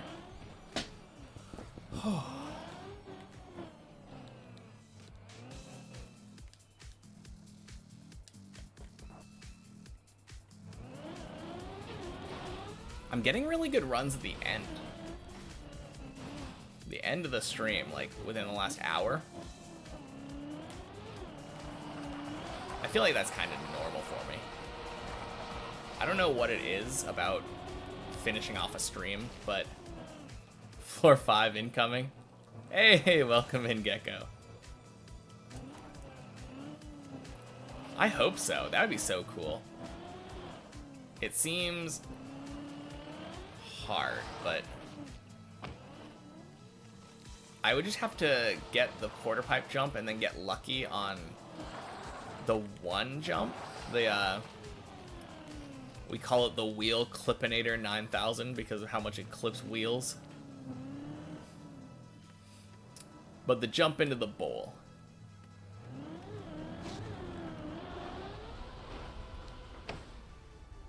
I'm not consistent to that jump, but I can do it. If I had to say one thing about that jump, I would say I don't really know how to bail very well on that jump.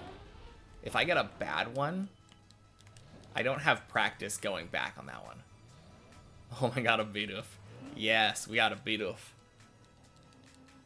And 2 Xenosamas. I was so happy when my girlfriend got that.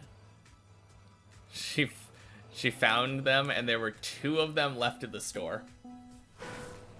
And she got both of them.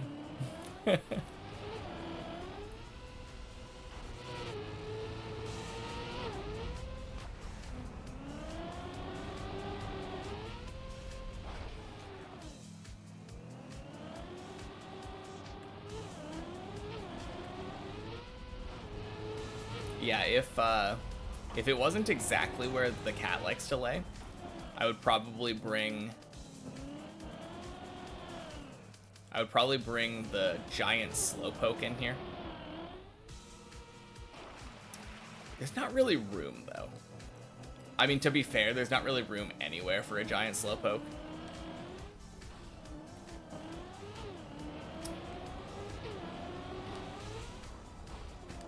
Kecleon is your spirit animal. And he looks exactly like you. He's technically it's a chameleon, but yeah, I gotcha. Yeah, we have a giant slowpoke.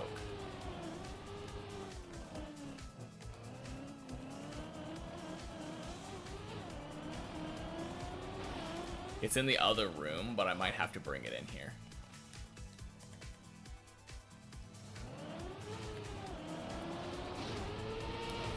Next time I get to floor 3, I think.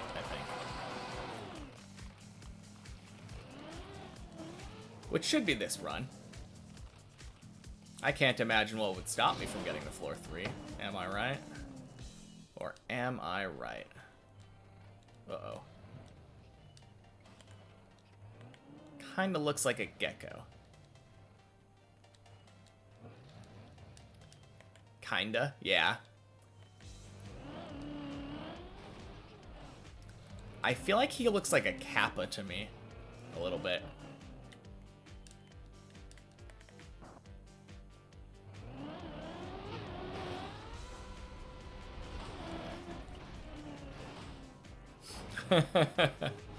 Exactly, just like that. Whenever I think of Kecleon, I always just think of the shopkeepers from Pokemon Dungeon. Oh no. Not this run, I guess. Leopard gecko species can be held as pets, and they can live up to 15 to 20 years. Climb walls, and don't keep them in an open cage. It's a fun gecko fact. I feel like... No, I don't think it was a gecko. Maybe it was a gecko. I had a childhood friend that had like a giant snake as a pet. You should get a gecko. They'd probably make for a pretty good pet, based on the sound of it. Ever played Gex? Yeah. I don't think I played any of the sequels, but I played the first Gex. Or, no, I have vague memories of playing a 3D platformer version of Gex.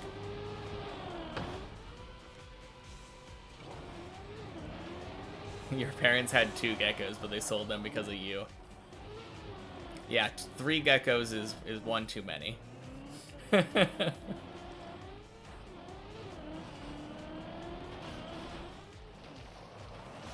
Oh, 2 snakes. Yeah.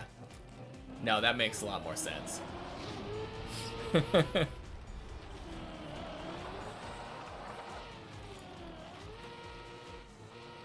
Yeah, I know I had one friend in school who had a giant snake, but then, hey, depends on the size of the gecko. And the size of the baby, I guess. Oh, no. Whoopsie.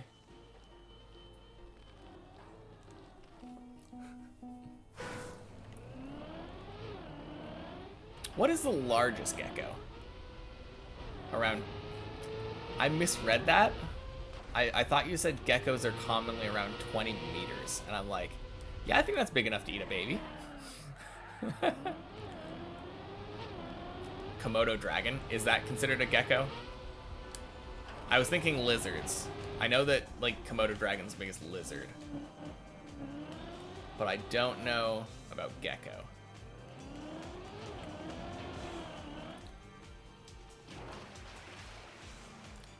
No, but you said it anyways. I was also going to say it, but, I'd second guess myself, so I was like, No, those things are scary, though. Yeah, it's a monitor lizard, that's right. Like, on top of being huge, they're, like, very poisonous. That is a scary combination. Seems kind of unnecessary, if you ask me.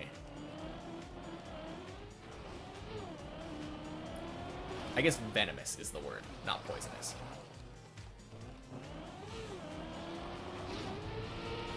On the other hand, I don't think anyone cares. Maybe if we have some, like, zoologists in the room, but I think most people use those terms synonymously. Its venom is probably poisonous. Yeah, maybe. I guess if you because you can usually extract venom from those animals by like putting pressure on their teeth. 38 centimeters long for a leopard gecko. Dang. But yeah, I probably wouldn't try drinking venom. Oh, 38. Longest living. Longest living. Yeah, thank you. I definitely missed one word in there.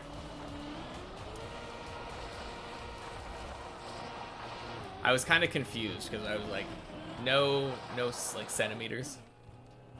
Yeah, 38 years old. That makes more sense. Why is your leopard gecko so big? The reason he might be heavier is because he's a fatter gecko.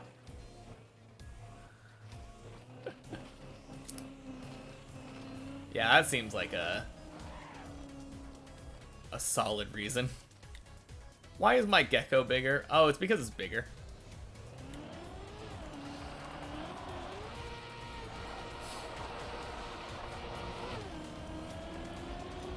Steroids. Not obese, just above average in fat.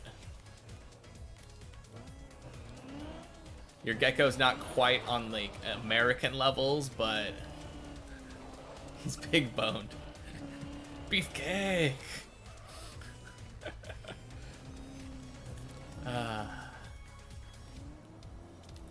That is so silly though.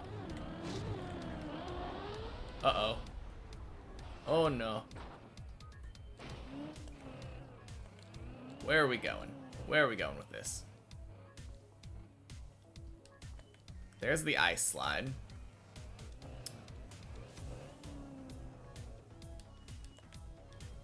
Okay, so I think the play is jump diagonally.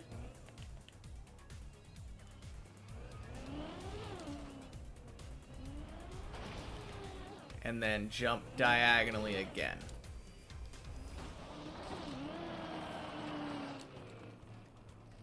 And then be cool. Oh, I was... Ah, no. That's what I get. Man. That would have been a sick recovery, though, wouldn't it?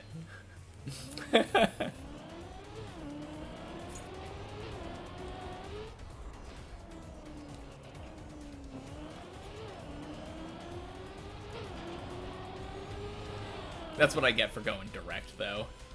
That was the freest thing.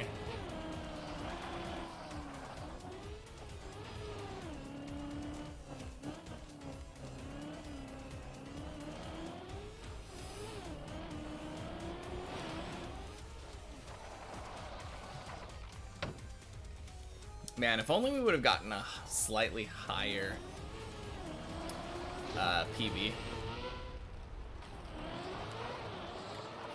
We could have been like, yeah, we're not 501 anymore, we're 502.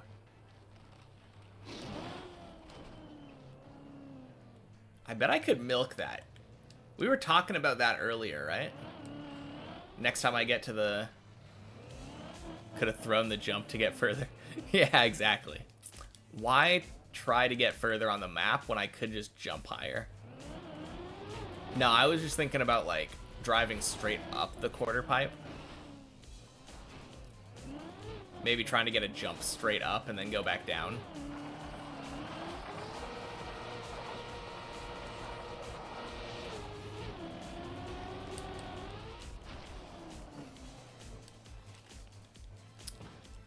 Man, if I remember to, maybe I'll do that next time.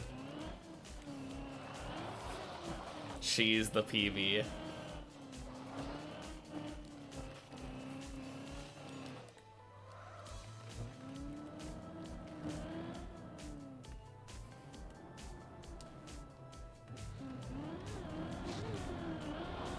Ding, ding.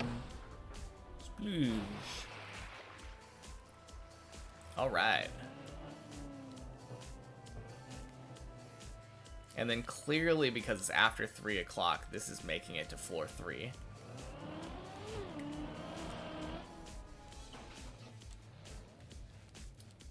What a landing. What a landing.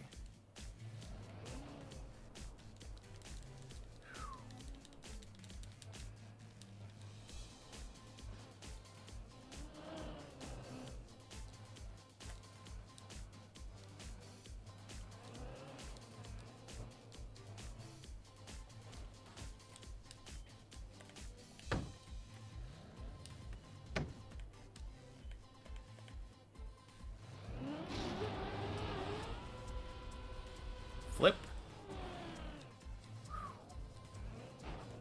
Man, that kind of made me nervous, but at the same time, I had a feeling that was going to happen.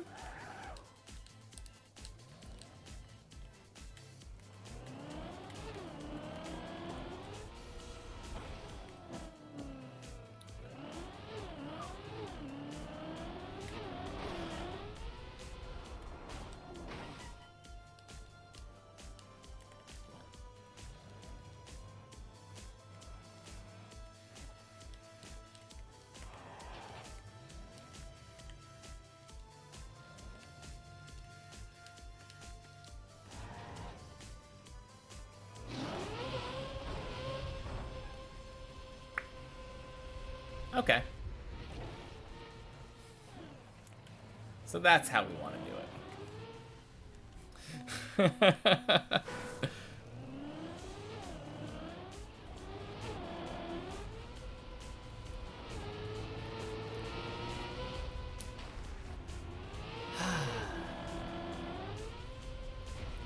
Ooh. Look at my overall fall distance.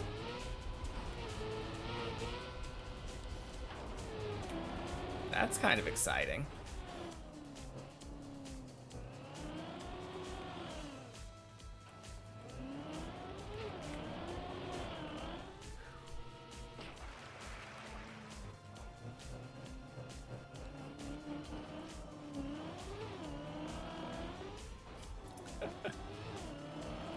I know, right? Thanks. I also like this floor. That's why I'm here so often. It's actually a choice, not due to lack of skill. I could go to floor 5 anytime, but I mean to throw it so that I can see floor 0 one more time.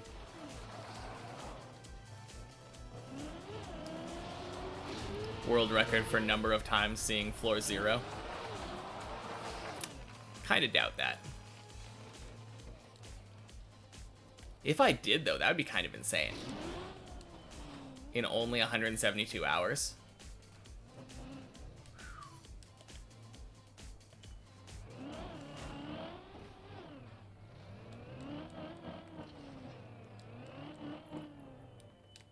I mean, I'm hoping to have the world record on all of them at some point.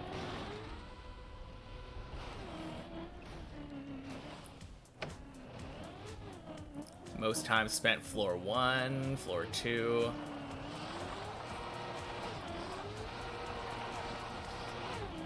Beating it will probably take that much.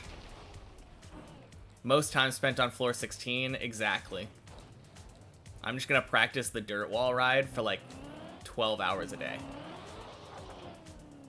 I could have world record in your map. Don't worry, I'll hunt it after I'm done with Deep Dip 2.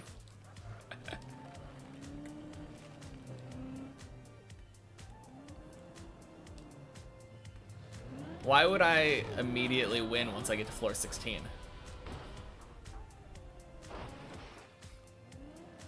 Oh, don't tempt him. You better have a map to back that up with.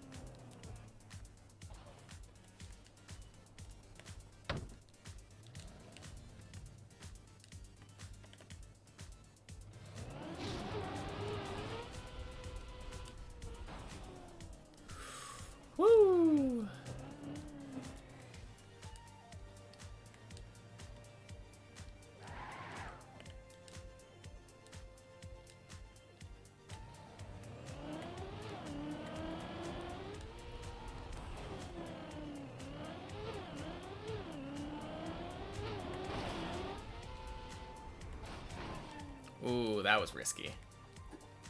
I did not like that.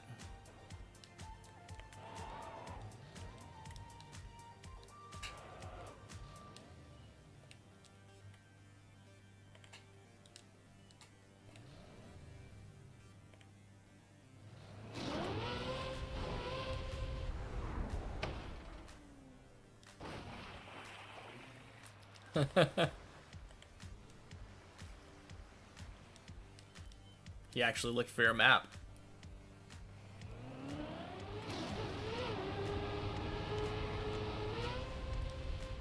Dang, maybe you should maybe gotta become a mapper.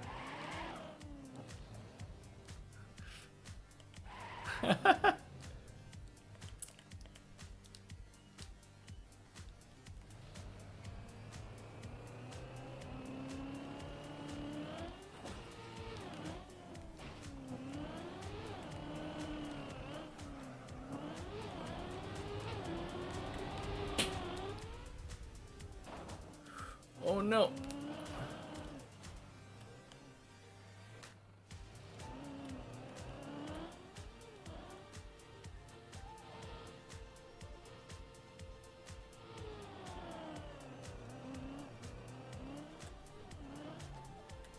Crap. Oh, man. That's sad. I don't know how to unturtle in there. What if I accidentally play something else? How could I do that when all I do is go to the club for deep dip? You'd have to infiltrate the deep dip club and add your map there, and also rename it to Deep Dip 2 Server 4 many checkpoints. Not many checkpoints, regular. Go to the club for the ladies. Now this guy, he's trying to get to the club so that he can make me play his maps. Wow.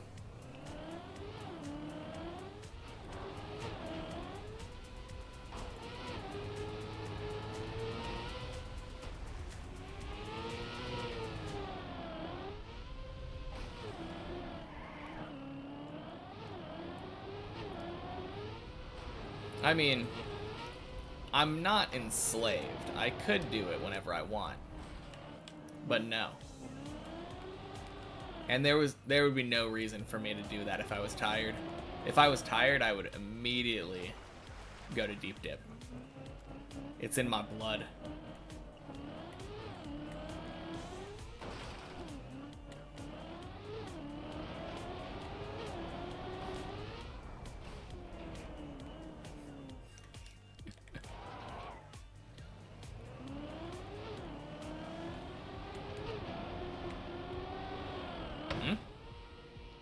What, you're correcting my grammar or something?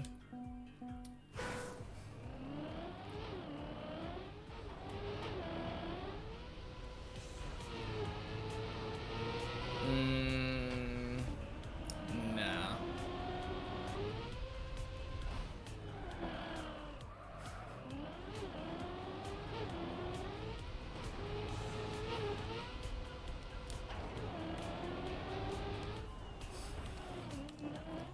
I'm not going to defend my grammar. I'm just going to say no.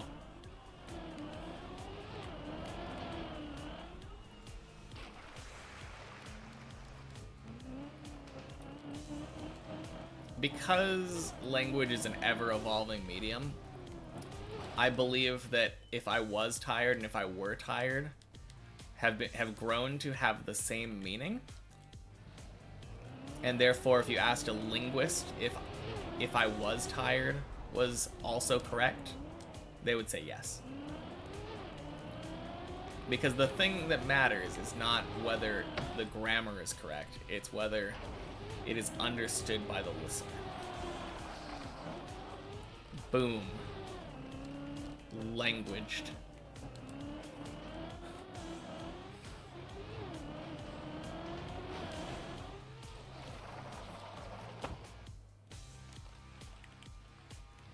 -1 on my English exam.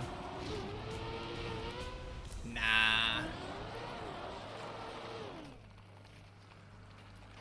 English exam never tests your spoken language.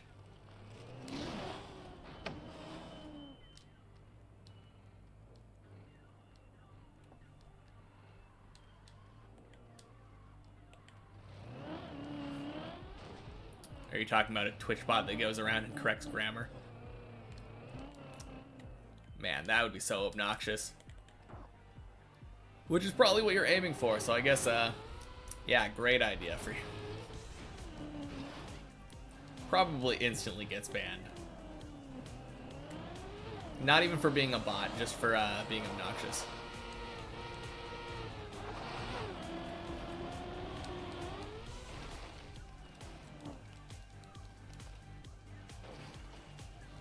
What if you keep... It's not really ban evading, it's just making new accounts.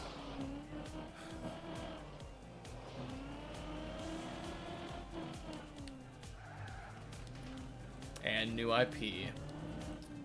Fair enough. Nah. Don't think so. I wouldn't anyway.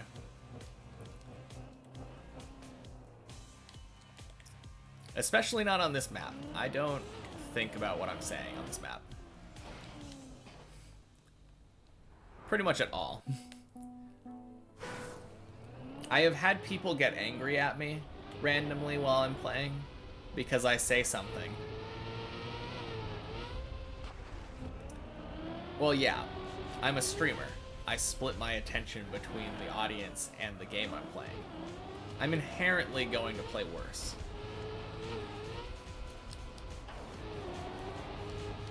If I didn't pay attention, like, I might perform better, but I wouldn't perform as well.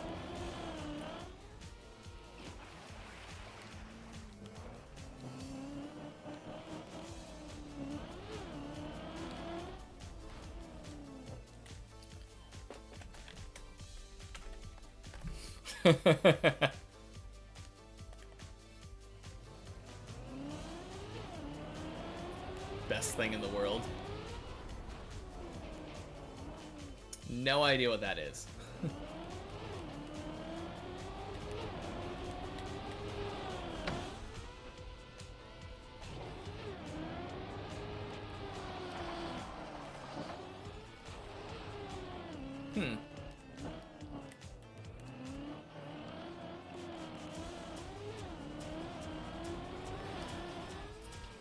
That's cool.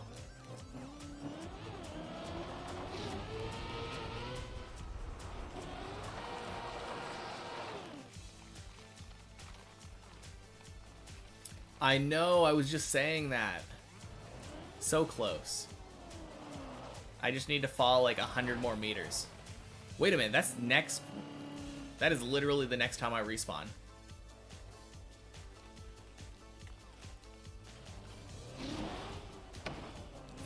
Speaking of which. Wait. Oh, ain't no way. Does that count as a fall?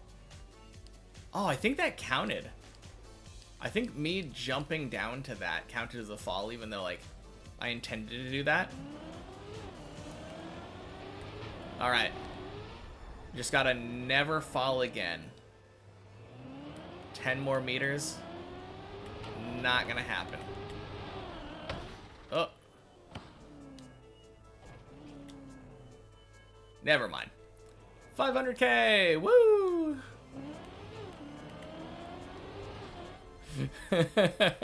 Let's go. Wait. Oh no, never mind. It reset it. Just kidding. Just kidding. It knew I was doing the recovery. Early celebration.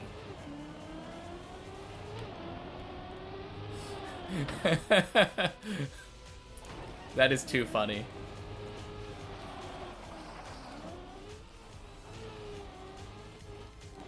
I have no idea the way that this thing works. I guess it just does.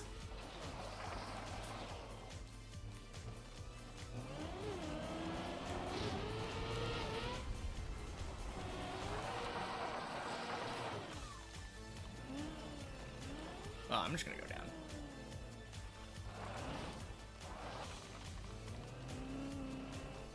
let's not screw up this jump this time.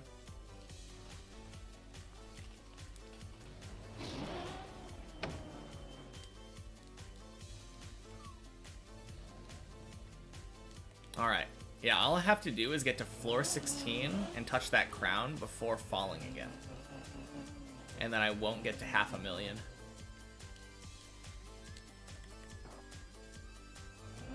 Simple. Got a plan, just gotta execute.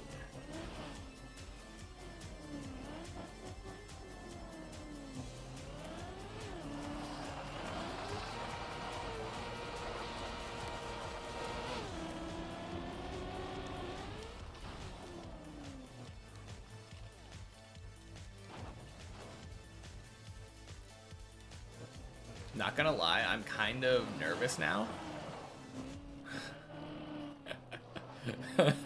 I feel like there's more at stake now.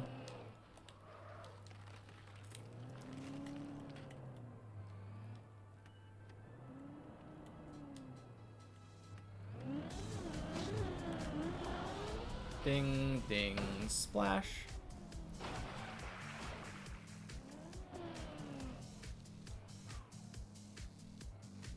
Nah, does that stay? Wait, is this staying? Weird. I guess it adds to your fall distance every time you do that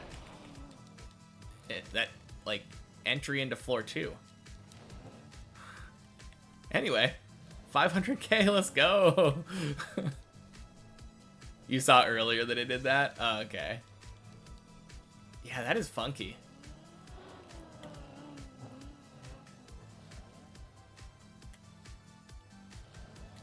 I mean, I guess it has to figure out some way to do it.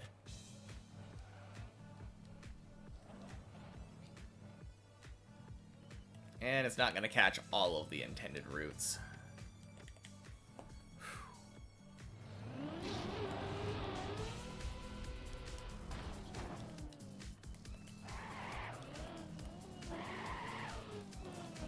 If we remove all of the distance from my runs, we've got a little bit to go yet. Oh, yeah, you're right. If we technically don't count all of those, like, 25 meters. I guess how many times have I made it to floor 2? That's the question.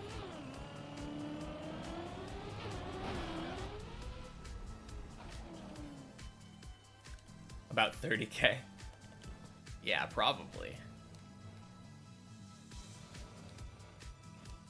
That's too much thinking. 500k!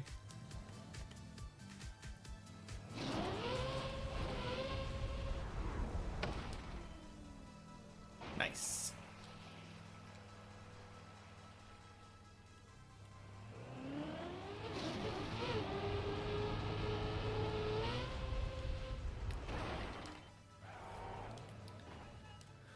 Man,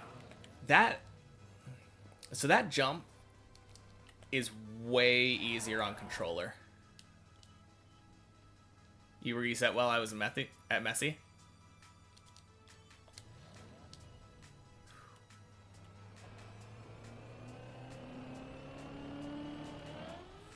Oh, wow.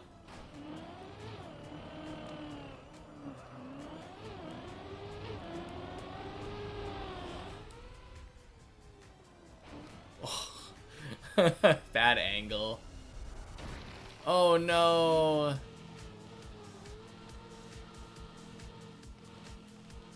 Dang.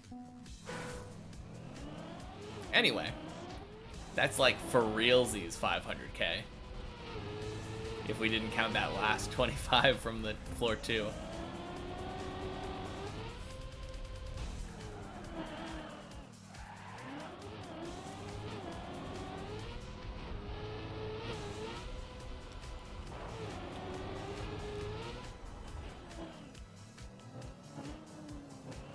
Wait, it resetted. It resetted.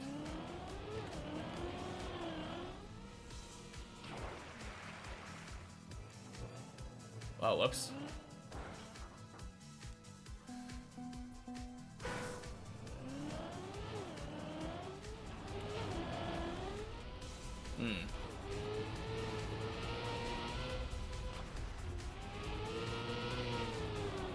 Alright, see you later.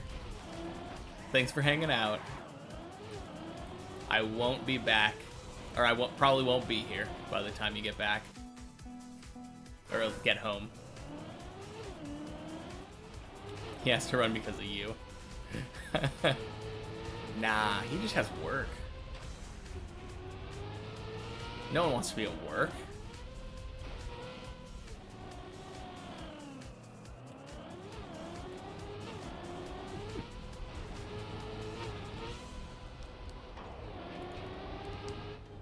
He did say he has to run. Maybe it's an exercise regime.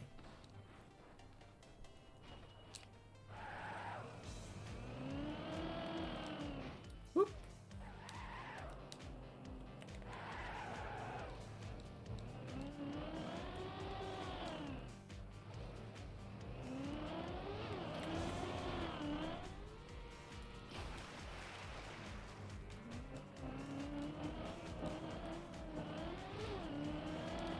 You gotta go too? Alright, sounds good. See you later. Thanks for stopping in. You'll get more Floor Zero content next time you stop by.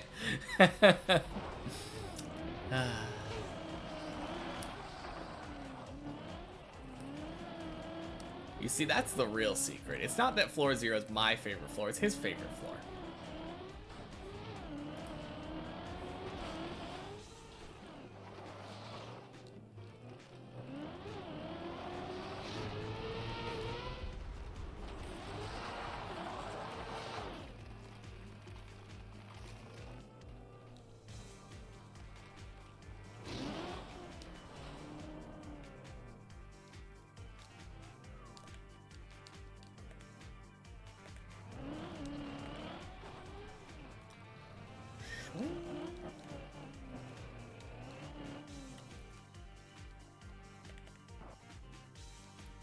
So yeah, we made it to floor 4 once today. You couldn't catch him, you're back. Okay. Well, welcome back.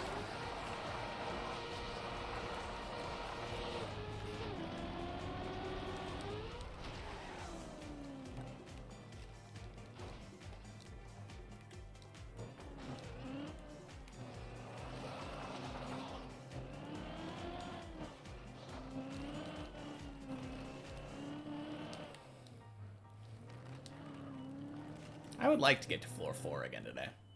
That'd be kind of cool.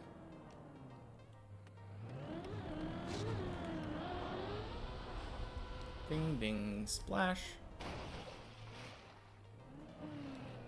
Dry tires.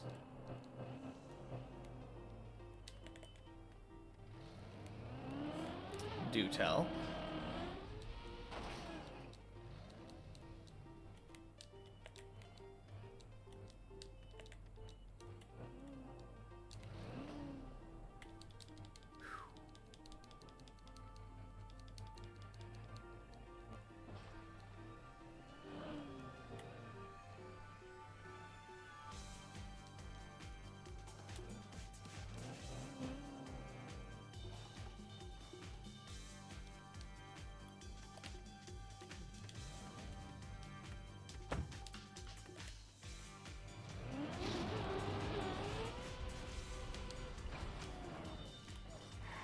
Nice.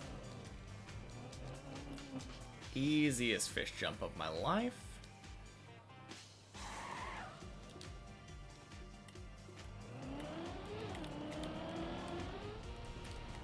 And we're getting that more. And we get to messy. And I think I've been doing messy better recently.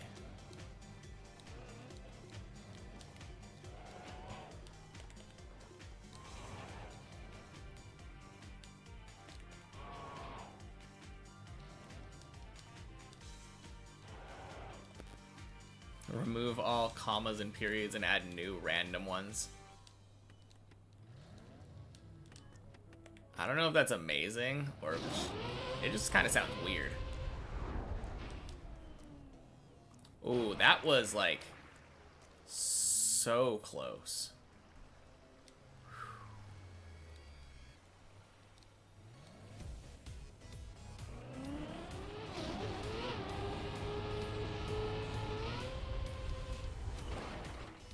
But yeah, smooth steering on this is so good.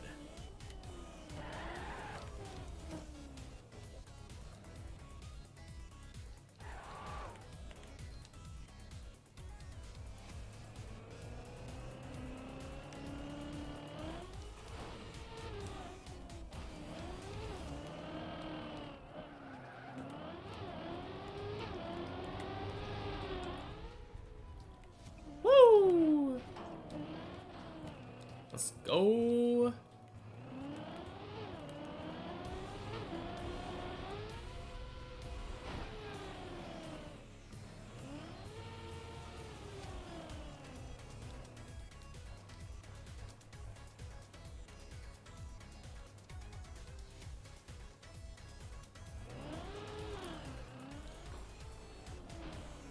Yeah, absolutely.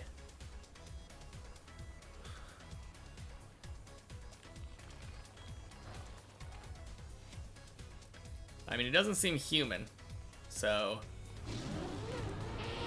Oh, jeez. That's awful. Savable? Maybe? No. Probably not. Where are we going?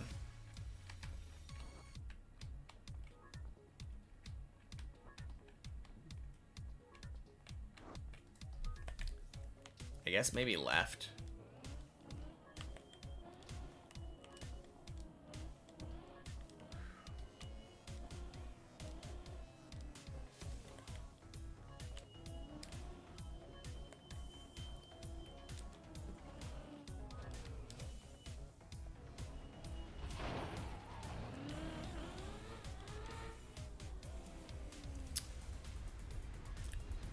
Rip. Anyway, we made it to floor 3 again. That's good. I don't know how funny that really is.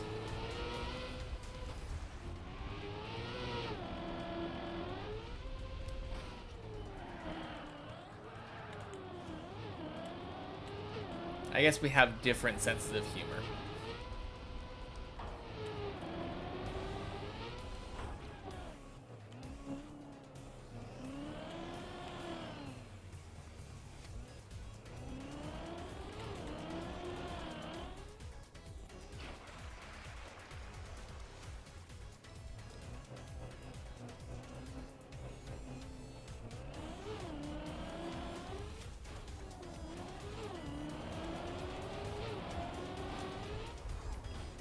Yeah, that's kind of what I was thinking too. I mean, I haven't really messed around with ChatGPT all that much, so I don't really know what it's capable of, but it doesn't seem like it would be that hard to just say, use random grammar. It does, but in a consistent way. I mean, I think the badness of normal humans is consistent. Humans don't just randomly put punctuation in places.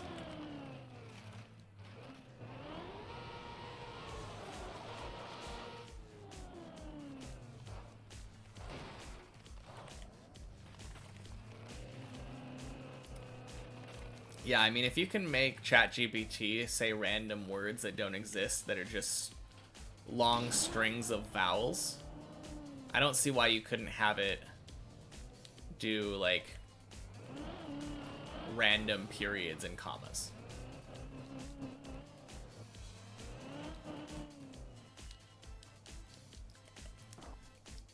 Yeah, that's just two animals with a bunch of random numbers. That's not a real thing.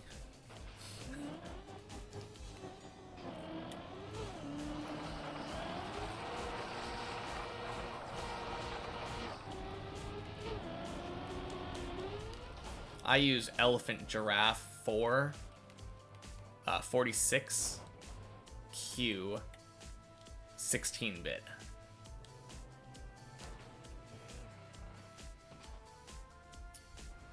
Oh no.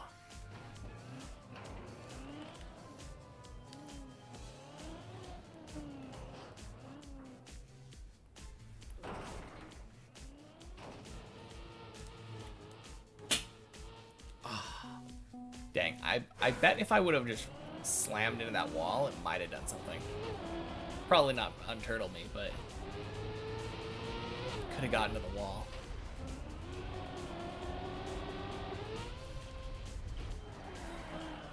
That's what happens to elephant giraffe users. Exactly.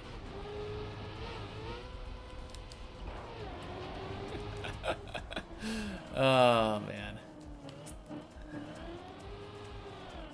You know what it sounds like when I hear all this random like programming things? It reminds me of like One Piece arc names. Like who would name an arc Water 7? That's a real arc, but like it's just nonsense normal words with extra letters and numbers. Llama 3.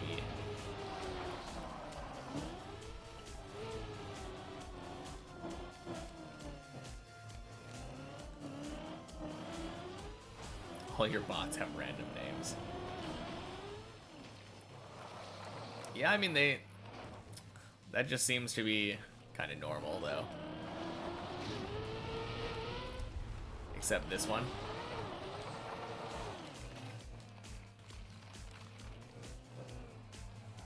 Crap.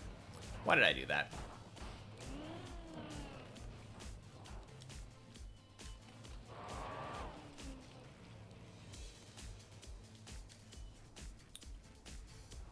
Ooh, that is a much better.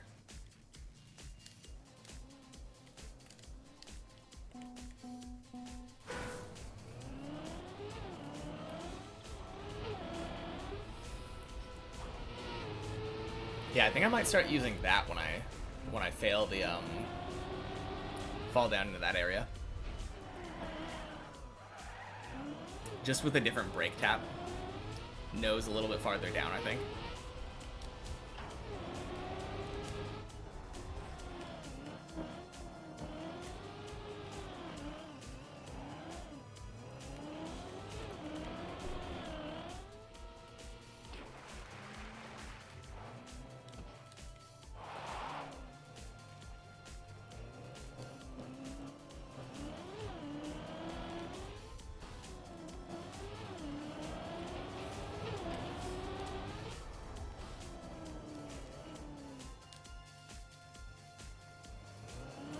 Really? You're gonna correct him on alphabetization or whatever, the capitalization.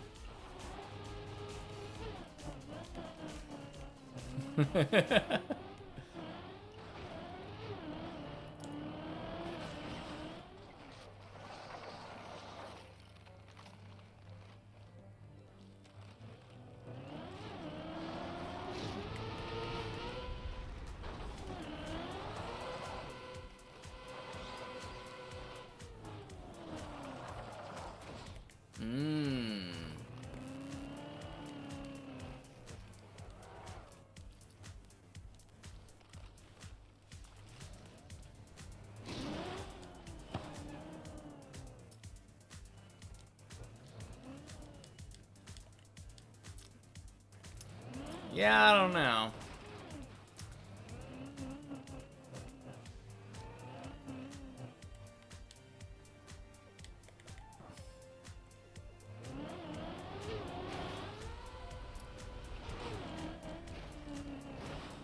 I'm gonna trust Racing Car on this one. And don't you accuse me of favoritism. Just because it's right doesn't mean it's fair to accuse me of it.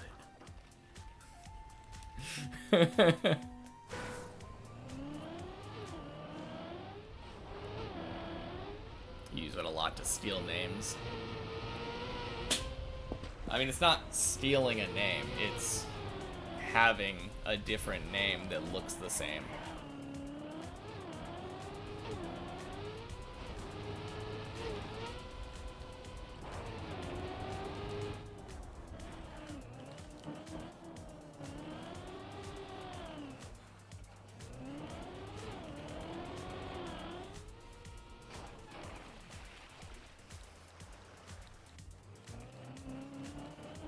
He thinks it's stealing.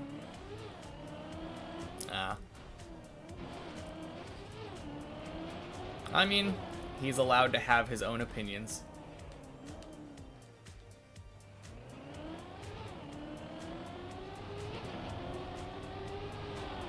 Swing.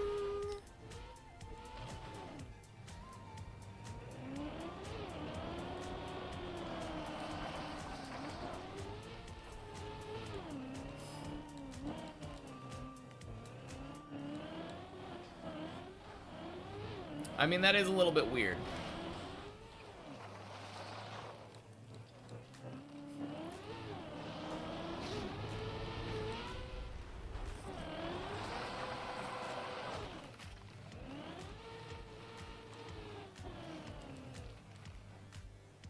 Wait, you do Bitcoin scams? I mean, not that I was gonna be buying Bitcoin from you. Or from anyone.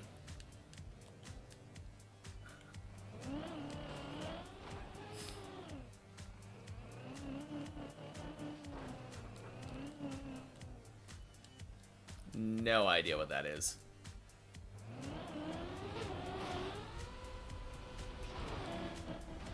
ASMR? Safest crypto.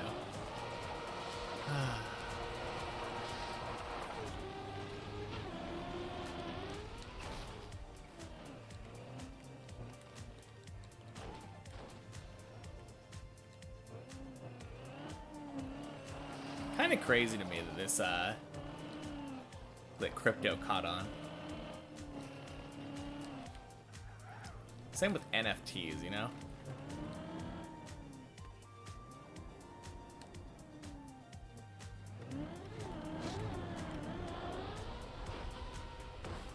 Has a real use and could boom one day.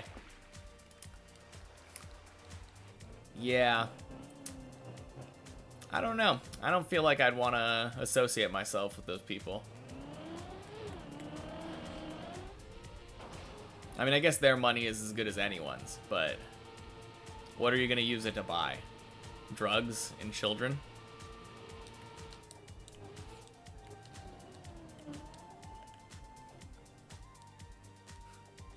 You don't want 10 now.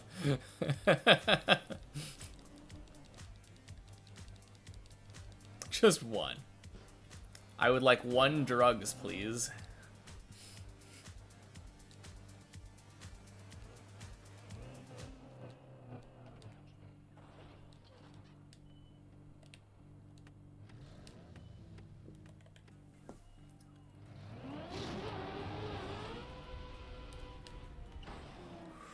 Ooh, hoo-hoo.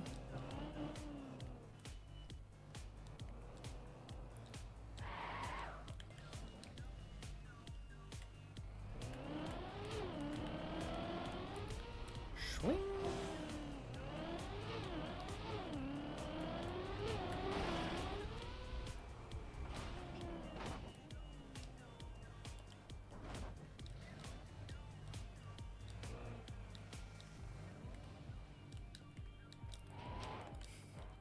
Welcome back.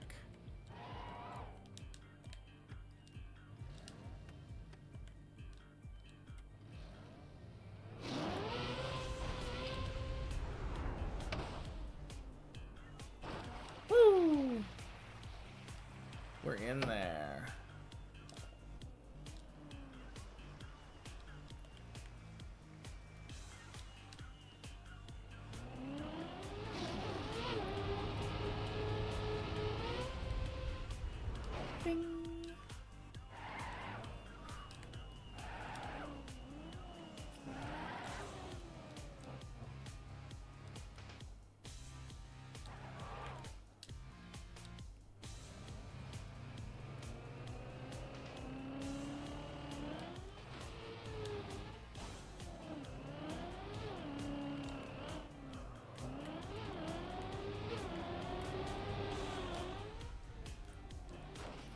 no.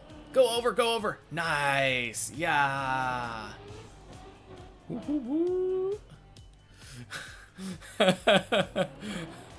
Oh, man.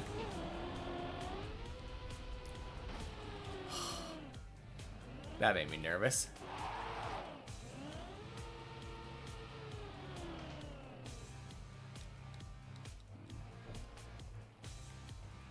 Go for it. I'm used to talking to bots.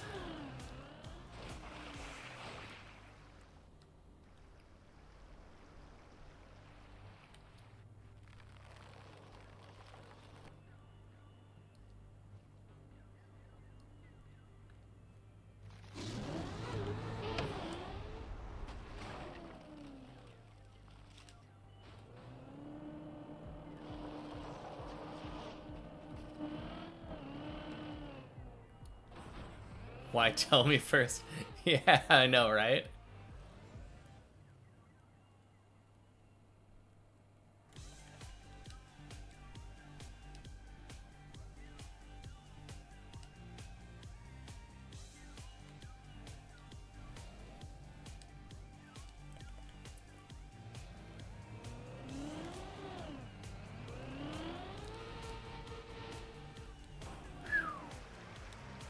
Nice.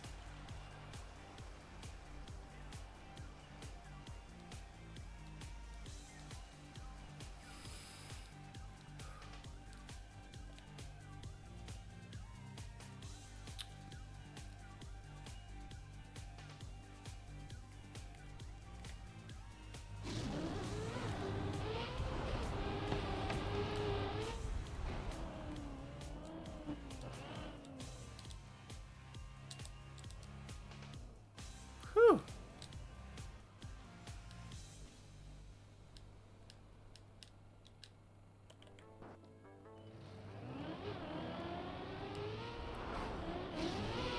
Oh, you're right. I need to learn sign language.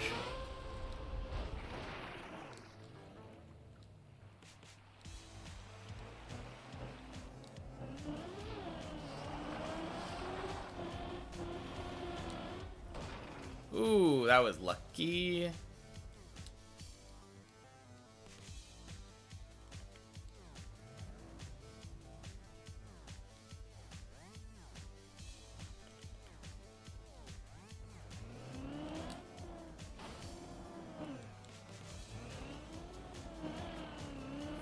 Oh, oh no, no!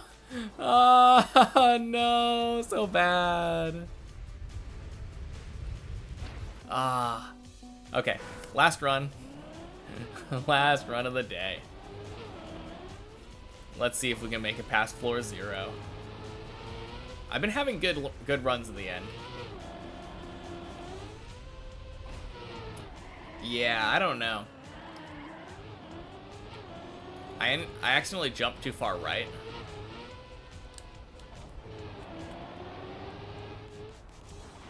He goes for a second.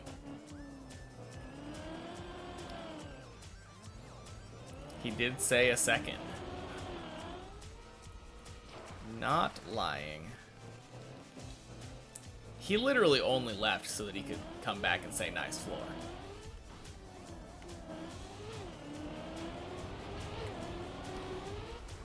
I'm glad you like this floor so much. I don't know what your obsession is with it, but I guess it's alright.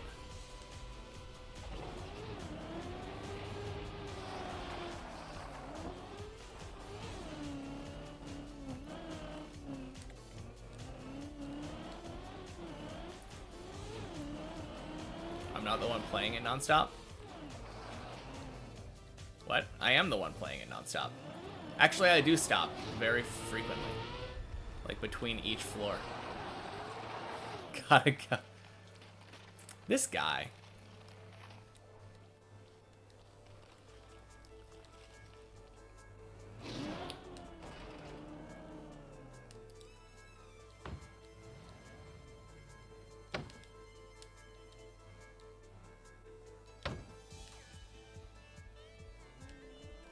Alright, is it just me, or is it kind of weird to, like, announce when you're coming and going momentarily.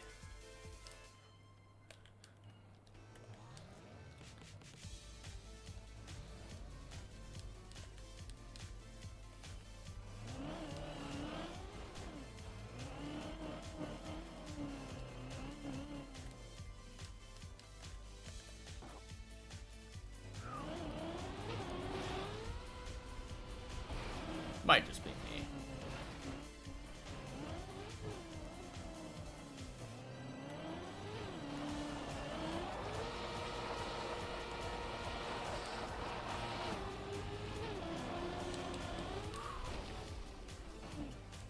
Okay, that one was a little close.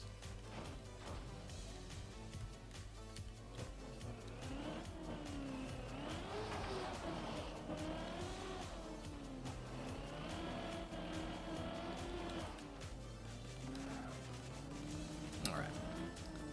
Little slow to floor 3. Floor 2, I mean. Floor 3. Imagine getting a 3-minute floor 3. That's so fast.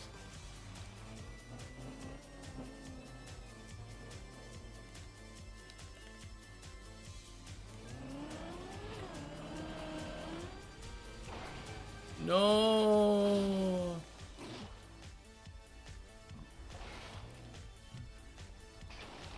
Well, I didn't turtle.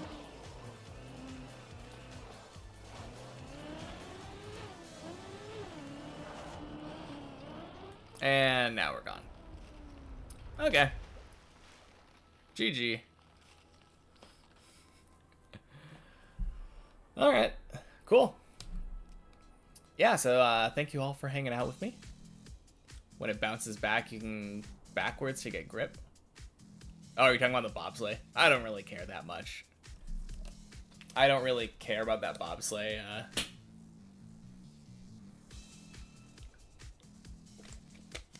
But yeah, thank you. We're doing checkpoints tomorrow. Oh, the pillar jump. Press backwards to get grip, like brake. Oh, just like I do on the, like on the other jumps with plastic. Isn't that wood? Either way. Tourist edition tomorrow? Yeah. We're going up to floor 16. This time for sure. Alright. See you later though. Gotta go pick up my girlfriend. Peace.